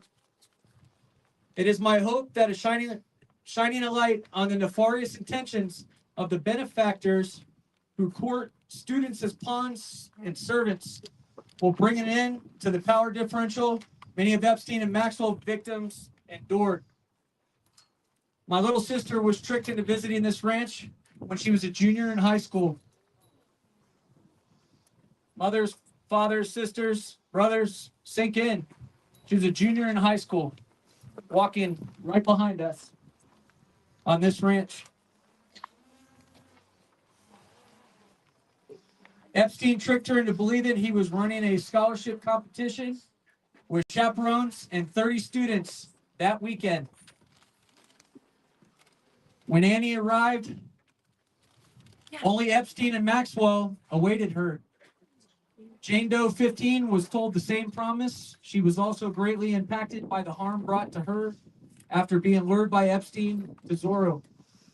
I believe the suffering Virginia endured here is what angers me the most. She was the strongest, most impactful person involved in our case, as well as the entire reason most of us came forward. Having known her is the greatest honor of my life. Witnessing her activism and fearless nature made me power on behind her. It would be great if this property were to be destroyed.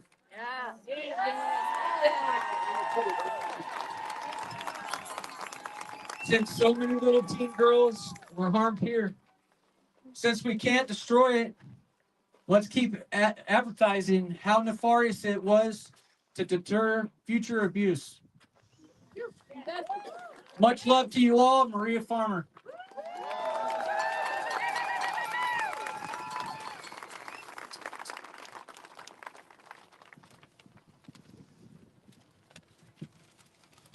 Maria's words remind us that silence is a choice made by those in power, but courage to fight for survivors is a choice made by us. Our sister Virginia was the most courageous person I have ever known. And now I will turn it over to my brother Sky.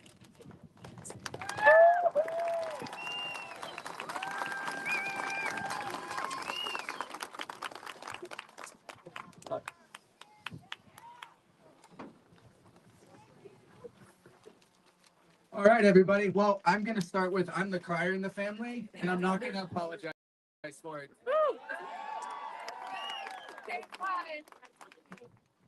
Hello, everyone. My name is Sky Roberts, and I'm the brother of Virginia Roberts Dupre. As many of you may know, Virginia was one of the most prominent and outspoken survivors of Jeffrey Epstein, Ghislaine Maxwell, and many other powerful men that have yet to be brought to justice. Zero! Yes! I stand here humbled by the opportunity to represent our sister, but also saddened because we wish she was here to see the impact she made on this world. Yes. She sees it. She sees it. Feels it. New Mexico is known as the land of enchantment. Virginia spoke about that beauty often. But right here, hidden in plain sight, Jeffrey Epstein and Ghislaine Maxwell built something very different, a house of horrors. Behind those gates, survivors endured abuse and suffering that cannot be fully put into words. And the people responsible believed they were untouchable, protected by wealth, shielded by power, and convinced the law would never reach them.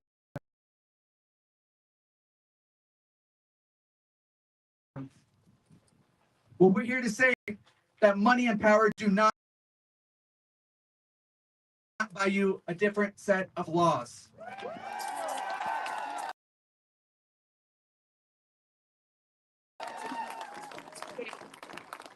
Because justice was never meant to be a luxury item for the wealthy. It was meant to be the shield of the powerless. And if the law bends for the powerful, then it is no longer justice, it's permission.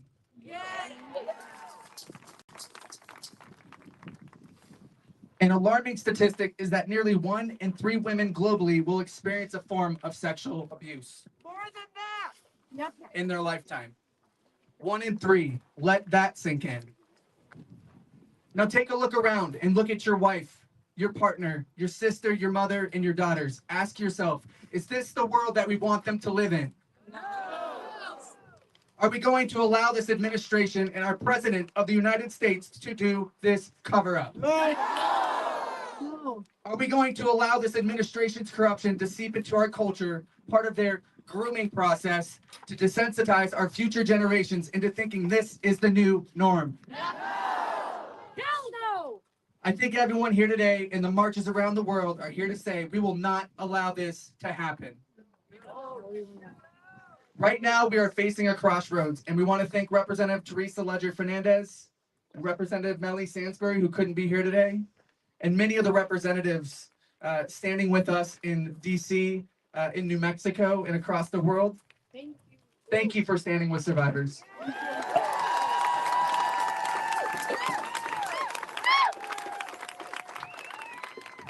And as a reminder to Congress, let our sisters' unwavering bravery, courage, and resilience light your way. Let her truth be the guide to setting a new standard. And let the determination of her survivor sisters be an example that is set for all victims and survivors around the world. Because alone we may be afraid, but together we are feared. And when you mess with one of us, you mess with all of us.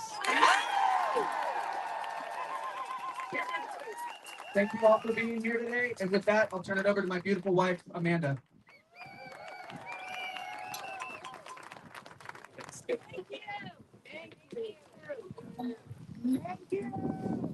Happy International Women's Day!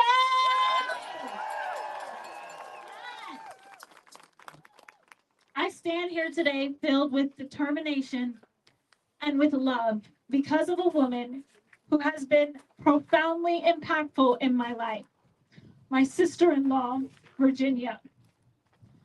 She taught me to speak truth to power and to turn pain into purpose. I also stand here in awe of the courage and strength of the people of New Mexico.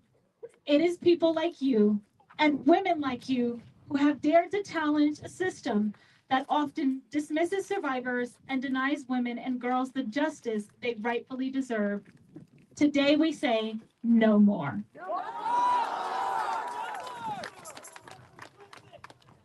To the women leaders and legislators of New Mexico who have led the charge for this investigation, thank you. Your courage and tenacity have set an example for the rest of the United States. You've shown the country that checks and balances still matter. And you've reminded every administration of a simple truth. We, the people, have the power. And to everyone watching, I know we're tired. I know the fight can feel endless.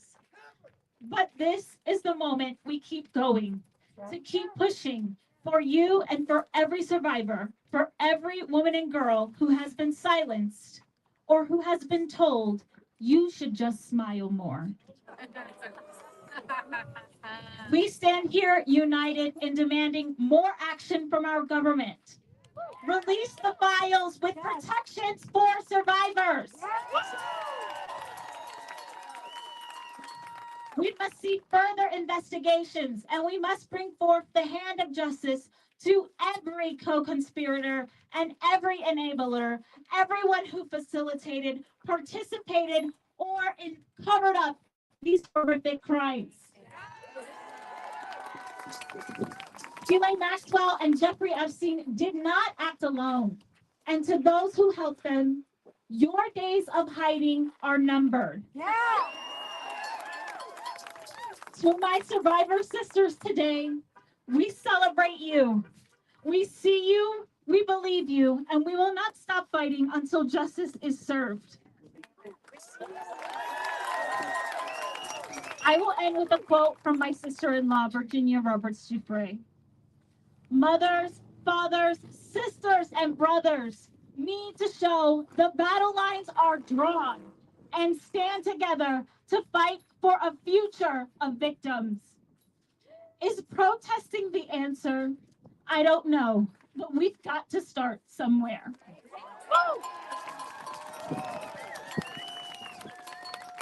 Thank you, everybody. We so appreciate being here. It is so humbling to see so many amazing people from New Mexico standing up for what's right. And thank you from the family of Virginia Roberts Dufresne and National Hero.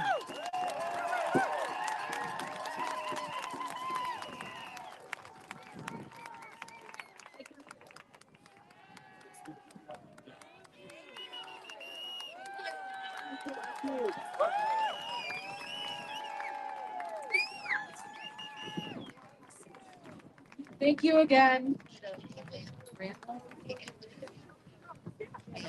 As our next speaker comes up the stairs slowly, I want to start a chant with y'all, get the energy up. I also want everyone to take a deep breath real quick. In and out. In and out. We're fighting a really large system. And just remember, you always have to breathe. Remind yourself to breathe. Don't hold your breath. One more deep breath. In and out. In and out. And with that, I'll pass it off.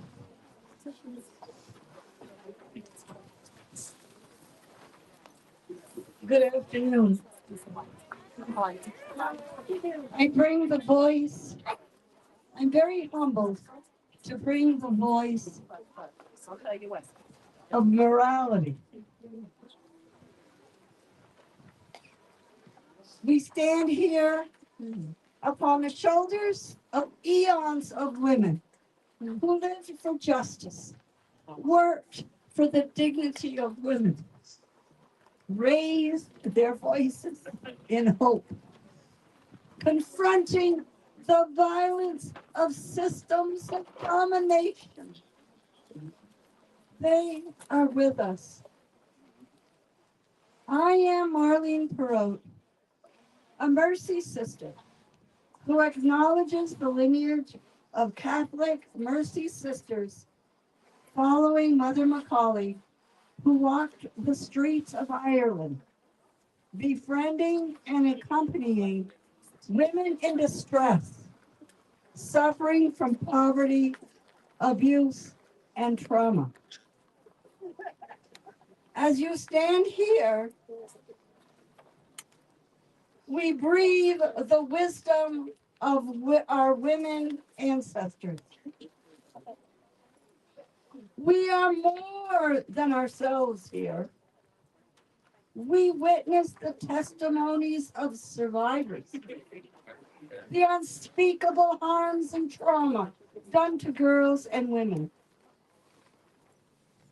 Today, our very breath honors and blesses the survivors of systemic sexual domination, a system that upholds men of power who prey upon women and children. We lament the moments of fear, shame, and abuse of those subjects of sexual exploitation and power.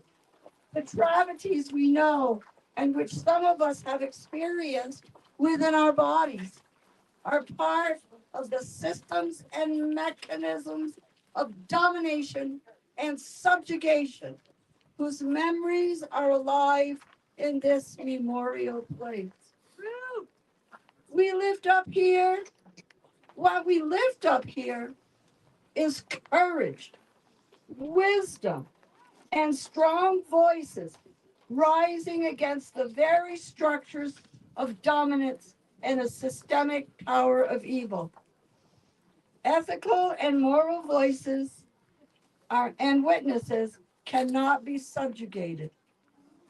You who are survivors among us are strong women of beauty, speaking with prophetic voices, calling for moral and ethical accountability.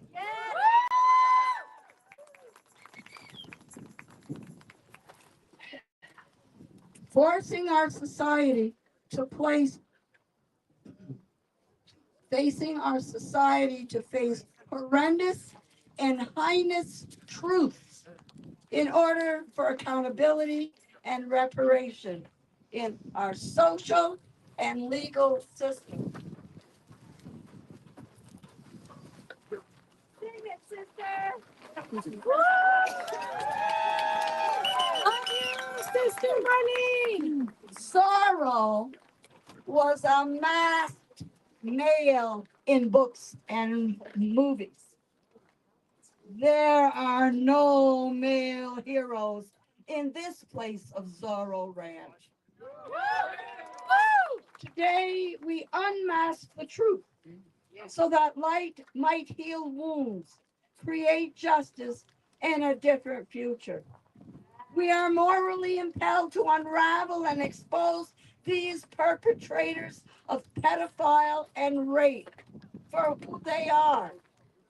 Statutory rapers, rapers of the vulnerable, rapers of the Commonwealth, and rapers of the land. The orgies of sexual dominance and forced subjugation, desecration, and girls, women of this sacred land and place will not be forgotten. Might is our culture and is lifted up as heroic. More often, might is a sign of cowardice, of ignorance, sexual violence, words that demean, racism, classism, and military might and domination and subjugation are not worthy of us. Today, we lift up the sanctity of women's bodies. Sanctity of women's bodies, of girls, children, and earth. Today, we women claim our rights as holy moral agents. Today, on International Women's Day, in this place, we claim our identity as strong women with our own autonomy, integrity, dignity, and wisdom. We break the chains of subjugation and ignorance. May divine energy of love and the holy of many sacred names consecrate us for a journey to right injustice, stand in solidarity, and witness to love, reverence, and respect for all. Let us keep marching for a new world order, keeping alive the memories of exploitation of women and children, and indict the supremacies of control and power.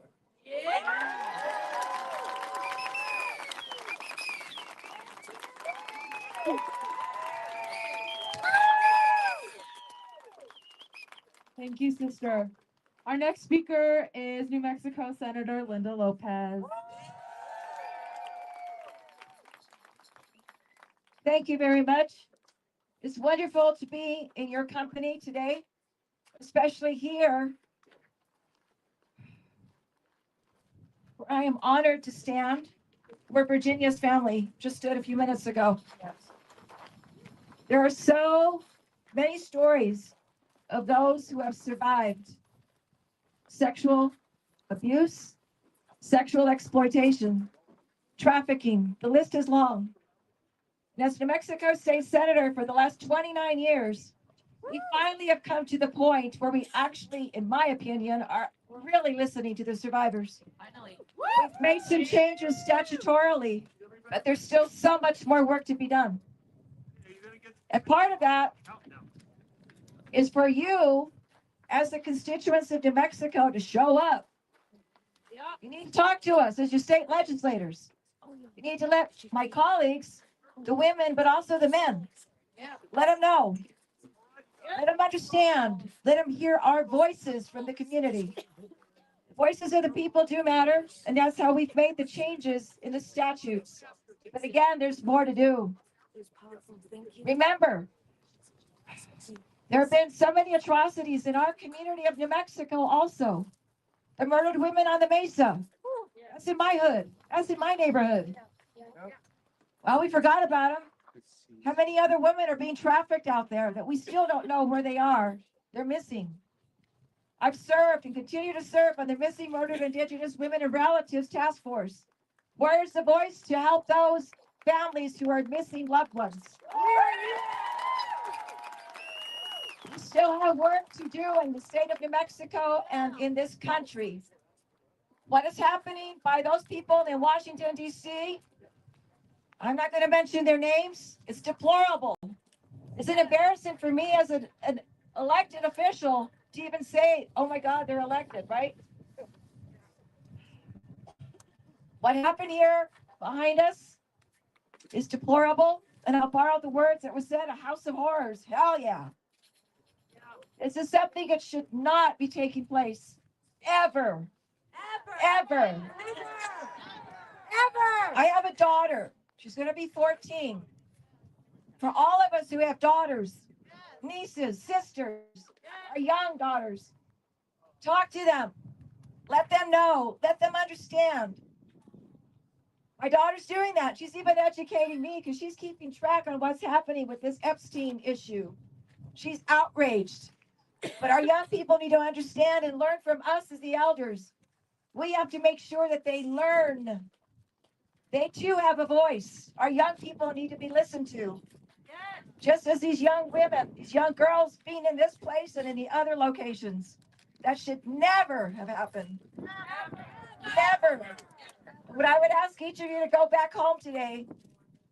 Take a pledge that says never will this. We do have some breaking news from Raw's Alerts. At this time, evacuations are underway at Manhattan's Upper East Side after the NYPD bomb squad and the FBI discovered a suspicious package inside a parked vehicle as bomb robots move in to investigate it.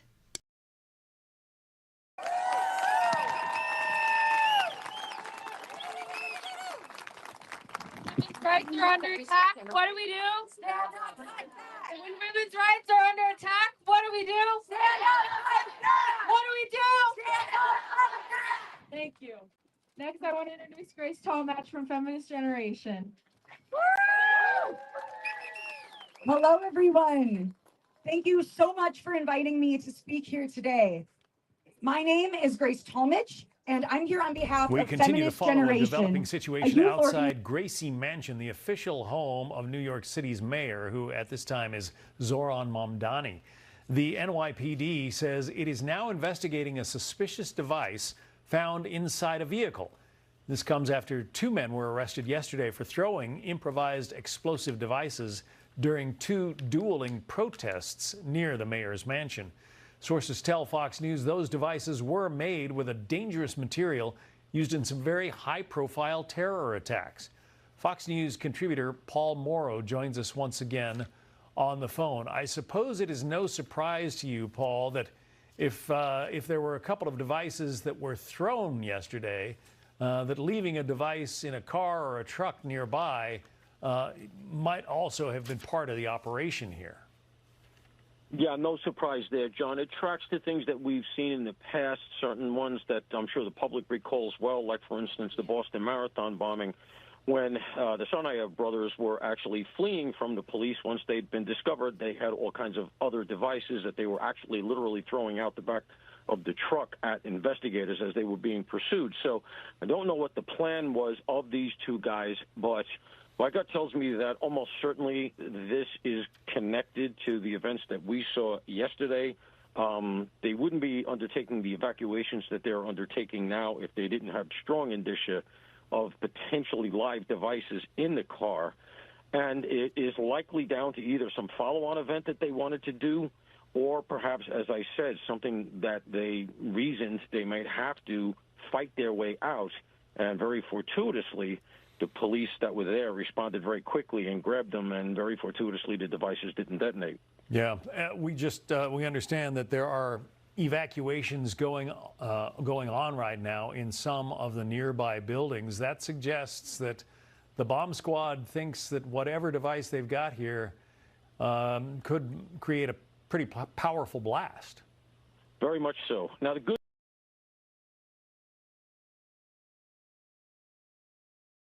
Organize, take action. Together, we can help take power out of the hands of abusers and their enablers and help empower the young people standing up for ourselves and our future. Young girls deserve safety, freedom, and dignity. The future is feminist. Thank you so much.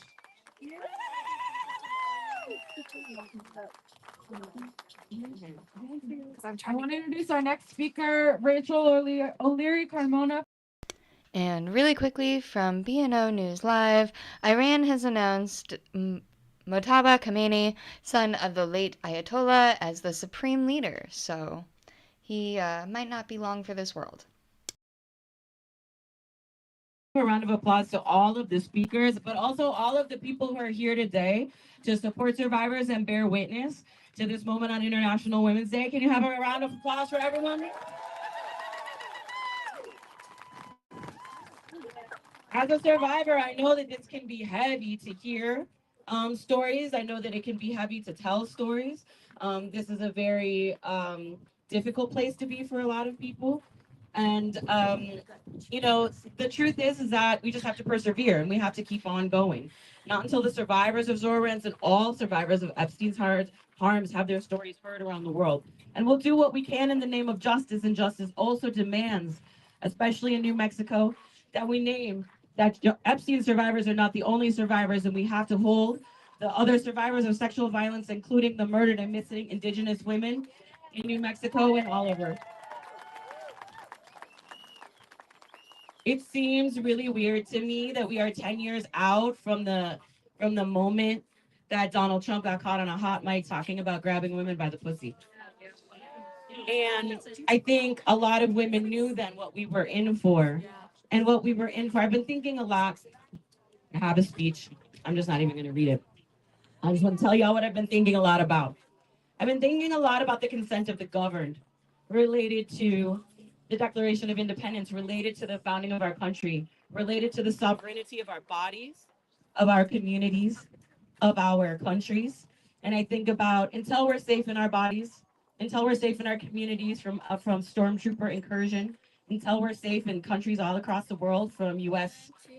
Incursion, illegal wars, we're not safe anywhere. We're not safe here. We're not safe at home. We're not safe abroad.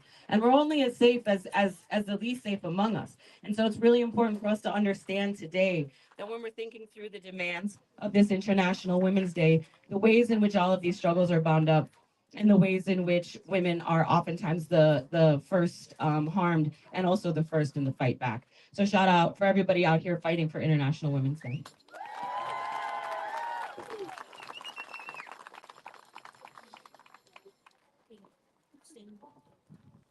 There's an author who talks about women's anger as a tool. When women are angry, it's important it shows what's important to her. And so women come together in anger. It tells you what we value as a society or what we refuse to value as a society. So we're getting a signal right now. It means that vulnerable people are not okay. And that is actually the fuel that makes political change possible. And the truth is that there's going to be some people who are uncomfortable, and that's fine. That's fine. And so I think that it's a matter of continuing to be brave. You know, a lot of times people will say, like, I'm from Wisconsin. I went to, high school. I'm a Badger, go Badgers. I live in Amarillo now. I never thought that I would be standing on the back of like a pickup truck giving a speech. I'm sure a lot of you all never thought that you'd be doing the things that you're doing right now. Most of us didn't think that we would be living inside of a time when we don't have bodily autonomy, when we have elected a fascist, not once, but twice. A lot of us just never thought we'd be in these times. And the reality is that we're just going to have to keep doing brave things and doing things that we never thought we would do. Shout out. Because the truth is that no one's coming for us. No one's coming to save us. There's no cavalry. So I want you all to look around really quick and just look. We're the people who are going to save us. And the bad news is, yeah, there's no cavalry, but the good news is we're enough, and we always have been. So shout out to everybody who's still here.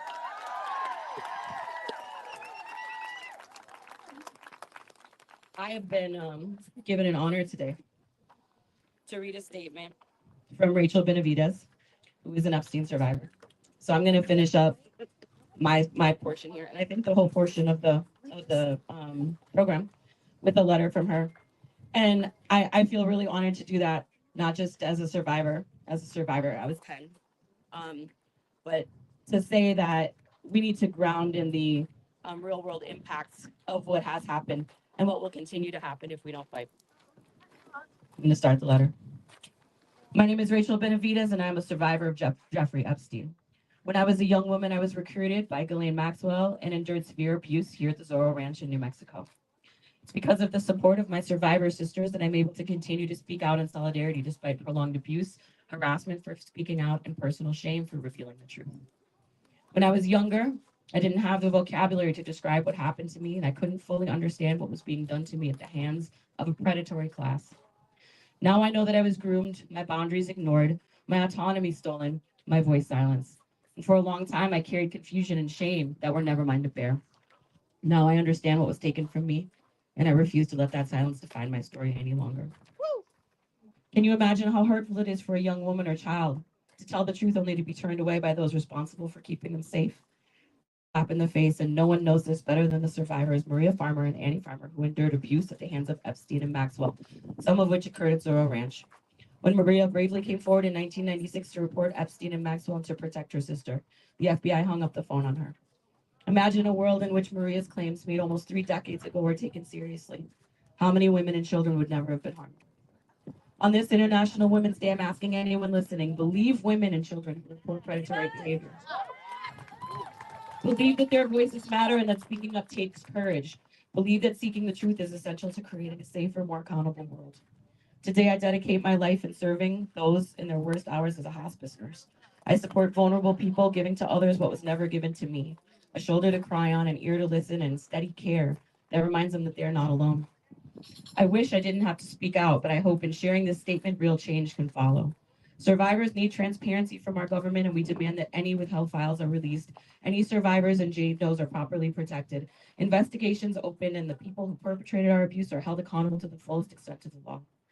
I ask lawmakers to pass essential legislation like Virginia's law, which eliminates the statute of limitations for civil lawsuits regarding sex trafficking and sexual abuse.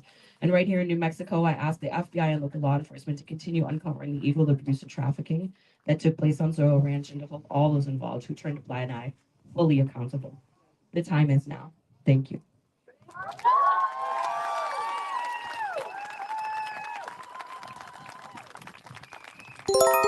And for my part, I would say that I commit, my song gone, back now. For my part, I would say that I commit to rising to her request. And I will meet that with my labor, the labor of Women's March. And I hope that you all would join me in that fight to make sure that the survivors get the justice they deserve. Thank you all for coming on here today. Thank you all for hanging in. Thank you all for making the drive out here and bearing witness. I hope we all leave in the community that we came in and continue to work together to create the world we deserve. See you in the streets.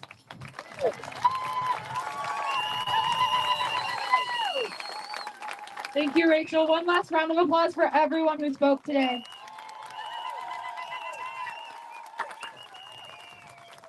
And a round of applause for yourselves for showing up today as well.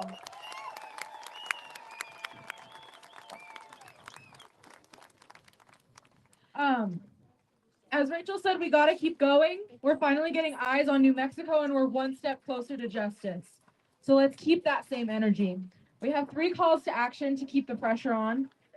Send a message to Congress to end Trump's wars. Pass the Melt ICE Act to defund and dismantle ICE. And demand full release and accountability for Epstein's co-conspirators. You can find all the information about our demands here today and next steps at bravewomen.us. Bravewomen.us. Also, the Women's March website is a good place to start. And please follow the guidance of volunteers as we're leaving. This is an unfamiliar space, so just stay safe, stay close with each other. Not just as you're leaving this space, but as you go home, as you go into the work week tomorrow, stay close with each other. Thank you. Thank you also for my criminals hosting us today. For folks who would like to visit the memorial that was taken down and rebuilt, folks feel free to march down to the gates. It's about a mile. If you leave your car here, make sure it's locked so you can come back to it. And we also have a makeshift memorial here as well that folks will continue to visit over the next couple of weeks and months until the truth and reconciliation process is completed. Thank you.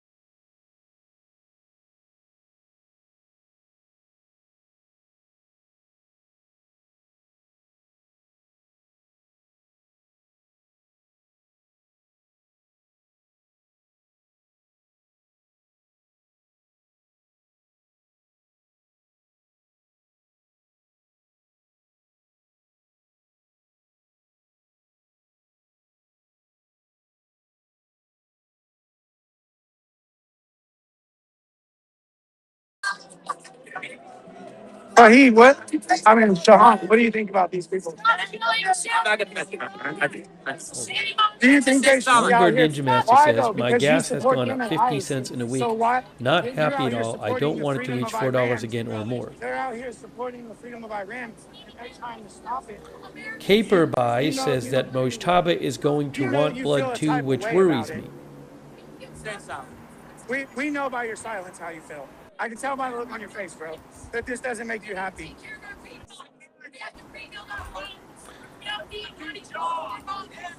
I do want to talk about the desalination stuff in a second.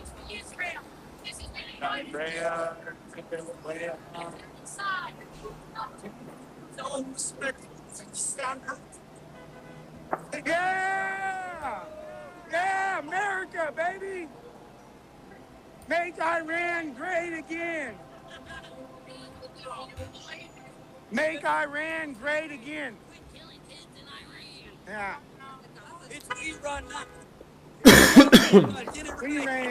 We run. Yeah, I would not be surprised if we get a statement from President Trump soon where he says he disapproves of the new supreme leader.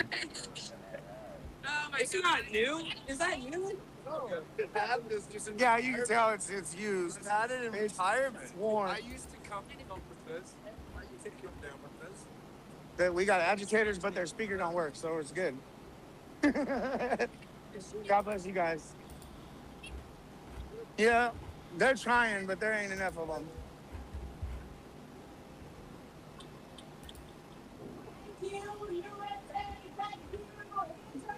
Yeah! Checking some Iranian news as well. Thank you, USA! Let's go! Oh, that's tight, bro. Look at that fucking thing. Ooh, that shit would kill me. I just been looking at it, bro. That thing would kill That me. gunfire is from How Beirut. fast does it go? N12 News says regarding the alarms in northern Israel recently, some of the rockets were intercepted How fast does it go? and some fell in an open area. I just got a new motorcycle like 4 or 5 days ago. That shit's fun, bro. Now I'm even Let's more mad talk rainy about days, bro. You know, be safe, bro. We should talk about desalination. Oil market opens in 21 minutes. What will the new price of oil I be? got an ice bike. I love it. Yes.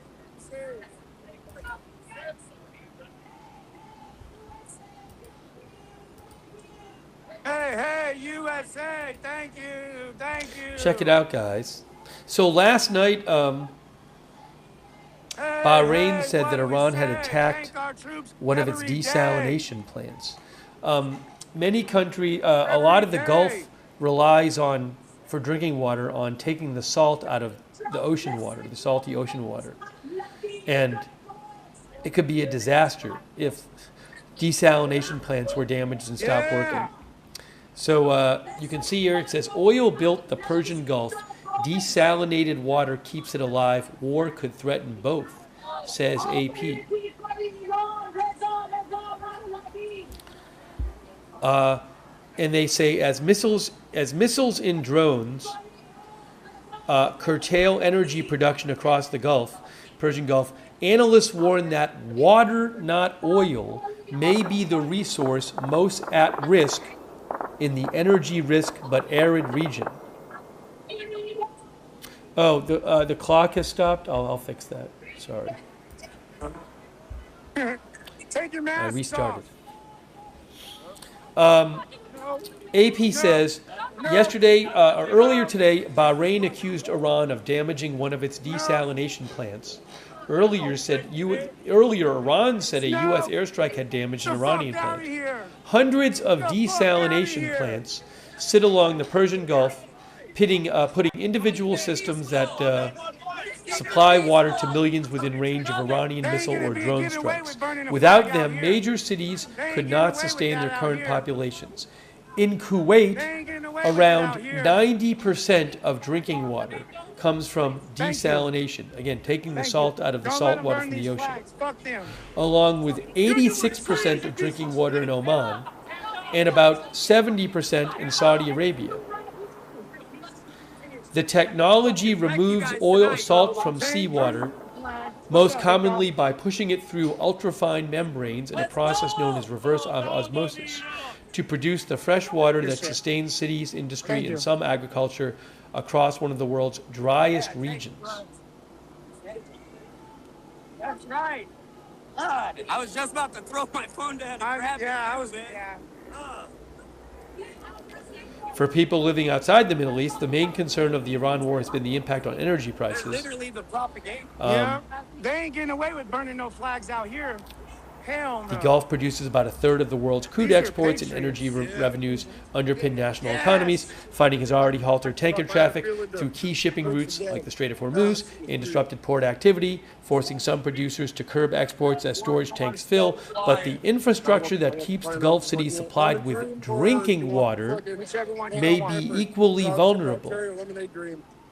Lemonade, yeah. One expert who AP talked to said, "Everyone thinks of Saudi Arabia and their neighbors as petrostates.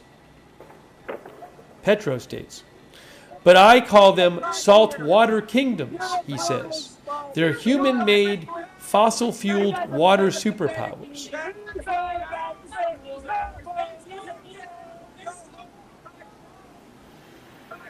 Also, something else to keep in mind, many Gulf desalination plants are physically integrated with power stations as cogeneration facilities, meaning attacks on electrical infrastructure could also hinder water production.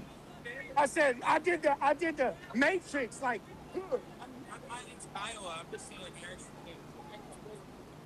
Also, desalination plants have multiple stages: intake systems, treatment facilities, energy supplies, and damage to any part of that chain can interrupt production. Good. I doubt they'll show up. Yeah. I doubt they'll show up.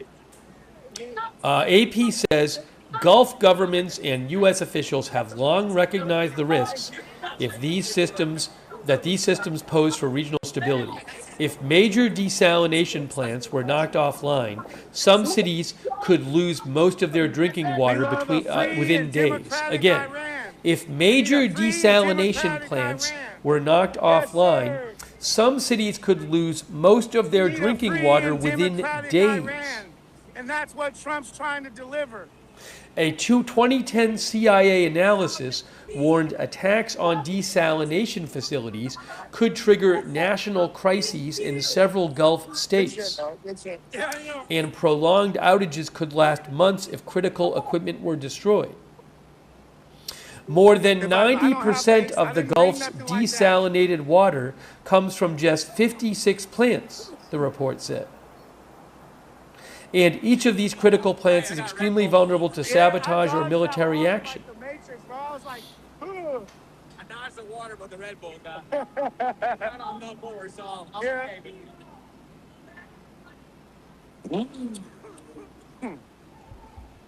So, I had...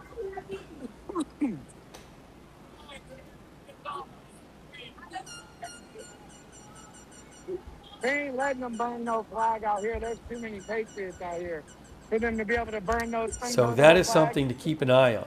Will we hear any more about attacks on desalination plants in the coming days? Funny, bro.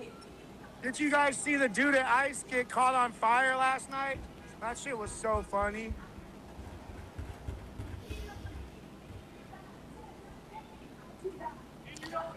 Vasic says in the future the war will be for water, I am sure.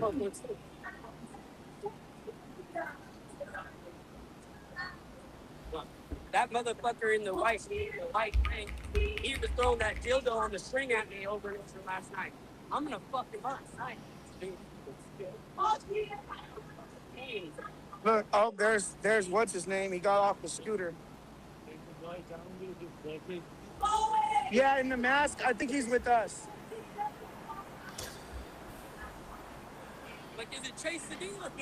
The New York Times points out that Iran itself has faced severe water shortages in recent years.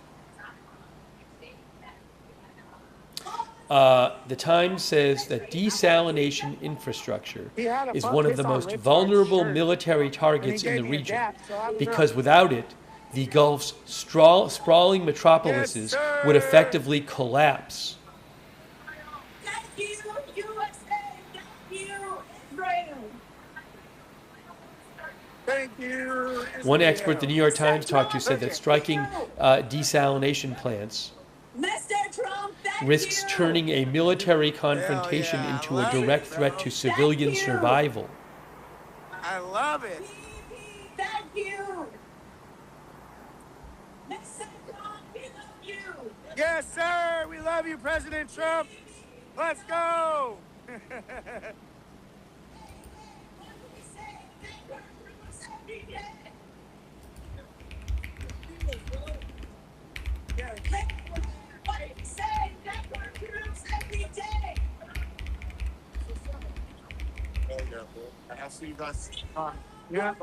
Oh, do I have the report?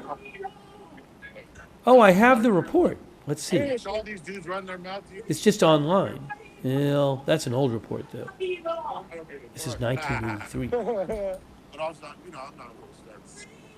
No, this is all positive shit. This is great. They just tried to burn an American flag. Let's take some more comments from you guys. Yeah, fuck Richard, bro. I can't stand that dude, Our bro. viewer Rosie says, "What goes around comes around. The Revolutionary Guard attacked neighbors' water resources. It will all come back to the Revolutionary Guard."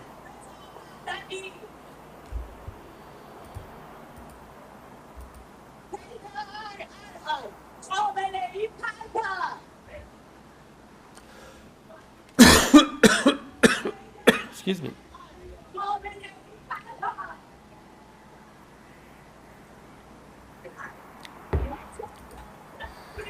The Houston Chronicle. Where is Hobby Airport? Touch it. I love you. I love you. Hobby I love Airport you. is an international airport in Houston, Texas.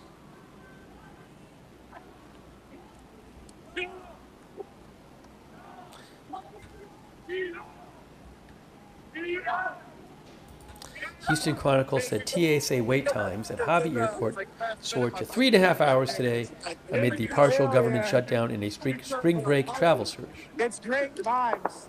I love it. Especially downtown Portland. Yeah, all the positive vibes coming through is pretty great. You wouldn't expect it in Portland. More gunfire. Our viewer Carol Shaw says, "Take the sun out too."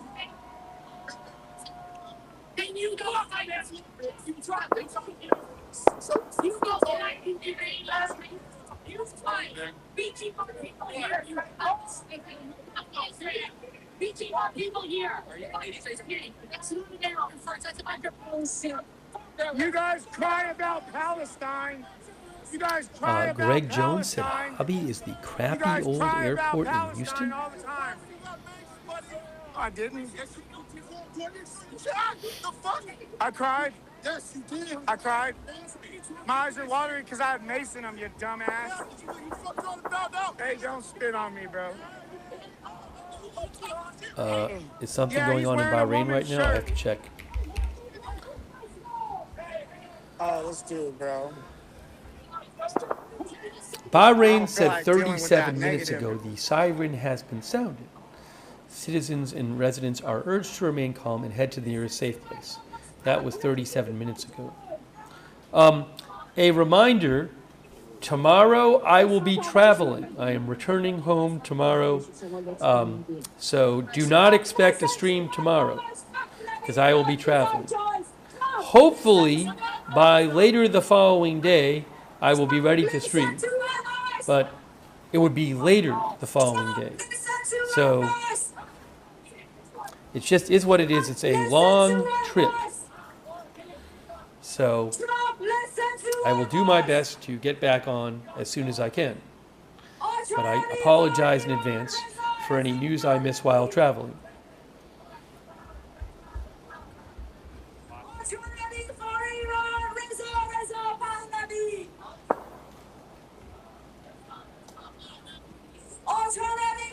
One of the viewers, Zamila, says, use this free time wisely, chat.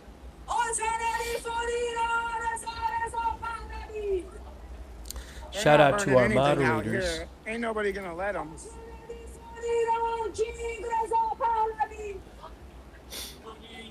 Hang on.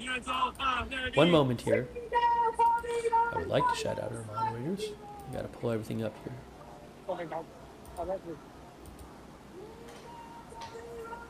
I think they were just driving by. Oh no, they stopped.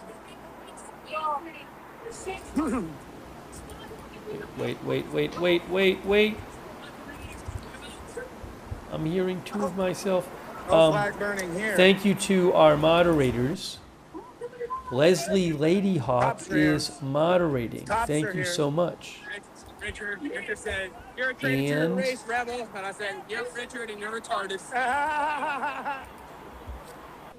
13 Alamo, LB Prairiedon, Idaho Star, Matthew Kohai 3, and Surly Dev, big thanks. Linda Belk, Larry Misha on X. Excuse me.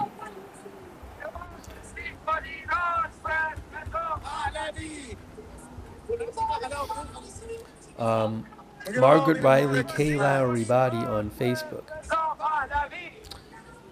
Moderating over there, thank you. Thank you so much. Hey, Van Dan, Daniel Moore. That is so generous of you, Van Dan. Really appreciate all of your support. Van Dan, Daniel Moore, thank you for that. Very kind of you. You know what? Even if the tears were Also, coming thanks so much to Super Valerie 09. I really appreciate it, Super Valerie. Rescartin 6 778. Rescartin. Thank you. Also, Vape Co, who says, if there is any, what is worry is if there is any success, how much worse Israel is going to become to its neighbors. Thanks, Vapeco. Thanks, Spirit Shane,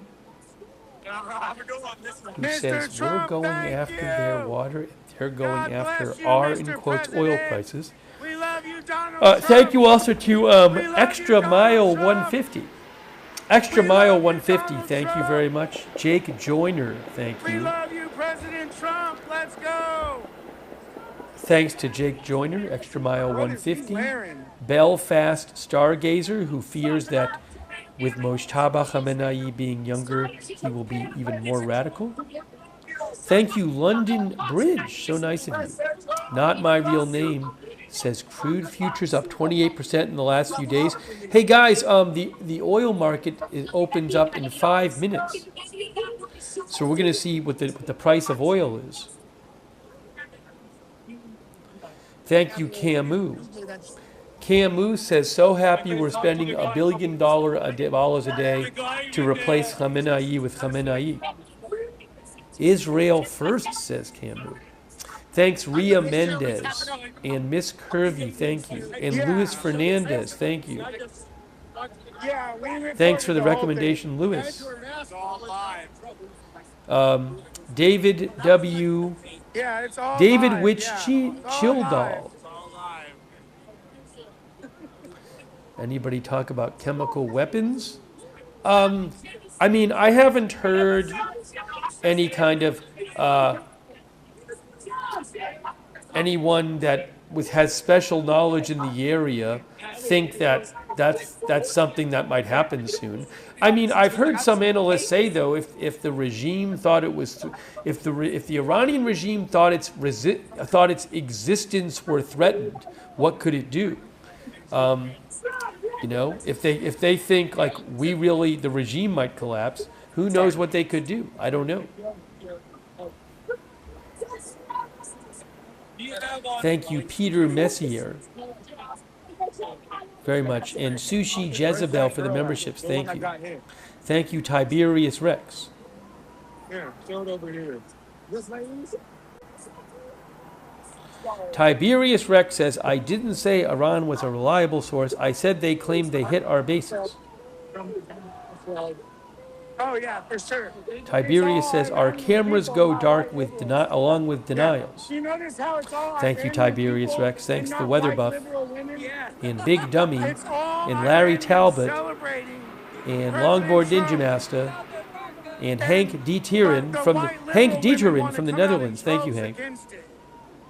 It's disgusting. Ooh, some gunfire there in Beirut. Sean Thompson and Sergeant Selmo as well. Also, a couple more thank you, sorry. Spencer Biohazard on Twitch, thank you. I got delayed thanking people on Twitch. That's not good. Massachusetts Mike, thanks for subscribing. Notorious Rob, thanks for subscribing. Mark Note and Mr. Baghead, thanks for subscribing on Twitch. Good day. At least it's not raining, bro. You know?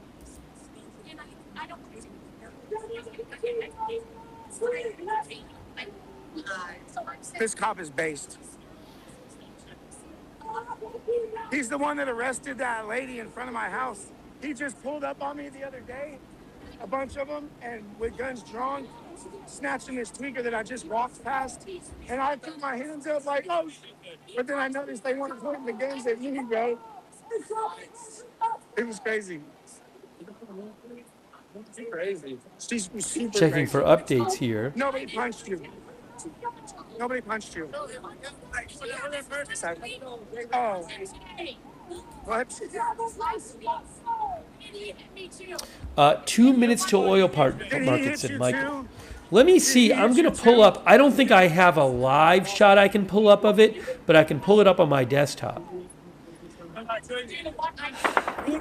I don't think I have a live shot of like the oil price. I'm going to pull up the oil price right now and look at it on a website and see what I'm seeing. How you guys doing? So as I see it, the oil price right now of WTI crude is $90.90 and Brent crude is $92.69. What do you do, bitch boy? Richard, back up. You got bed bugs, bro. Richard, back up. We don't want to get your bed bugs. We don't want I'm keeping an eye on it. Back up. We don't want your bed bugs. We don't want your bed bugs. Calm down. Fuck you up. I will fuck your ass up. I can't handle it. I can't deal with it. Yes, it last traded on Friday. So again, right around $91 for West Texas crude and roughly $92.70 for Brent crude. Let's see what happens. Oh, there's a 10 to 15 minute delay. Well, won't there be reporting on it online? I'm guessing some financial sites might have live reports about it. Okay, it looks like the oil market is about to open. 3, 2, 1. I believe that the oil market has just opened. I believe. So let me keep an eye on that and see what I can find for you about the oil market. Can we find anything out? Some of the viewers are claiming 98 open. Hold on. I have some claims from viewers about what the market is right now. We need to clarify this. Here still. Need to hold on. Some stuff happened here. I gotta close. I have too much open on my desktop. A bunch of things opened up. So let me just take a second here. I got a little overwhelmed with stuff open on my desktop here. We need you.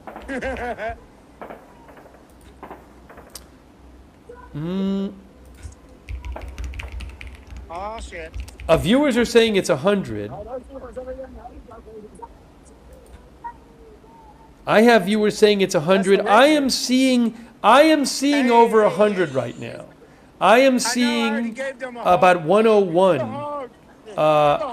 That's what I'm seeing. Let me see if I can get that confirmed. Give me a hug. It is over 100. Oil is over 100. Breaking news. What up, Freya? I mean, Sean. Sorry. I'm seeing it on different sites. Hey, you're gonna get bed bugs, bro. You're gonna get bed bugs.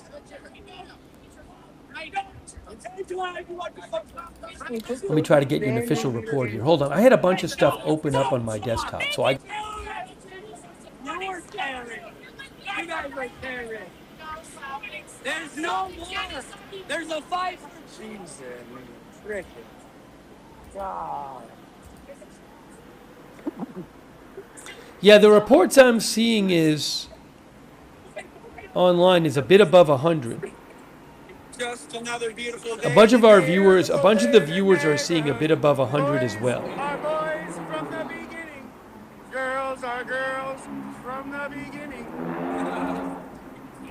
Only girls can be the mommies. Only dads can be the daddies. Oh shit, we got trouble over there. Some of our viewers say it's dropping now. We got trouble over here. Hold on, I gotta check and see what I see. Full of dog hair.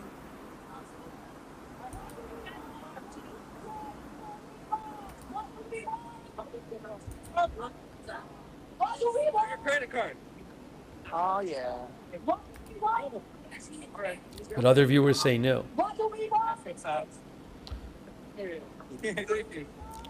I believe a lot of the sites have a delay on them. Oh look, he laughed. Hold on, wait a second. That's time. Yes, Patrick DeHaan with Gas Buddy. Patrick DeHaan with Gas Buddy says, WTI crude has reached $100 per barrel for the first time since 2022. They're thanking Trump for freeing Iran. Drone attack report from Bahrain. New drone attack report from Bahrain. There has been a drone attack in Bahrain that injured citizens, including one seriously, and a number of houses in the Sitra area of Bahrain. Now, they keep it pretty tight on video from coming out of there. But Bahrain has just reported a drone attack on a residential area by Iran. Thank you, USA. Let's go, baby. Mr. Trump, we love you. Thank you. Iran names new supreme leader. Yeah, we're gonna go get oil above $100. When we're done here, I think.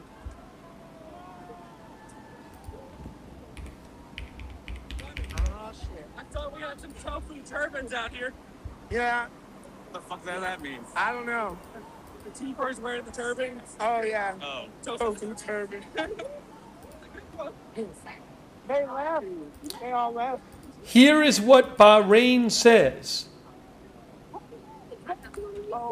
Look at this from Bahrain. Bahrain just posted this. As a result of the blatant Iranian aggression, injuries among citizens were reported in Bahrain, one of them serious, and a number of homes in Sitra were damaged as a result of attack by drones. I smell her now. I didn't see her, but I smell her now. I wonder what that smells like.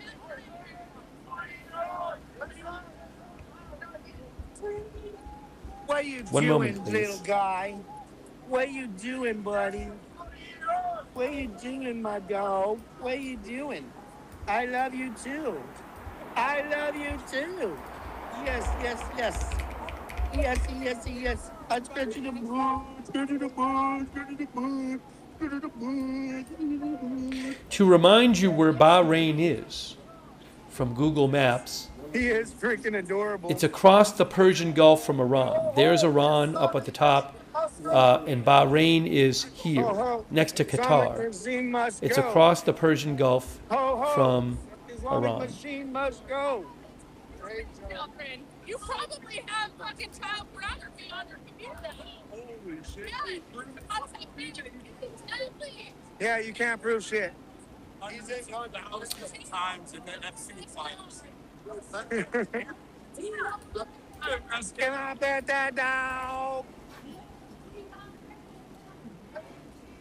Investing.com says crude oil is 103. They have, according to investing.com, This is TradingView. well, let me go to their site, it's but the they live just ticker posted for the that market. It is at WTI was at 107. 103. And continuing to rise. Can I find it here? I don't know. That's how dumb you are. That's what they bro. posted. Wow. People are so dumb, dude. One of our viewers says 104. Long live USA. Long live Iran. Oh yeah, you can, guys, you can go to investing.com. They have it listed. According to investing.com, Brent crude is 104 and WTI is 104.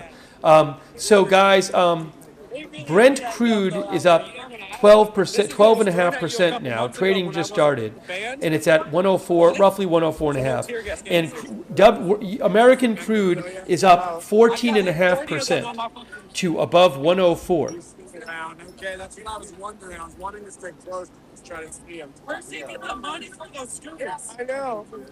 Uh-oh, what did I type wrong? 47. It's like 7.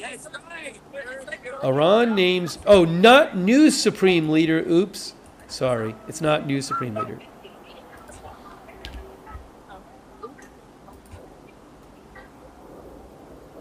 Yeah. Thank you. Watcher Guru says Bitcoin is now below 66,000. We love them. Let's go. Yeah. Yep. President Trump in Israel. Let's Bitcoin go. just dropped sharply.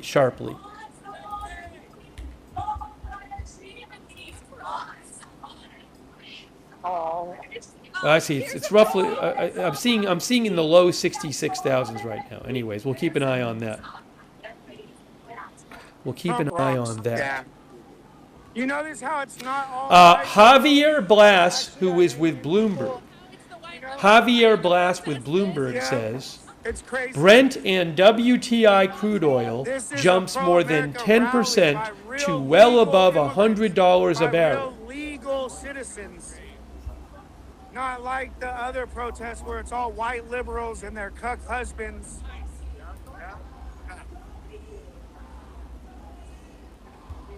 Now, I'm looking at investing.com, and I don't know if this is right. Investing.com has it now around 108 on investing.com.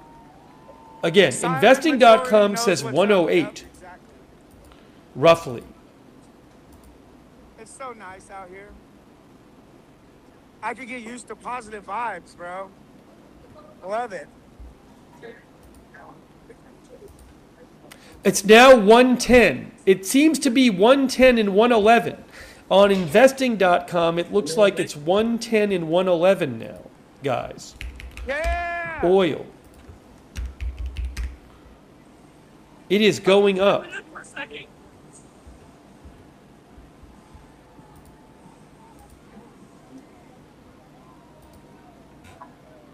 Oil is going up.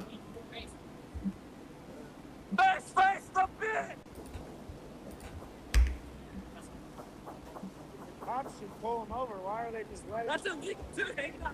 Hell yeah, it is. Hey, what up, bro? God bless Donald Trump. It's actually, so investing.com has it at roughly around in the high 100s. Roughly 107-ish for WTI and 109-ish for Brent. We'll see how it trades today. I don't know. Investing.com also says U.S. stock futures down. I'm going to check the stock futures.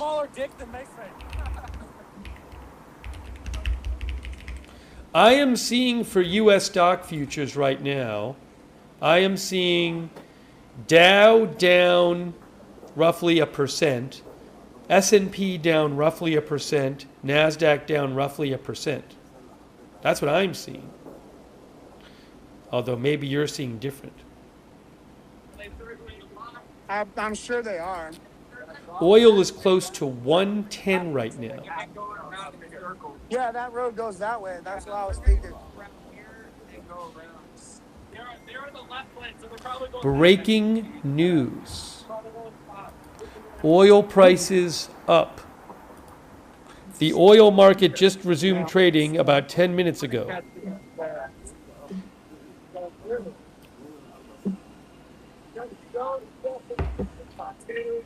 We are bringing you live breaking news coverage.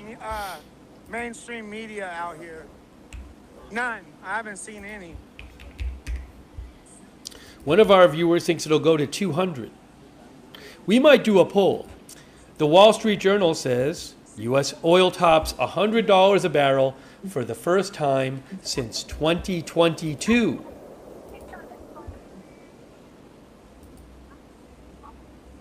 American flags are pro-America, exactly.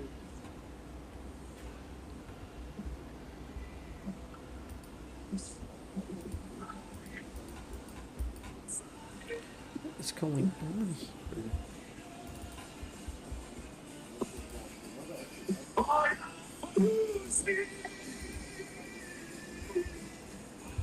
One moment, please.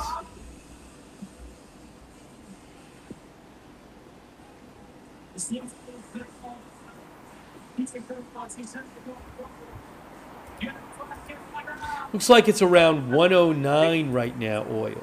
That's what I'm seeing, about 109.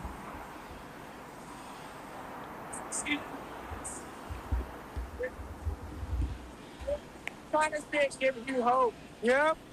For Portland. This is the silent majority right And we here. have Oh, that look, that's live my ticker face. going, so we can see as it fluctuates between 108 and about 111, I think was the highest not too long ago. We'll do a poll about oil. There's her pal right there. Getting her Quick in trouble. poll. Egging her on, getting her in trouble. How high will oil We're go? gonna have to drop.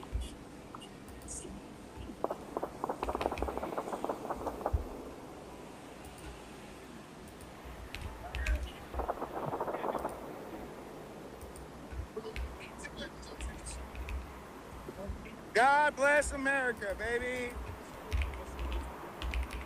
Free Iran. Yes. She's a psycho. She's a psycho.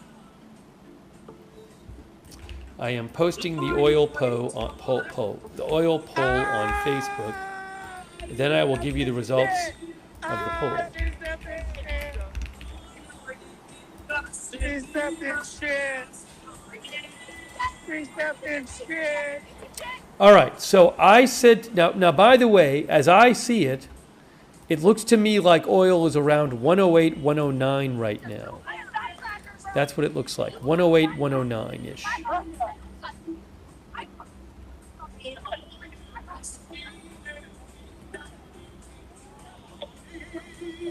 It's up about 20% at the start of trading today. High, 17% or whatever it is. Now, let's see here. Okay, let's look at the poll result.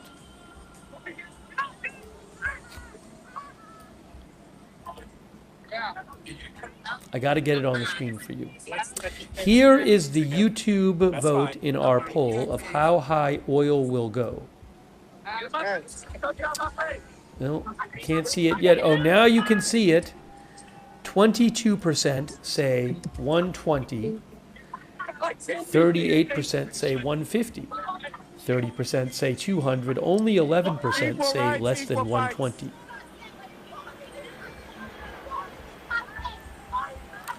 On Twitch, the vote is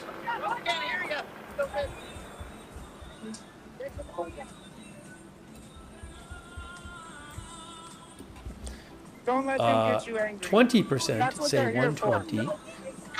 45% say 150. 24% say 200. 10% say less than 120. So last place is less than 120. First place is over 150, between 150 and 200. Second place appears to be 200 and above. Over on Facebook, the results are similar. 43% on Facebook say 150 to 200. 31% say 200. Oh, yeah, I know. 14% say 120. 12% say less than 120.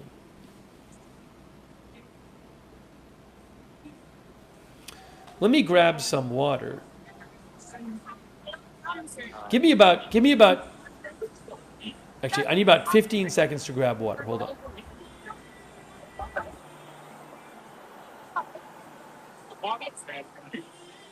Arrest her for stepping in shit.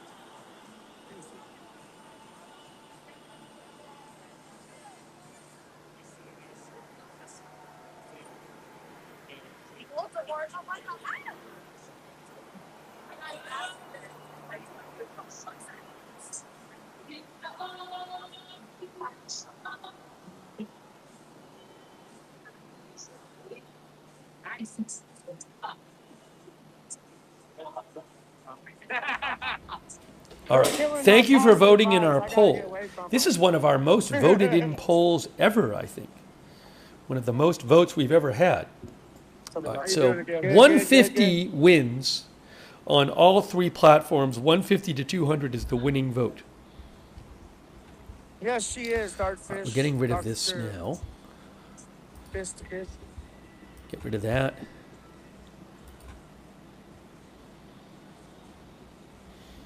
Thank you for.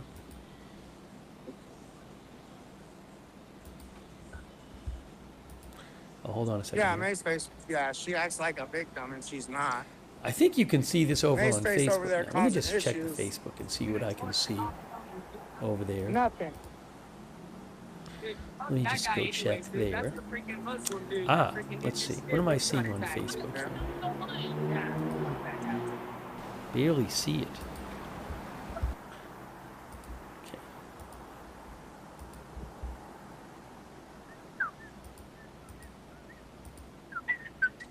I see. Show results in video.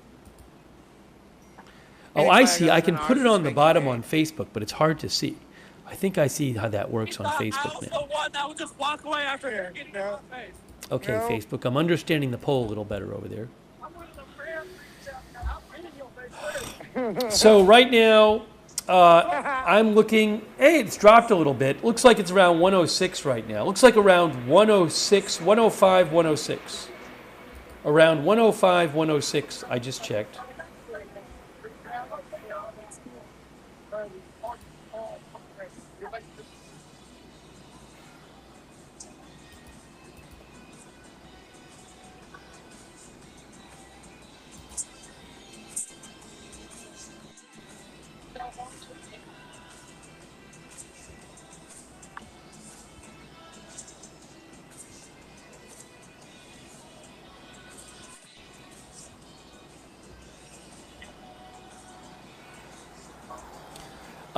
Patrick DeHaan from Gas Buddy. Gas Buddy's Patrick DeHaan says, I now estimate the chance of the average price of diesel fuel reaching $5 a gallon in next month at 85%. It's really nice. I wonder how about gasoline? How's that going to go? I just want that, yeah. We also have the live ticking national average price of gas in the upper right-hand corner, and it is currently sitting at $3 and about 45 cents per gallon. And your hat. Oh, Patrick Hahn says, I estimate the national average gas price reaching $4 a gallon in the next month at 80% chance, he said. Patrick Hahn. Patrick DeHaan, I'm sorry.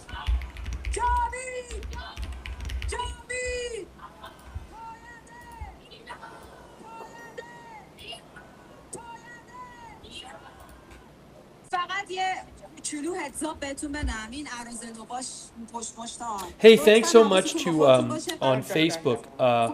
I really appreciate it. Ruth Martinez Anderson for the Facebook stars. Jessica Figgins, I think that's from yesterday. I'll thank them anyway. Evelyn Berry Speedell, Michael Fergal, Sheila Mancuso, thank you, and Rachel Louise Gibson for the Facebook stars, thank you.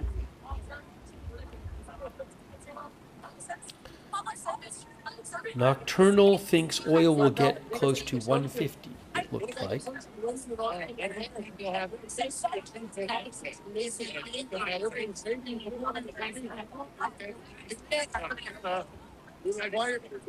We love you guys. God bless you.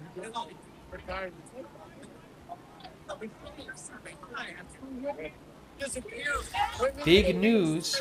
One of our viewers, he was talking about oil average price. One of our viewers says, I'm a trucker, diesel is well above 5. Well, Patrick DeHaan, I think, was talking about average price. That's what he does. He's a specialist in gas prices.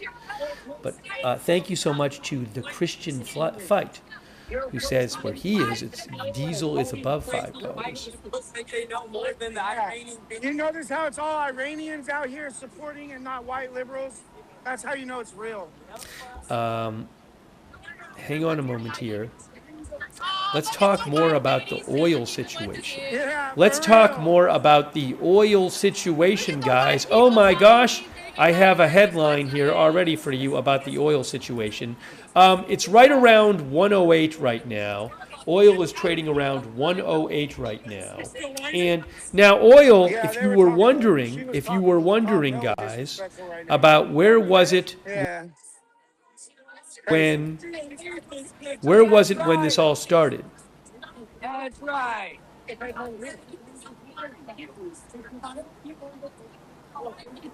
I put a jacket, not like Hang on, that. I need to but open up a riding thing jacket here. on my Amazon wish list today.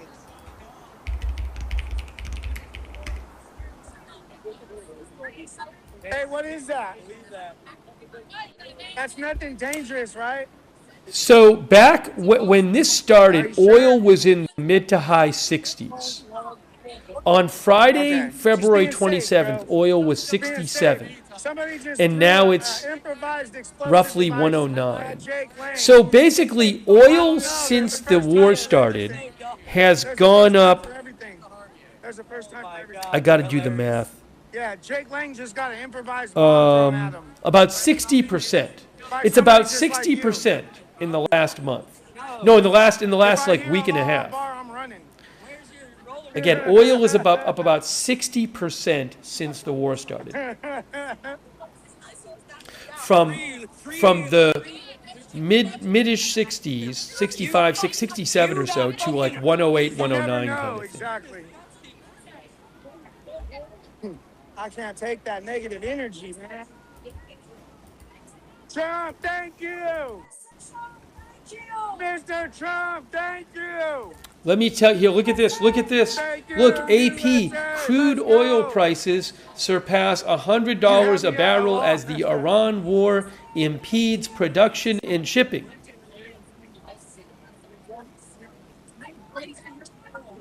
Oh, I said 6-7 again, I get it. Oil prices have eclipsed $100 per barrel for the first time in more than 3.5 years. And this all happened in like a week or so. Basically in a week. As the Iran war hinders production and shipping in the Middle East, the price... hold on a second here.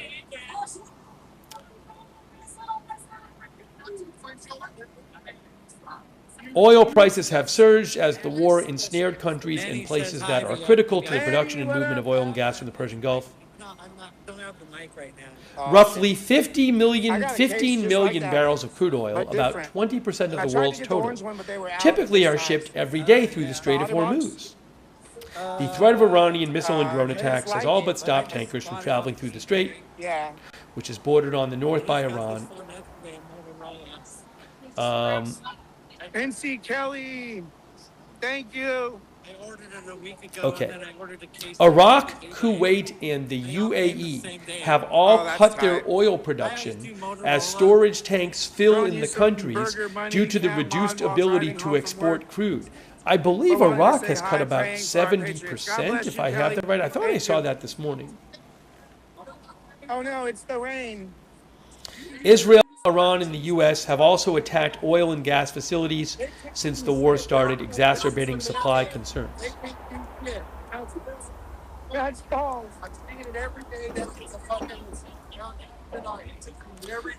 AP says the global surge in oil prices has rattled financial markets, sparking worries that higher energy costs will fuel inflation and lead to less spending by U.S. consumers, the main engine of the economy. The average price of a gallon of regular gas in the U.S. on Sunday was $3.45. That's about 47 cents more than a week earlier. Diesel was average about $4.60, which is up 83 cents from a week earlier. The price of natural gas has risen about 11% since last week. AP says if oil prices stay above $100 a barrel, some analysts and investors say it could be too much for the global economy to withstand. Hey, why don't you support the liberation of the Iranian women? By the way, it's certainly possible that if Iran thinks that oil pressure will put pressure on the U.S. and Israel to try to end the war earlier, that they could certainly go after more energy-related targets. And Israel yesterday started going after Iranian oil targets, either yesterday or the day before. It's about 106 right now. You're out here acting like an idiot. These people support America for freeing Iran for the Iranian women of 47 years of oppression, and you guys are out here fucking protesting it. You're a fucking idiot, bro. You guys are idiots. By the way, I don't know what you guys think of this story, but Axios reported today, Barak Ravid, again, I don't know what you think about this. Barak Ravid of Axios reports, Israel strikes yesterday on 30 Iranian fuel depots went far beyond what the U.S. expected when Israel notified it in advance, sparking the first significant disagreement between the allies since the war began. Axios claims that the U.S. is dismayed by Israel's Iran fuel strikes.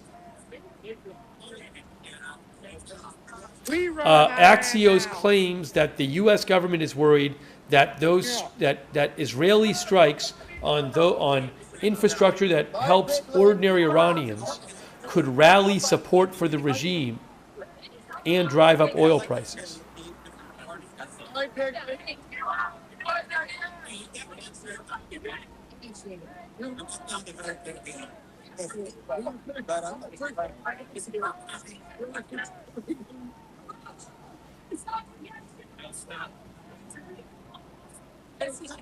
An Iranian military official yesterday said if the attacks on Iran's own oil infrastructure continue, Iran may respond with similar attacks across the region.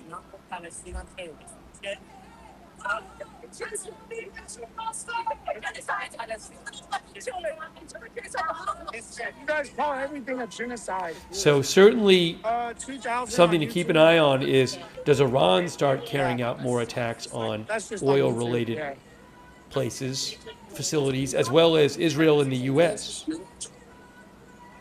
I am looking at futures market in the U.S. that says Dow futures down almost 2%, S&P 500 and NASDAQ down about 1.5% in the U.S.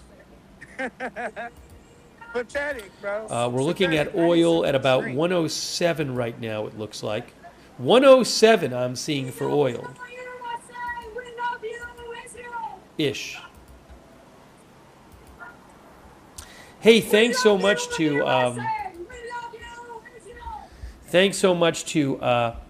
Buckman Trucker, who thinks it's heading up to the all-time oil high.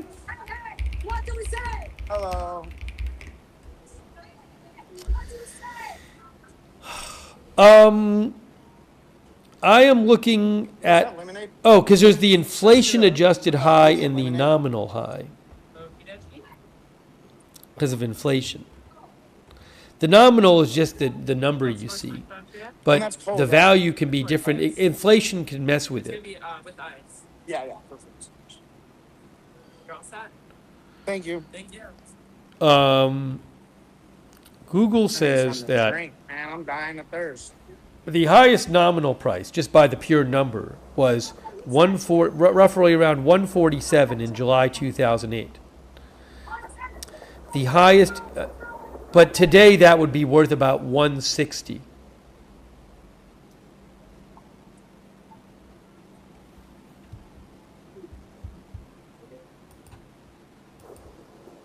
Lots of ice. Yeah. Thank you so much, Buckman Trucker. Thanks also, Trippy0101. I'll have to look that up, Trippy. Thank you. Lid Wine Elizabeth. Thank you, Lid Wine Elizabeth. I appreciate it. The Christian Fight. Eric Bush. Thank you, Eric. Eric thinks if Hormuz stays shut, oil will hit above 150.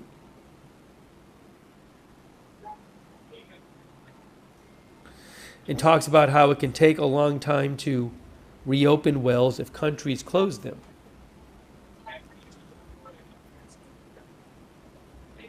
I'm not an expert about this. I've read about how there can be a delay recently of it. If countries could curtail the production, they can't just ramp it up right away. I don't believe. No, I see her. I'll try to get some more information on I see that. yours too. Thanks to B Fry Official. I know, I brought a bottle of water with me. Thanks to and your family Thank for you. watching. Thank you. Yeah. B Fry Official. I got Raymond. lemonade. Raymond We're says, right "Is this next an to oil Starbucks." crisis?" Thanks, Raymond. Thanks, Mark Haynes. Thank you. Mark thinks this is going to increase global inflation. Make Iran great again. Thank you to Ga Rezi. Thank you. Because we support them. Chris D. Make Iran great again. Mark I need a mentioned lemonade. Mark Haynes mentioned the futures being down. Stock futures. Thank you, Josh Barnes. Thank you, I Am Charlie. Thank you, Pineapple Water. Thank you, Michael Mayfield. When is the next press conference at Department of War regarding Iran? That I don't know. Michael is curious to see gold and silver prices. Are they trading right now? Gold is. When does gold start trading again?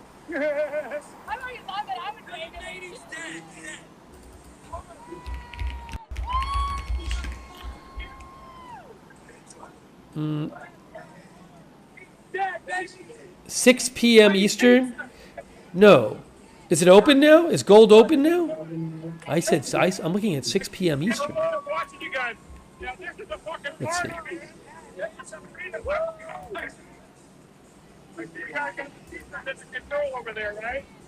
Our viewers know.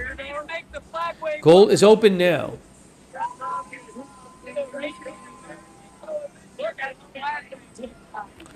Trying to pull up the chart, but go to a different chart. Gold is about 51.40 now.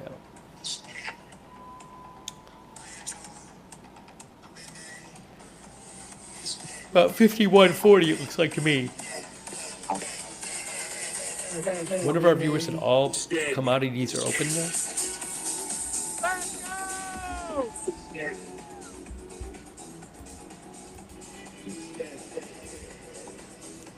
Oil is around 108. Thank you, not my real name. Thank you, IDK from Norway. We talked about that a bunch, Norway. There was a loud explosion outside the U.S. Embassy, some minor injuries. I haven't really heard more about it. It was at 1 in the morning. I'll try to look that up later. I haven't personally heard a lot more about that. They are investigating that. Thank you, IDK from Norway. Thanks, Pibblemom. No, I'm not. I would love to have clocks on the individual camera shots, but it just gets too complex because I'm always changing the shots. So I'm going to have one clock. I'm sorry about that. Thank you, though, Pibblemom. Thanks, AAAR on. Lolly the Lemon. Thank you, and Aaron S. And NMCT, who says he or she thinks the strategic oil reserve is about to release. It always happens at 108. That's what NMCT thinks. Hey! Freedom, baby, freedom. Let's go. Speaking of the strategic oil reserve, Shahan, what do you think? It's amazing, isn't it? We love you, bro. You'll come around. You'll come around. Here, look. This is from yesterday. Trump downplays importance of. Oh no! What I wanted to see? No, that's not the article. That's the wrong article. Wrong article. Thank you for coming and showing support. I need the right article. Coming and showing support. Maybe that mentioned it later. Oh yes, President Trump, AP says, on yesterday appeared to wave off, at least for now, the possibility of tapping the nation's strategic oil reserve, saying the U.S. has a lot of oil.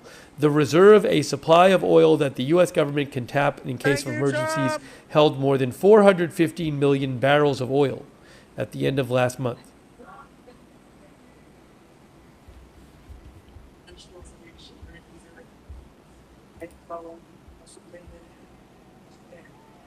Good.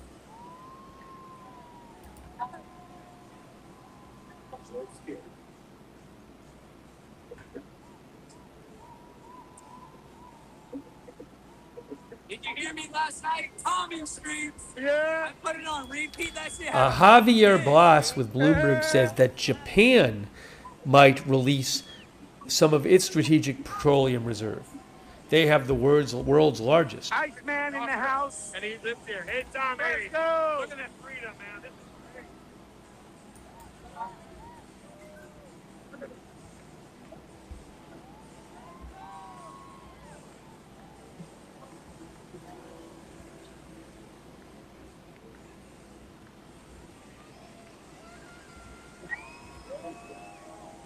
This is what freedom looks like. This is what a real celebration looks like. Rebel. Black rebel. Here is the picture of the new Supreme Leader, one of the sons of the previous Supreme Leader, from Iranian state media Press TV.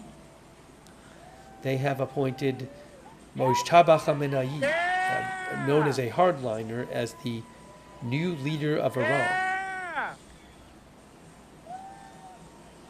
Dancing in the rain. Dancing in the rain.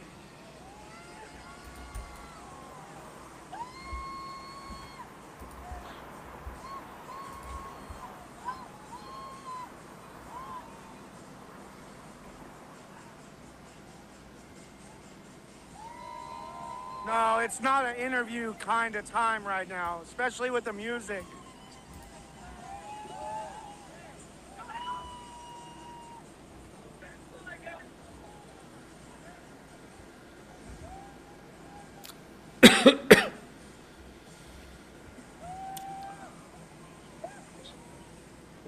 Let's go!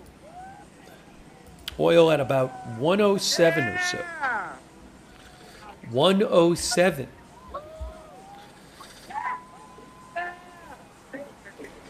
What is going to happen? I think you're going to be hearing a lot about that the next couple days. Awesome!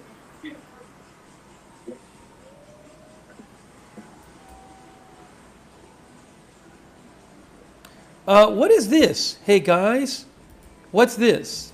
I just saw a post. I'm sorry that I missed this before. 42 minutes ago, CENTCOM says a U.S. National Guard soldier died in a health-related incident in Kuwait on March 6 during a medical emergency. So this could be like a heart attack or something. The exact cause of death is under investigation. Oh, we lost our sound. I think the camera froze for a second from. The camera froze for a second from Beirut. I'll have to check on that. So I don't know what that is about. But they said it was a health-related incident during a medical emergency.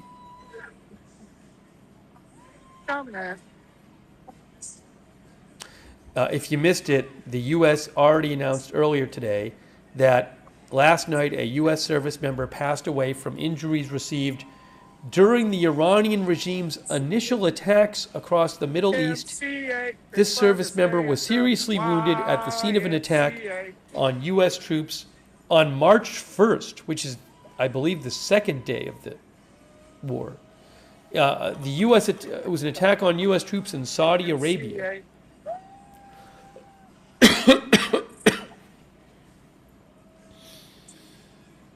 Anyways, I don't have more details on either of these.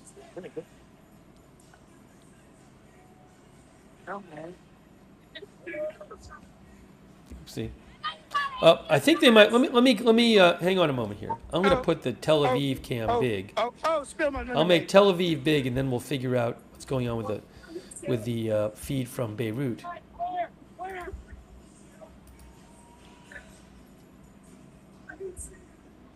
The Beirut feed appears to be down for the moment. We'll put it back up as soon as I have it.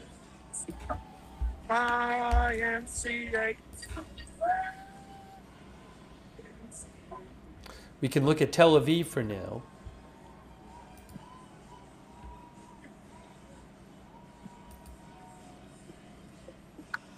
Where's Ryder at? Oh, I have a different Beirut feed, by the way. I should go with the other Beirut feed. That's what I'll do. That's what I'll do. Yeah, thank you.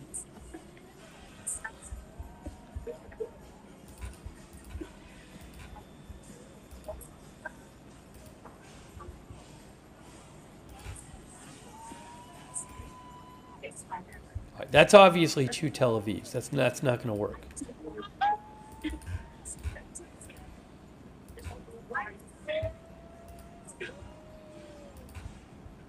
There we go.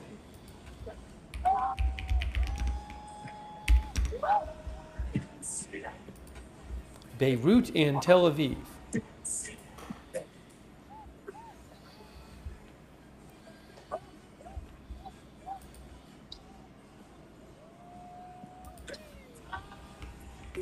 God bless our troops. Thank you.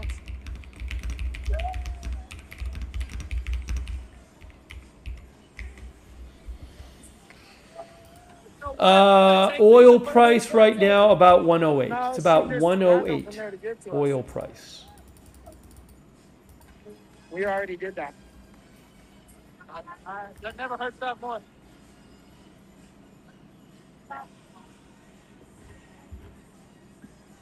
Stark difference between here and ice. Yeah.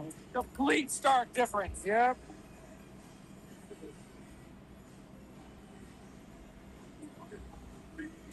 Kuwait says, oh, hold on. You're seeing it. Wow. Yeah. Let's go. Ignore that. God bless I'm not going to you. mention it right now. God bless you.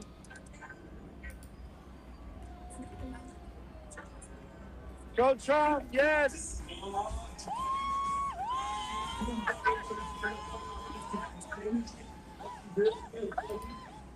Let's discuss some of the events going on. Oh, I feel like Let's crying discuss myself. this. Hey, let's talk a little more about Mojtaba, the new supreme leader, Ali Mojtaba Khamenei. The Washington Post says he is a powerful regime insider, the new supreme leader. Iran will help save America now. Yeah.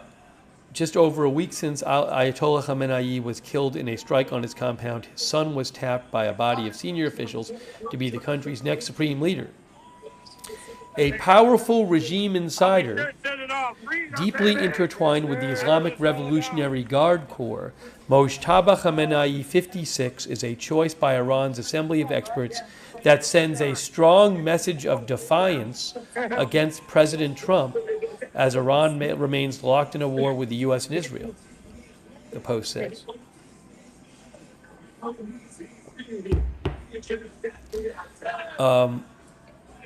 His father, who dominated the country for decades, was killed in a strike by Israel and the U.S. I love anything pro-America. Iran's assembly of experts, Pro-America, I love it. was said to have arrived at the decision days ago, but was divided over whether to make the announcement during wartime, according to a source that the Washington Post has. Many assembly members believed that such an announcement was dangerous and threats from Israel that it would target the next supreme leader was too dangerous amid these threats. The IDF said before Sunday, the IDF warned Sunday before the announcement, it will continue to follow any successor and anyone who seeks to appoint a successor, saying it will not hesitate to target any of the dozens of members participating in the meeting. They're so fucking happy. I got the chills. I think real quick I'm going to have a cough drop here. Can you guys bear with me while I have a cough drop? The coughing's been a bit better today, but I'm still, my throat is dry, so. I apologize in advance, but I gotta have, I'm going to start coughing like crazy if I don't. A number of our viewers think Israel's going to go after the supreme leader.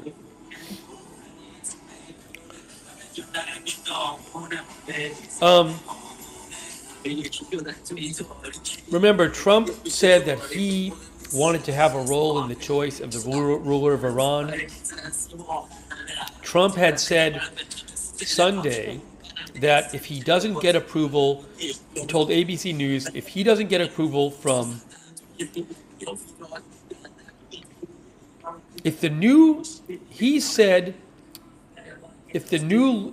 he doesn't get approval from us, he's not going to last long.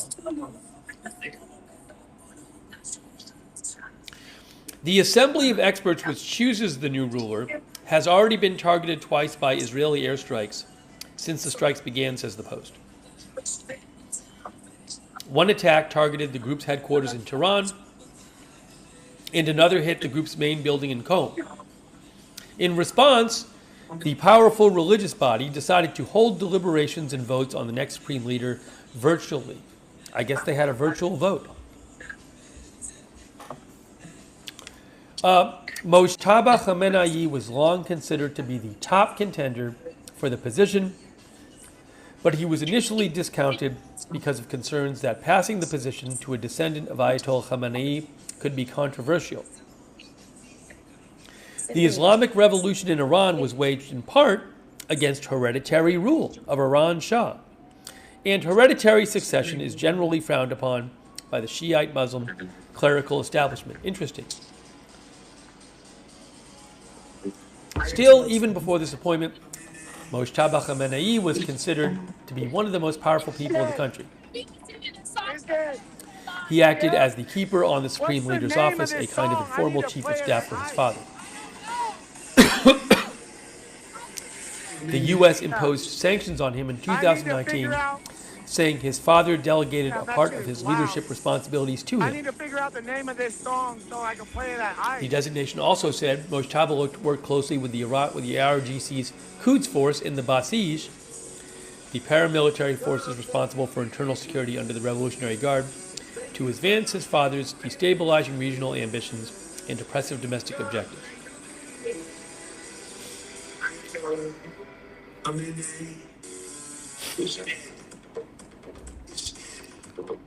It's interesting, though, that paragraph that the Post has.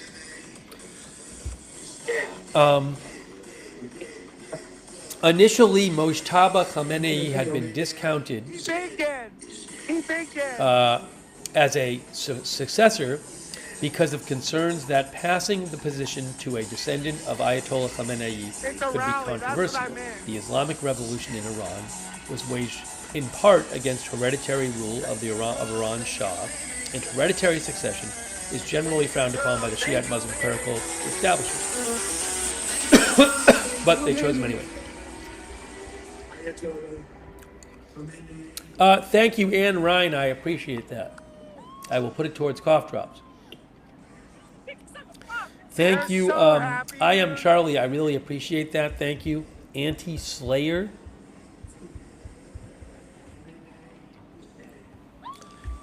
Who mentions the reports? She claims it's confirmed. I don't know that, but there are reports that a U.S. missile hit that school the first day of the attack. Although President Trump and Pete Hegseth, either yesterday or the day before, claimed it was Iran who did it. I gotta hydrate more, guys. This is not a war against Iran. This is a fight for freedom. Look, that's what her sign says. Thank you, Aaron S. Thank you, Fiona Diamond. I really appreciate that.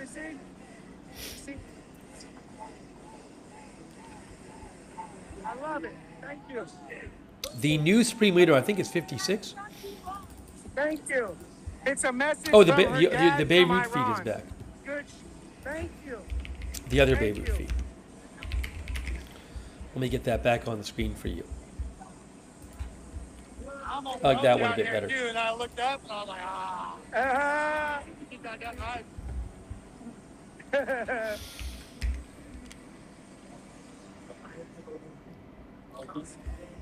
It's crazy how it's all Iranian people, not white liberals. There we go. Get a little volume on.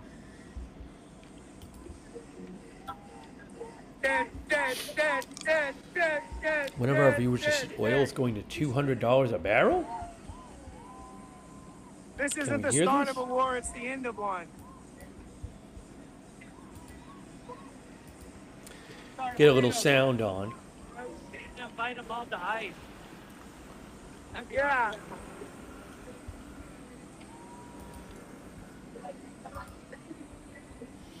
Thank you, Trump. Thank you, Pete.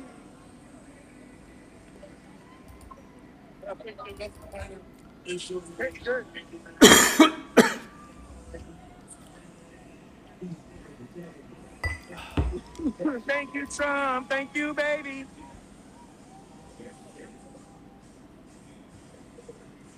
Thank you, Trump. Thank you, baby. Hey, Sean down there.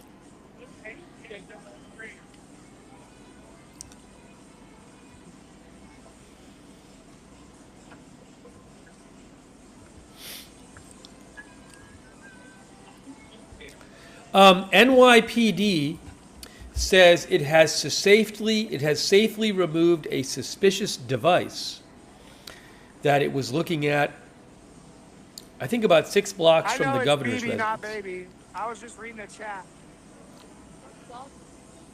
In a vehicle on East End between 81st and 82nd. This is how Somalis should be and respect America. I agree. They said they have safely removed the suspicious device for further testing. Those who were evacuated are now allowed to return to their residences. Yeah. What is this? Give me a moment. Give me a moment here.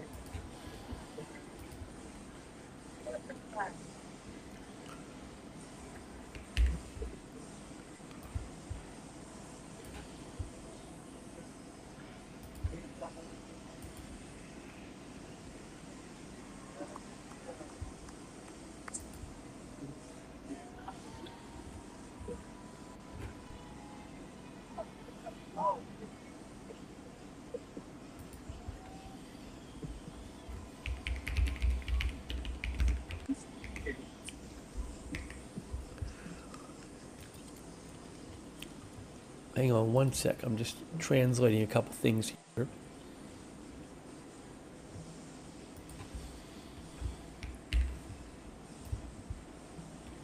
Yeah, it's only the ones who scam to be here who don't appreciate everything. Yeah, exactly.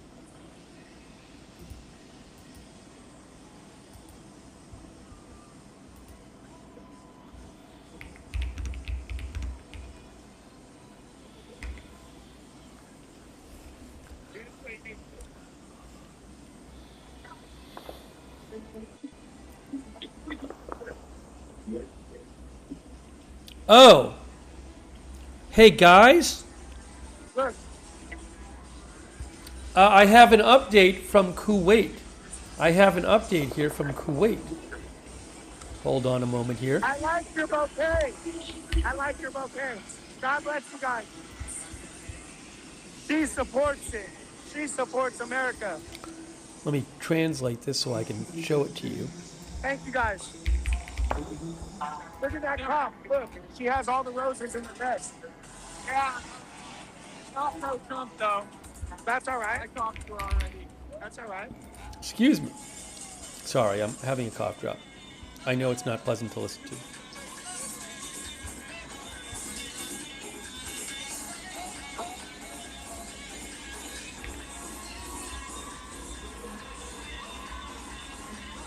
Kuwait says a small fire broke out in one of the fuel tanks at a power and water distillation plant, resulting in smoke rising. No. All right. I don't know if that's from a drone, but that's an interesting statement from Kuwait, guys. I just found right now.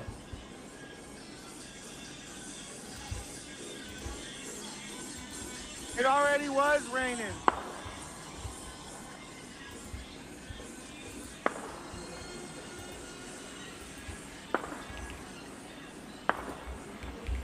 So Kuwait says a small fire broke out in one of the fuel tanks at the Subaya Power and Water Distillation Plant.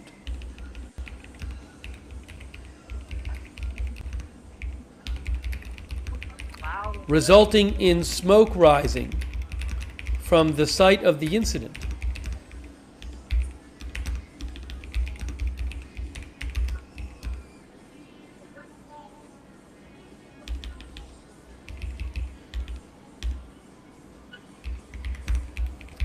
The fire has been brought under control. Hey, freedom!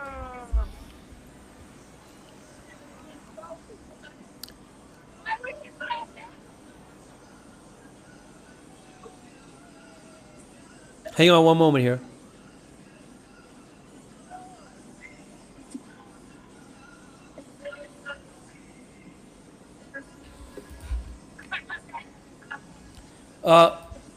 Was there an earthquake?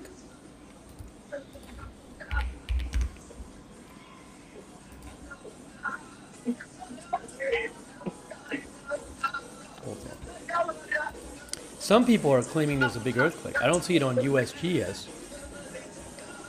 Hang on. President Trump just posted. Let me check that. I haven't even read it yet. I was typing. I don't see anything about an earthquake right now. But I'll tell you about President Trump. Let's look at it together. Let's look at President Trump together. Let's look at it. Let's look at it all at once.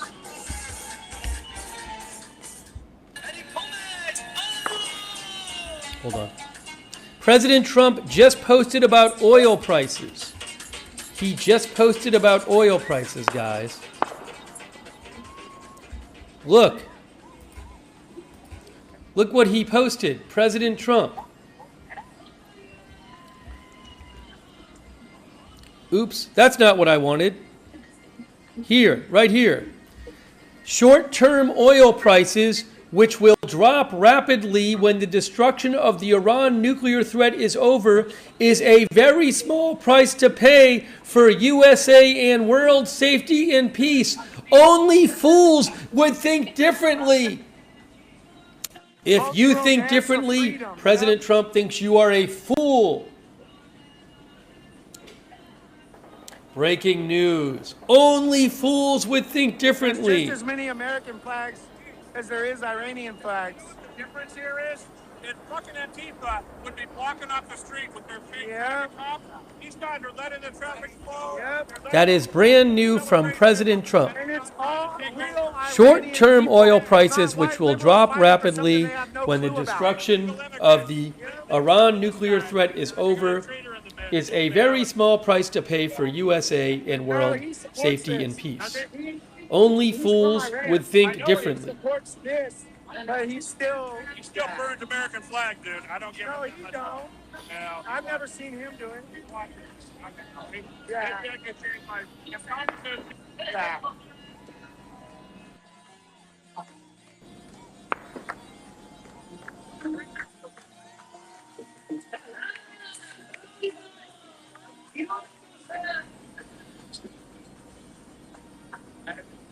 Let's go.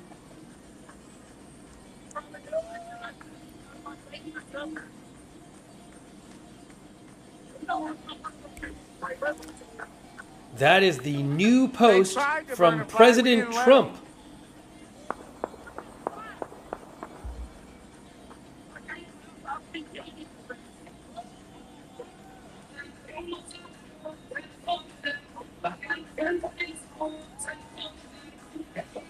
One moment, please.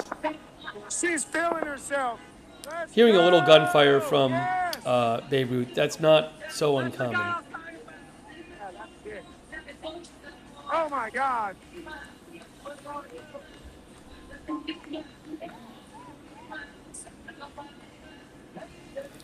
All right, so that is the President Trump post on short-term oil prices. Yeah.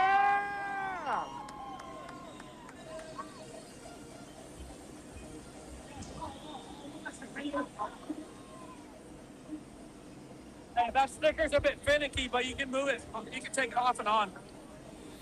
Scorpion Ghost says about their midterms. About them midterms. We'll have to see how this might impact the midterms.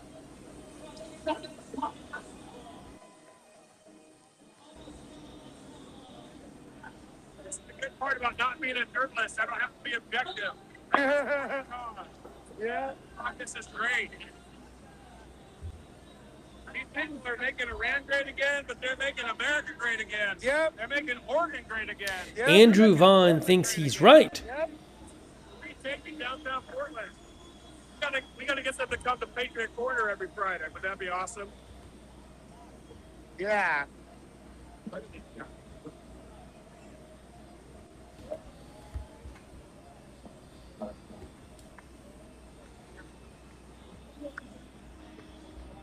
Everybody hit the like and subscribe. Let's get it up to 10,000 subscribers today. Princess Teapot says, I agree with him on paper, but it's a tough pill to swallow in reality.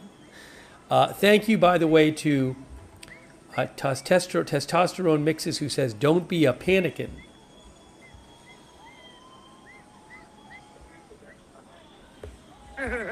Thanks also, Nini of 6. I appreciate that.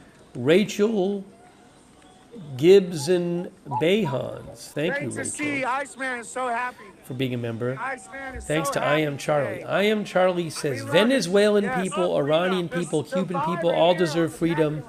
DJT still has almost 3 years left, and the world is already so different. Praise God. Thank you, I Am Charlie. Thank you, Ann Ryan. Again, thank Freedom you. isn't free. Thanks, I Am Charlie again. And hold on a moment here.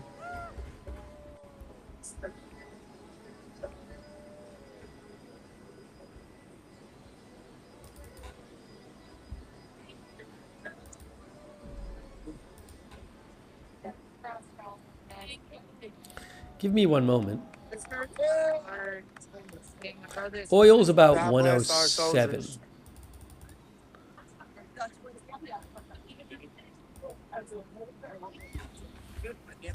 Thank you to Frankie Dolosi for the support on Facebook. Thank you, Frankie. I've had the goosebumps since Also, I got thanks here. to F.A. Sadik on Twitch for your support. Tatsiki on Twitch for your support. Huh? You've been quieted by freedom. Yeah. You don't have your megaphone. You're not yelling and screaming. No. Insulting anybody.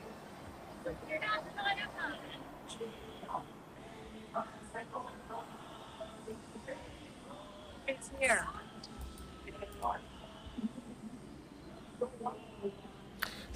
Shin says there are new sirens in Kuwait, who I follow. A report of new sirens in Kuwait.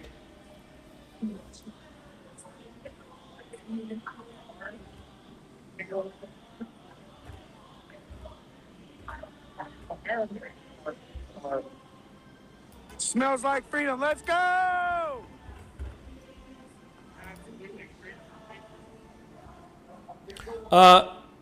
I think there's a missile pre-alert. I think we have a missile pre-alert in Israel. Missile pre-alert in Israel. So missile alerts coming up. Looks like Tel Aviv maybe. Now, I assume they will be shutting off the Tel Aviv camera. That would be my assumption. But you never know. Or they'll point it down to the ground. What I'm going to do is I'm going to get both. Could it be Jerusalem too? Well, I'm going to get the Tel Aviv camera ready just to show you. But usually what happens is they, because they're not allowed by the government to show the skyline. Hold on. So they either shut the camera off or they turn it away from the skyline. What I need to do though is put up the other feed here. Hang on.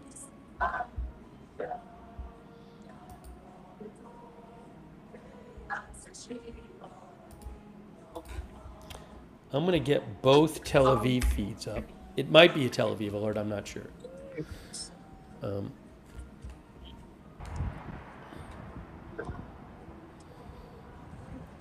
Let me double check this.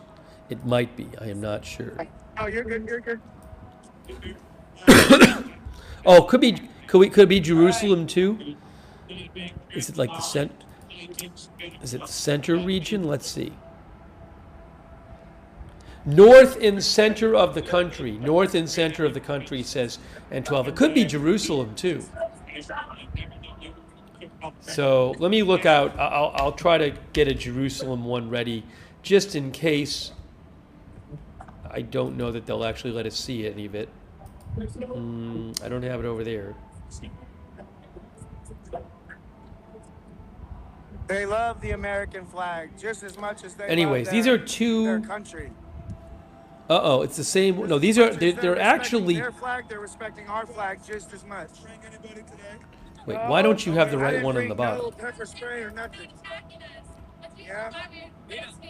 Positive vibes on. There we go. That's now two different ones. That's two different from Tel Aviv there. Before it was the same one. Now it is two different cameras from Tel Aviv. No, I don't think so. Right there. That's not opposite. Now it is two different ones. He's chill. That dude's one of But the ones again, that they're going to either get shut off or the camera will turn away if there's alerts. But sometimes they leave the audio on. We're waiting for the new alerts. He tried fighting him. What? Oh, see, one of them already went away. So AFP shut off their Tel Aviv camera. That's what they do. I can see if they can put on I can try to get their Jerusalem one up. If you give me a sec. If you give me a sec, I'll take a second and try to do that. Man, bro. I'm waiting for the alerts here. Pack almost got beat up. There's the alert map. It's still empty at the moment. It's still empty at the moment, the alert map. Fuck you! Oh, shit. But I'll get Jerusalem up on the bottom. That didn't work. That didn't work. Oh, did they bring it back? This is Tel Aviv. I think they brought the Tel Aviv camera back. Hey, anyways, hey guys, look, it's Tel Aviv alerts. All right, so we gotta get the sound on. Want to see it? Want to see it? No, they did not bring Tel Aviv camera back. That camera's not live. Want to see it? We're making this full. Full screen. Full screen. We need full screen. That's Tel Aviv. There are alerts. Oh no, I'm wrong. I am wrong. I am sorry. It's not Tel Aviv. It is Haifa.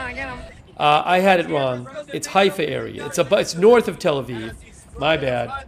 I can see it now. I was thinking West Coast Tel Aviv, but it's actually Haifa. So I'll show you the Tel Aviv cam, but I don't have a Haifa cam. Haifa and surrounding area. Sorry for my mistake. Haifa and surrounding area. You can see it right there. I have no Haifa camera. But we'll look at the Tel Aviv cam and see if we see anything. Our Hypercam is on the second multicam down on the left-hand side in the second box. My cursor's squiggling over it right now. It's this one right here. Again, rocket alerts, missile alerts in Haifa and surrounding area. I don't have a live camera of that. Oh, Intel cams might have something. Maybe go check out Intel cams. Intel cams has a... They have a Haifa cam? In the middle there? He just hit my hand. He just hit me. This is Tel Aviv, not He just Haifa. rode by and hit me. Let's see what else we're seeing. He just rode by and hit me. Top left is southern Lebanon. Oh, you might see something there. Again, you can check Intel cams. There are... One of our viewers said that you could see stuff on the Intel cam.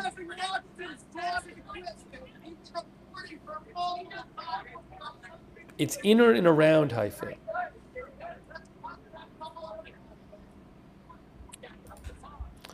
All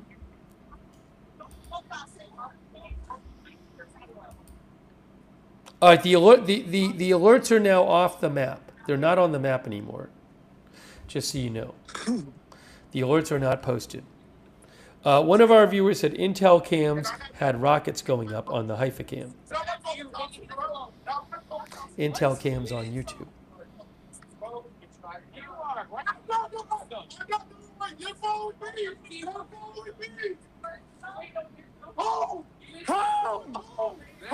Okay, so you can check out Intel cams for that.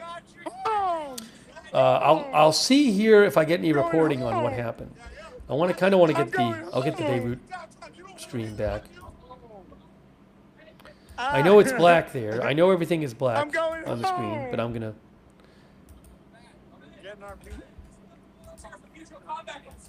There's no mutual combat in Oregon. Get the Beirut cam back up. Hey, thank you so much, Hooterhead, Ginger and Honey, thank you. And CB5171, thank you. Who says people driving 5 mile per gallon gas guzzlers will whine first? Oh shit, what's happening now? Hey, I think did we just see a... God damn it, man. I thought I saw a flash on the southern Lebanon cam on Intel cams. Thank you, Very Pug and Hex Dota. Or maybe it was a light. Hex Dota, thank you. Who says those that curse Israel will be blessed, and those that bless Israel will be blessed, and those that curse Israel will be cursed. That's what Hex Dota said. Okay, hold on a second here. I'm putting back up on the screen the Beirut feed. If you can give me a moment, guys.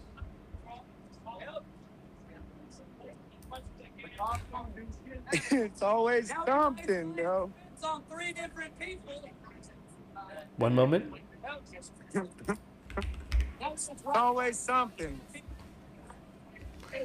No, that's not Beirut. That's Jerusalem. Why is that one up? What is happening now?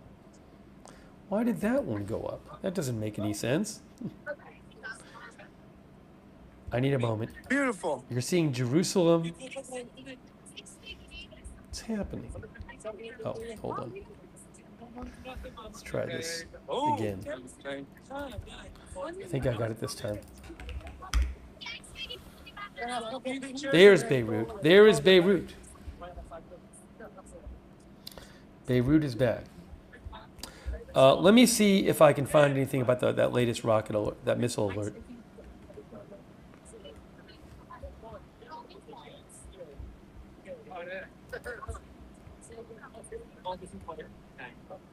There were explosions heard. I'm guessing there were at least interceptions. around the Haifa area with those latest Freedom isn't free. missile alerts. Yeah, honor them every day. Freedom's not free. Hey, what's up, big dog? How you doing? I don't have Good report shit. yet on it. Having good vibes out here today, bro. It's great.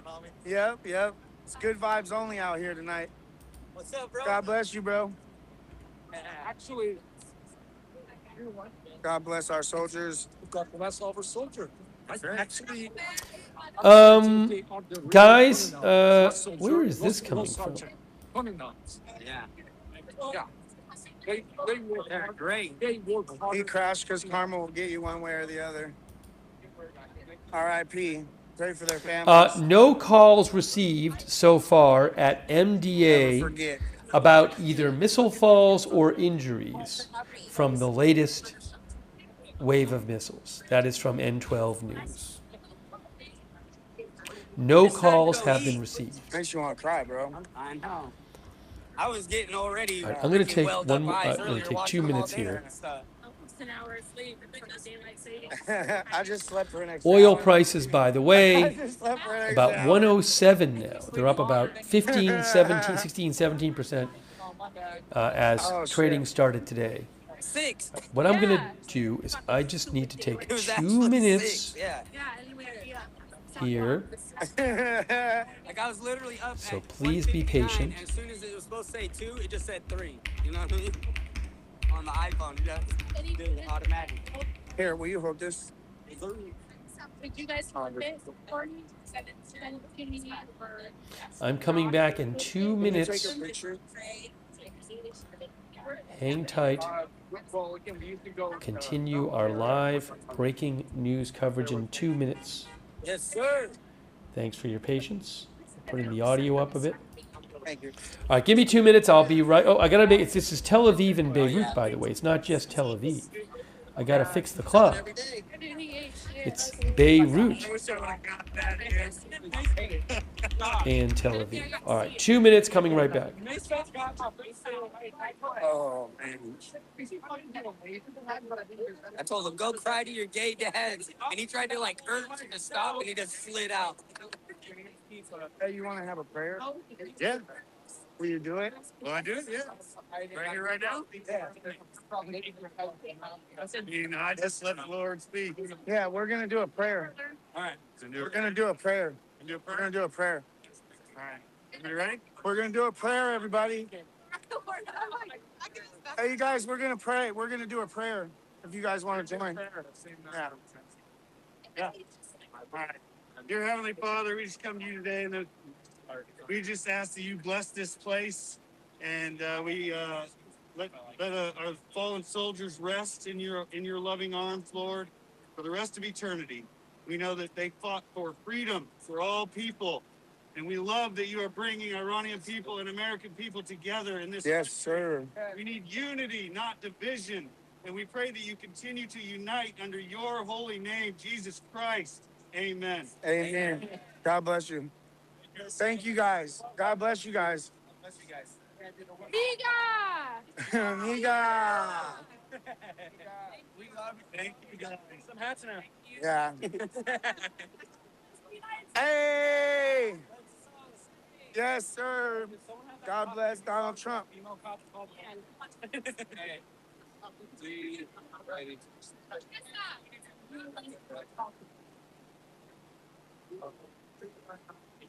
I'm trying to go. Who's all going? We're all trying to figure out what's the. Tell me on wheels. Well, we'll figure it out once we're not on camera. You know that little baby that was here earlier?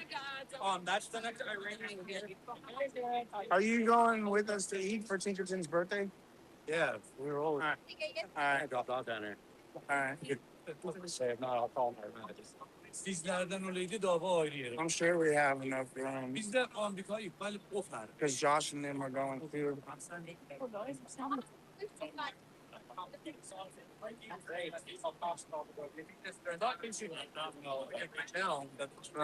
It would just be a fucking hilarious. Oil. No. I think we're gonna go get something to eat for Tinkerton's birthday.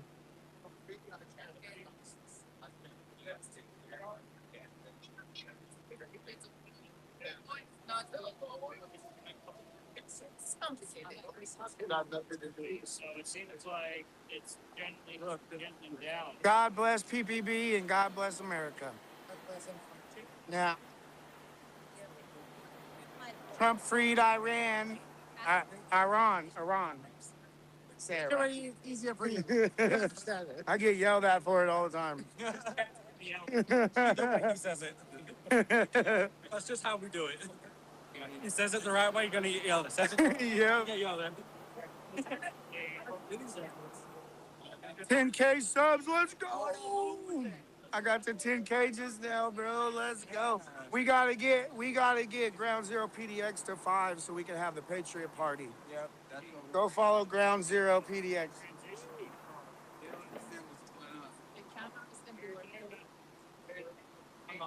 Hopefully that was good. Yeah, that was perfect. God bless you, bro. Thank you. I'm not quite there yet. I wasn't either. You just gotta start doing it, and then it gets easier. Gets easy, yeah. God bless the puppies. Yeah, God bless the dogs. All right, let's. Are you going to eat with us? Yeah. All right. Who's all going? All right, let's get off lives so we can figure out where we're gonna eat. Let's get off the lives. All right, we'll see you guys tonight. I think we're all gonna be at ICE. And if They love our an Israeli demonstration for war in Iran.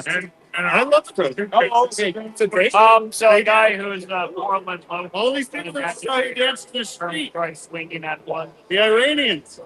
And so you all make sure you get it right, you know. Yeah, we love this country. Yeah, well, I got another version of it. It's going back and forth and back and forth. Like, they went. Yeah, same guy right there. I'm gonna make your ass cry again, bro. Baby boy, cry baby. Cry baby. Go cry some more. Go cry to your gay dads. Thank you for your patience. We are back. Thanks for your patience. I wanted to mention something else I heard. But first, I want to thank our moderators for being here. Oops. Oh, that's his phone. That's his phone. Thank you to all of our moderators. We have moderating right now. Yeah, we ain't stupid like you, cowards. You guys are cowards. You guys always play dumb games, win stupid prizes, eh? Right now. He just spit on him. You gonna let him spit on you like that? Give me a moment. People like he's a punk. 13 Alamo, LB Prairie Dawn, Idaho Star, Mark HNC, Matthew Kohai 3, Sarah, and Surly Dev on Twitch. Thank you so much for moderating. Now he rides by and spits on 3 different people. Thank you also to Kay Lowry Body and Margaret Riley. Now he just rides by and spits on people too. Thank you. Yeah, he feels protected by you guys that he can do whatever he wants. Thank you. Shout out to our Facebook subscribers like Barry Eisler and Christy Claft. Call yourself law enforcement. LARPing. Shannon Davis Hughes is moderating too. Thank you. Shout out to our Twitch subscribers like FAS Attack and Tatsiki and Wall Street and Shaggy and Amalian and Seed Music and CC and Thug Aim and Seed Music. I think I said that one already. Alperer Grumpy Jones, Damien F, G Slayer. Thanks for subscribing over there on Twitch. Strong One, Sarah, my mind spray, thank you. I have not heard any reports about the King of Bahrain fleeing. Our viewers, I think my mind spray mentioned that. I have not heard that. I'll have to just look it up though. I mean, You have to honor them. Yeah. You have to honor them. Hey. Otherwise, no free lunch, no free life. You have to honor the. We have to show our appreciation. That's right. That's right. Yeah. Yep. Yeah. Free vibes only out here tonight. What's up, bro? Hold on, I also want to mention. You know what? God bless our soldiers. Take a second here. soldiers. Thanks to our Actually, YouTube members, honestly, I Zinkman, think they are the real colonel. as Not we hear some soldier, gunfire in no Beirut. sergeant. Echoing Echo, Colonel. Bunny Girl, Yeah. CAC-813, Yeah. JK Cinar. Thanks for They- being members. they To work Gary, hard. They Michael work Clayton, harder than colonel. Evelyn Main, Janet R.I.P. Pray for their Erisod, families. JK Cinar, Sam Patton, Flora C. Miller, Darth Tater, Owen McKinney, LGS, The Gal, LGS, Pat W. Thanks for being members. Taste Vim, Cherry Cola, It's The time to go Gary. eat. I said the Gary. Martin Vila, I know. Steve Briones, I was Laura, getting already freaking Echoing welled Echo, up all of our eyes earlier members. watching Thank them all you. dance and stuff. I just And slept I in a also shower. need to thank real quick I just Angel slept Beach for in your a support. shower. Thank you. Teacher 4062, Wicked Knight for being a member. Samuel Avila. Samuel shit. Avila for being a member. 6. Mary Jo Kaloyan, thank you so much. Abby It the was Turtle, thank actually you. 6, Hooterhead, yeah. thank you. Like I Now, was literally I had up at an update I 159, wanted and to as soon share as it with was you. supposed to say 2, it just said 3. You know what I mean? As oil is On the creating iPhone, about it does. 106 It's right now. automatic. 106 Here, will you or hold 107. Our this? viewers love it. It's 106 or 107. Can you take a picture? We used to go in the Mountain area with like, but there was. Yes, sir.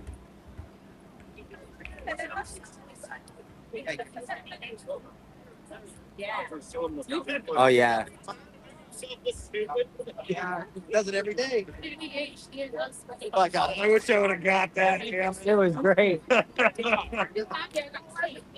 Yeah. Oh. I told him go cry There to your is gay a dads, and he tried to like new urge report to in the stop, New and he York just Times, slid out. guys, that American diplomats and employees at the is it the embassy in Saudi Arabia have been told to leave the country. This is a new report from the New York Times tonight.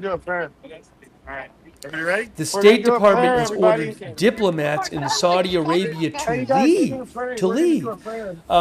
According to the New York Times, American employees of the U.S. diplomatic mission in Saudi Arabia have been told to leave the country under mandatory departure orders, Let our fallen soldiers rest in your loving arms. which means Lord, American for the rest of officials are aware eternity. of growing We know risks that in the they region. fought for freedom for all people, and we love that you are bringing Iranian people and This American isn't people non-essential together in this employees. term. This We isn't need unity, not families of division, diplomats. And we pray that you continue to This is unite a under mandatory your holy departure name, order. Jesus Christ. Amen. Amen. For diplomats Thank you guys. and other God bless you employees guys. of the U.S. diplomatic mission in Saudi Arabia We love you. Thank you. at the U.S. Embassy Yeah. in Riyadh, they say. Hey! Let's go. Yes, sir. Does someone have that cop beauty song for that female cop called the Rose Smells? There have been several attacks from Iran on the building in the nearby area. Yes. Beautiful.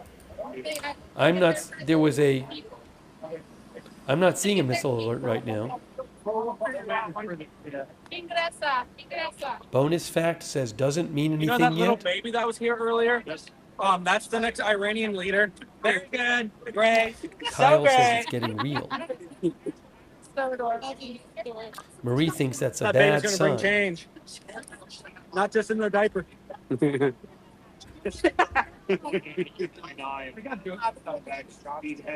going down there with Devin. All right, so someone has to. Do you want me to get a picture of you? It's freaking great. Female cop with all the way. You need to send it would just be a fucking. I don't know. There are a lot of. Oh, there's another missile pre-alert. Another missile pre-alert. Are we plugged in? You can check out Intel cams if you'd like. This new pre-alert is for the missile pre-alert is for. So it seems like it's gently down. Wait a minute, let me put some pimpin' in it. It looks like, well, I'm seeing some central Israel. We'll have to see. Possibly Tel Aviv. Dude's We'll see. retarded. Listen to this dumbass. What an idiot. What a complete Look, there'll moron. be some more missile alerts soon, guys. Literally can't have a good time at a good time.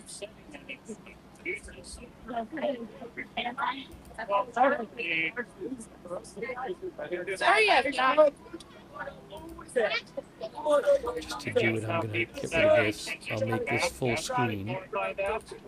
There we go. They can reverse puberty. They got rid of it. They transitioning. By your time out, the cause. Let's go. Cause of people. Suspect. Here you go, baby. You're just talking about that. And we'll keep an eye out. Oh, that's him, ain't it? I saw him drive by. That's him.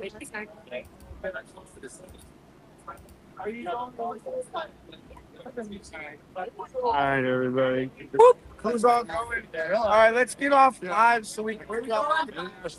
All right, yeah. All right, guys.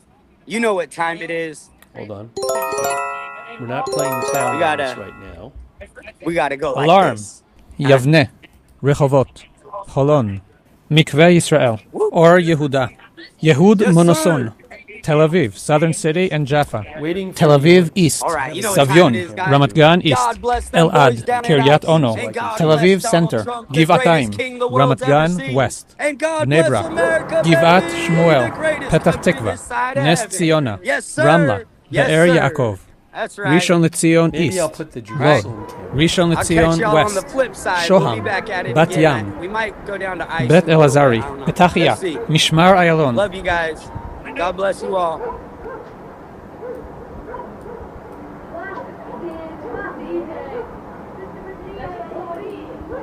Oh, new alerts. Where is this? Tel Aviv, Tel Aviv, Tel Aviv, Tel Aviv, Tel Aviv alerts.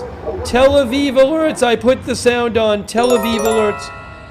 Tel Aviv alerts right now. Hold on. You'll see it in a Kfar second. Aviv, You'll Shdeima, see it in a second. Bet Aryeh, Einat, Tel Aviv alerts. Tel Aviv, Yarkon Hey, good Banks, afternoon. Thanks Givat for watching. HaShalosha, Modi'in Yes, Maccabim there's Rigel, Tel Aviv Shilach, right there. Na'aleh, Morasha Cemetery, Mazkeret Batya, Kfar Bin Nun, I think they'll Sha'alvim, zoom in the camera, Chalamish, but we can still hear the Keduel, sound. Rosh Ha'ayin, Kfar Rut, Lapid, Kfar HaOranim, Modi'in Ilit, Nachliel,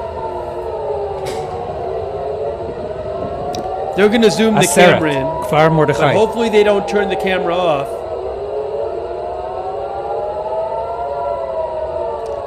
They haven't zoomed it in yet.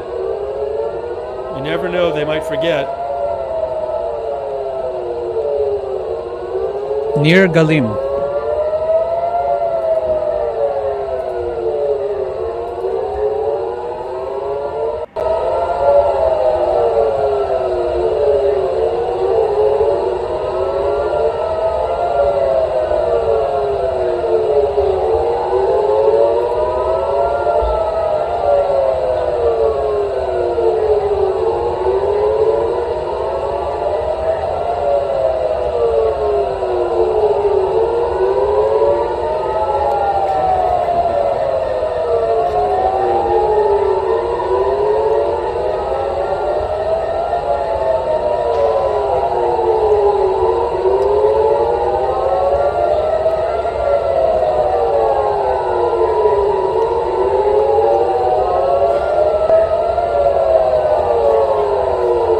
I think I see Tommy.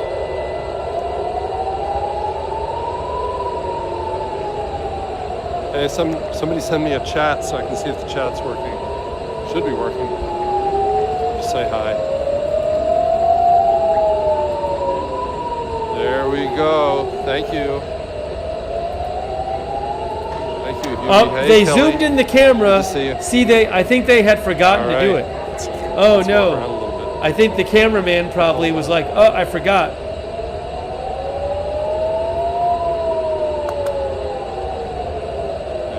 I'm gonna retract the tripod leg so I don't kick this thing. I'm good at stuff like that. Maybe a boom right Pioneer there. Square in Portland. Maybe an interception. I don't know. Sometimes are watching from all around the country. They called this Portland's Siren's still going on. They got all these bricks here where you could pay like $100 or something, get your name put on a brick.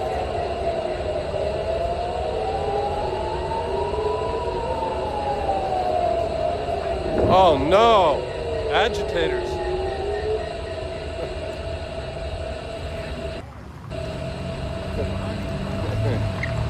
What's up, bro? How you doing? Good. God bless you, bro. God bless you.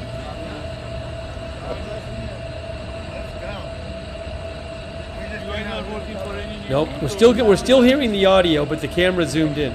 Yeah, we came out I'll have to look and see if anything happened. We can turn it down a bit.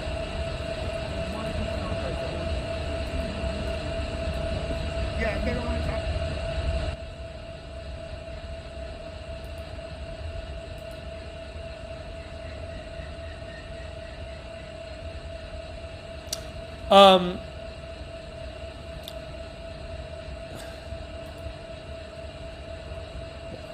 Hold on.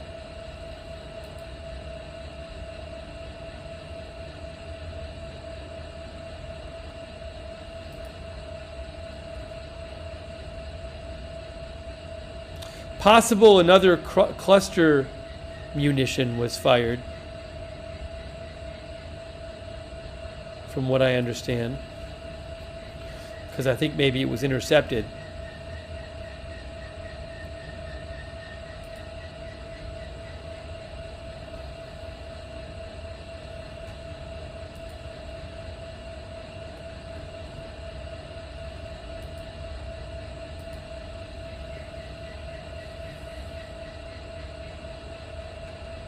Looks like there was an interception. At least one.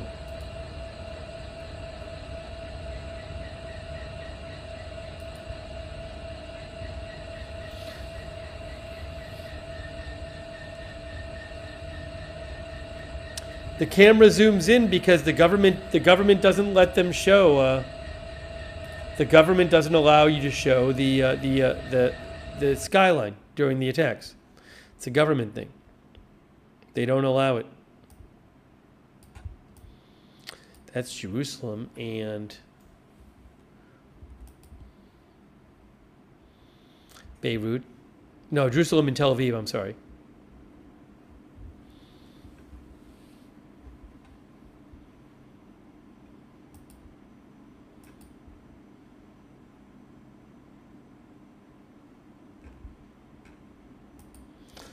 I'm going to get Beirut back up.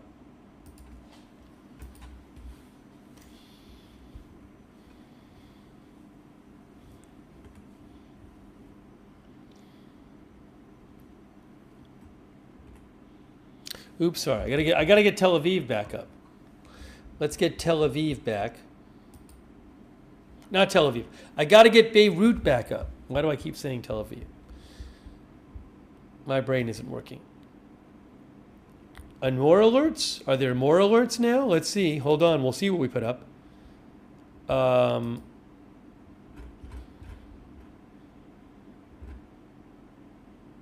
There's a new pre-alert, which I think may be for the north.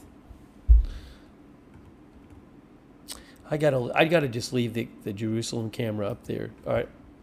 So we have our Tel Aviv camera at the top. We have Tel Aviv at the top, guys. And where's my other camera here? Hold on.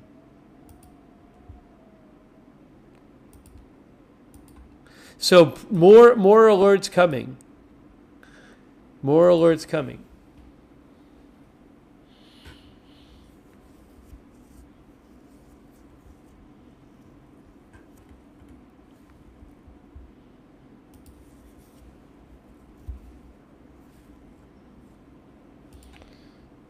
I'll get Jerusalem up too. Hold on a moment. Hold on.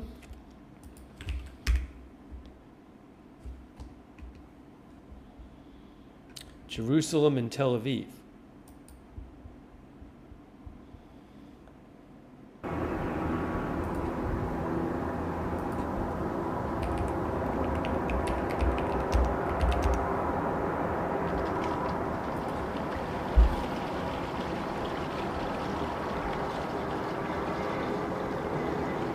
Where's the clock? What happened to our clock?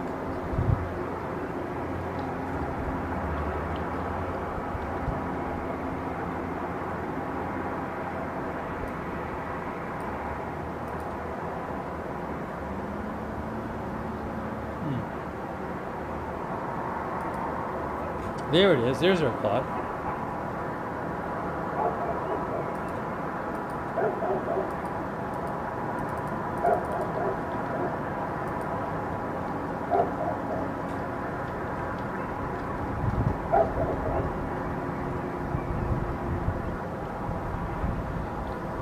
Waiting for the new alerts. Alarm. Sakhnin, Carmiel, Deir El Asad, Yerka, Beit Jan, Safed City, Rosh Pina, Ma'alot Tarshiha, Safed Akbara, Safed Nov Kinneret, Iblin, Atlit, Daliat Al Carmel, Isfia, Tirat Carmel, Haifa, Neve Sha'anan and Ramot Carmel, Nesher, Haifa West, Haifa, Carmel, Hadar and Lower City, Kiryat Ata, New Shafar alerts for Haifa Bay, Kiryat Bi'alif, These are for Kiryat what? Motzki, Haifa. Kiryat Yam, Northern Akko, Israel. Haifa, Kiryat Chaim Northern and Kiryat Israel. Shmuel. This is more Haifa. Dan. If you want, Ramat you can check Trump, out Intel cams. but Katzrin, Northern Israel Sha'al, is where these are Neot at. Mordechai. I would check out the Haifa cam on Intel cams.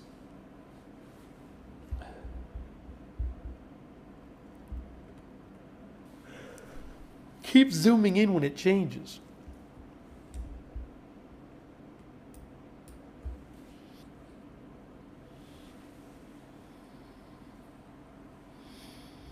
So keep an eye on Intel cams. You can look at the Haifa cam.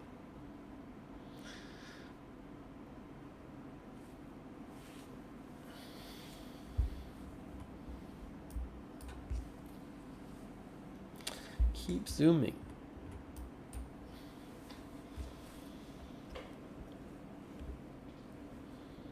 This website is so far, red alert, TZOFAR, as it says above my head, TZOFAR. Ortal, so En far, red Zivan, alert. Merom Golan, Shamir, appreciate them Kfar letting me Blum, use their Amir, site. Sedeh Nehemiah,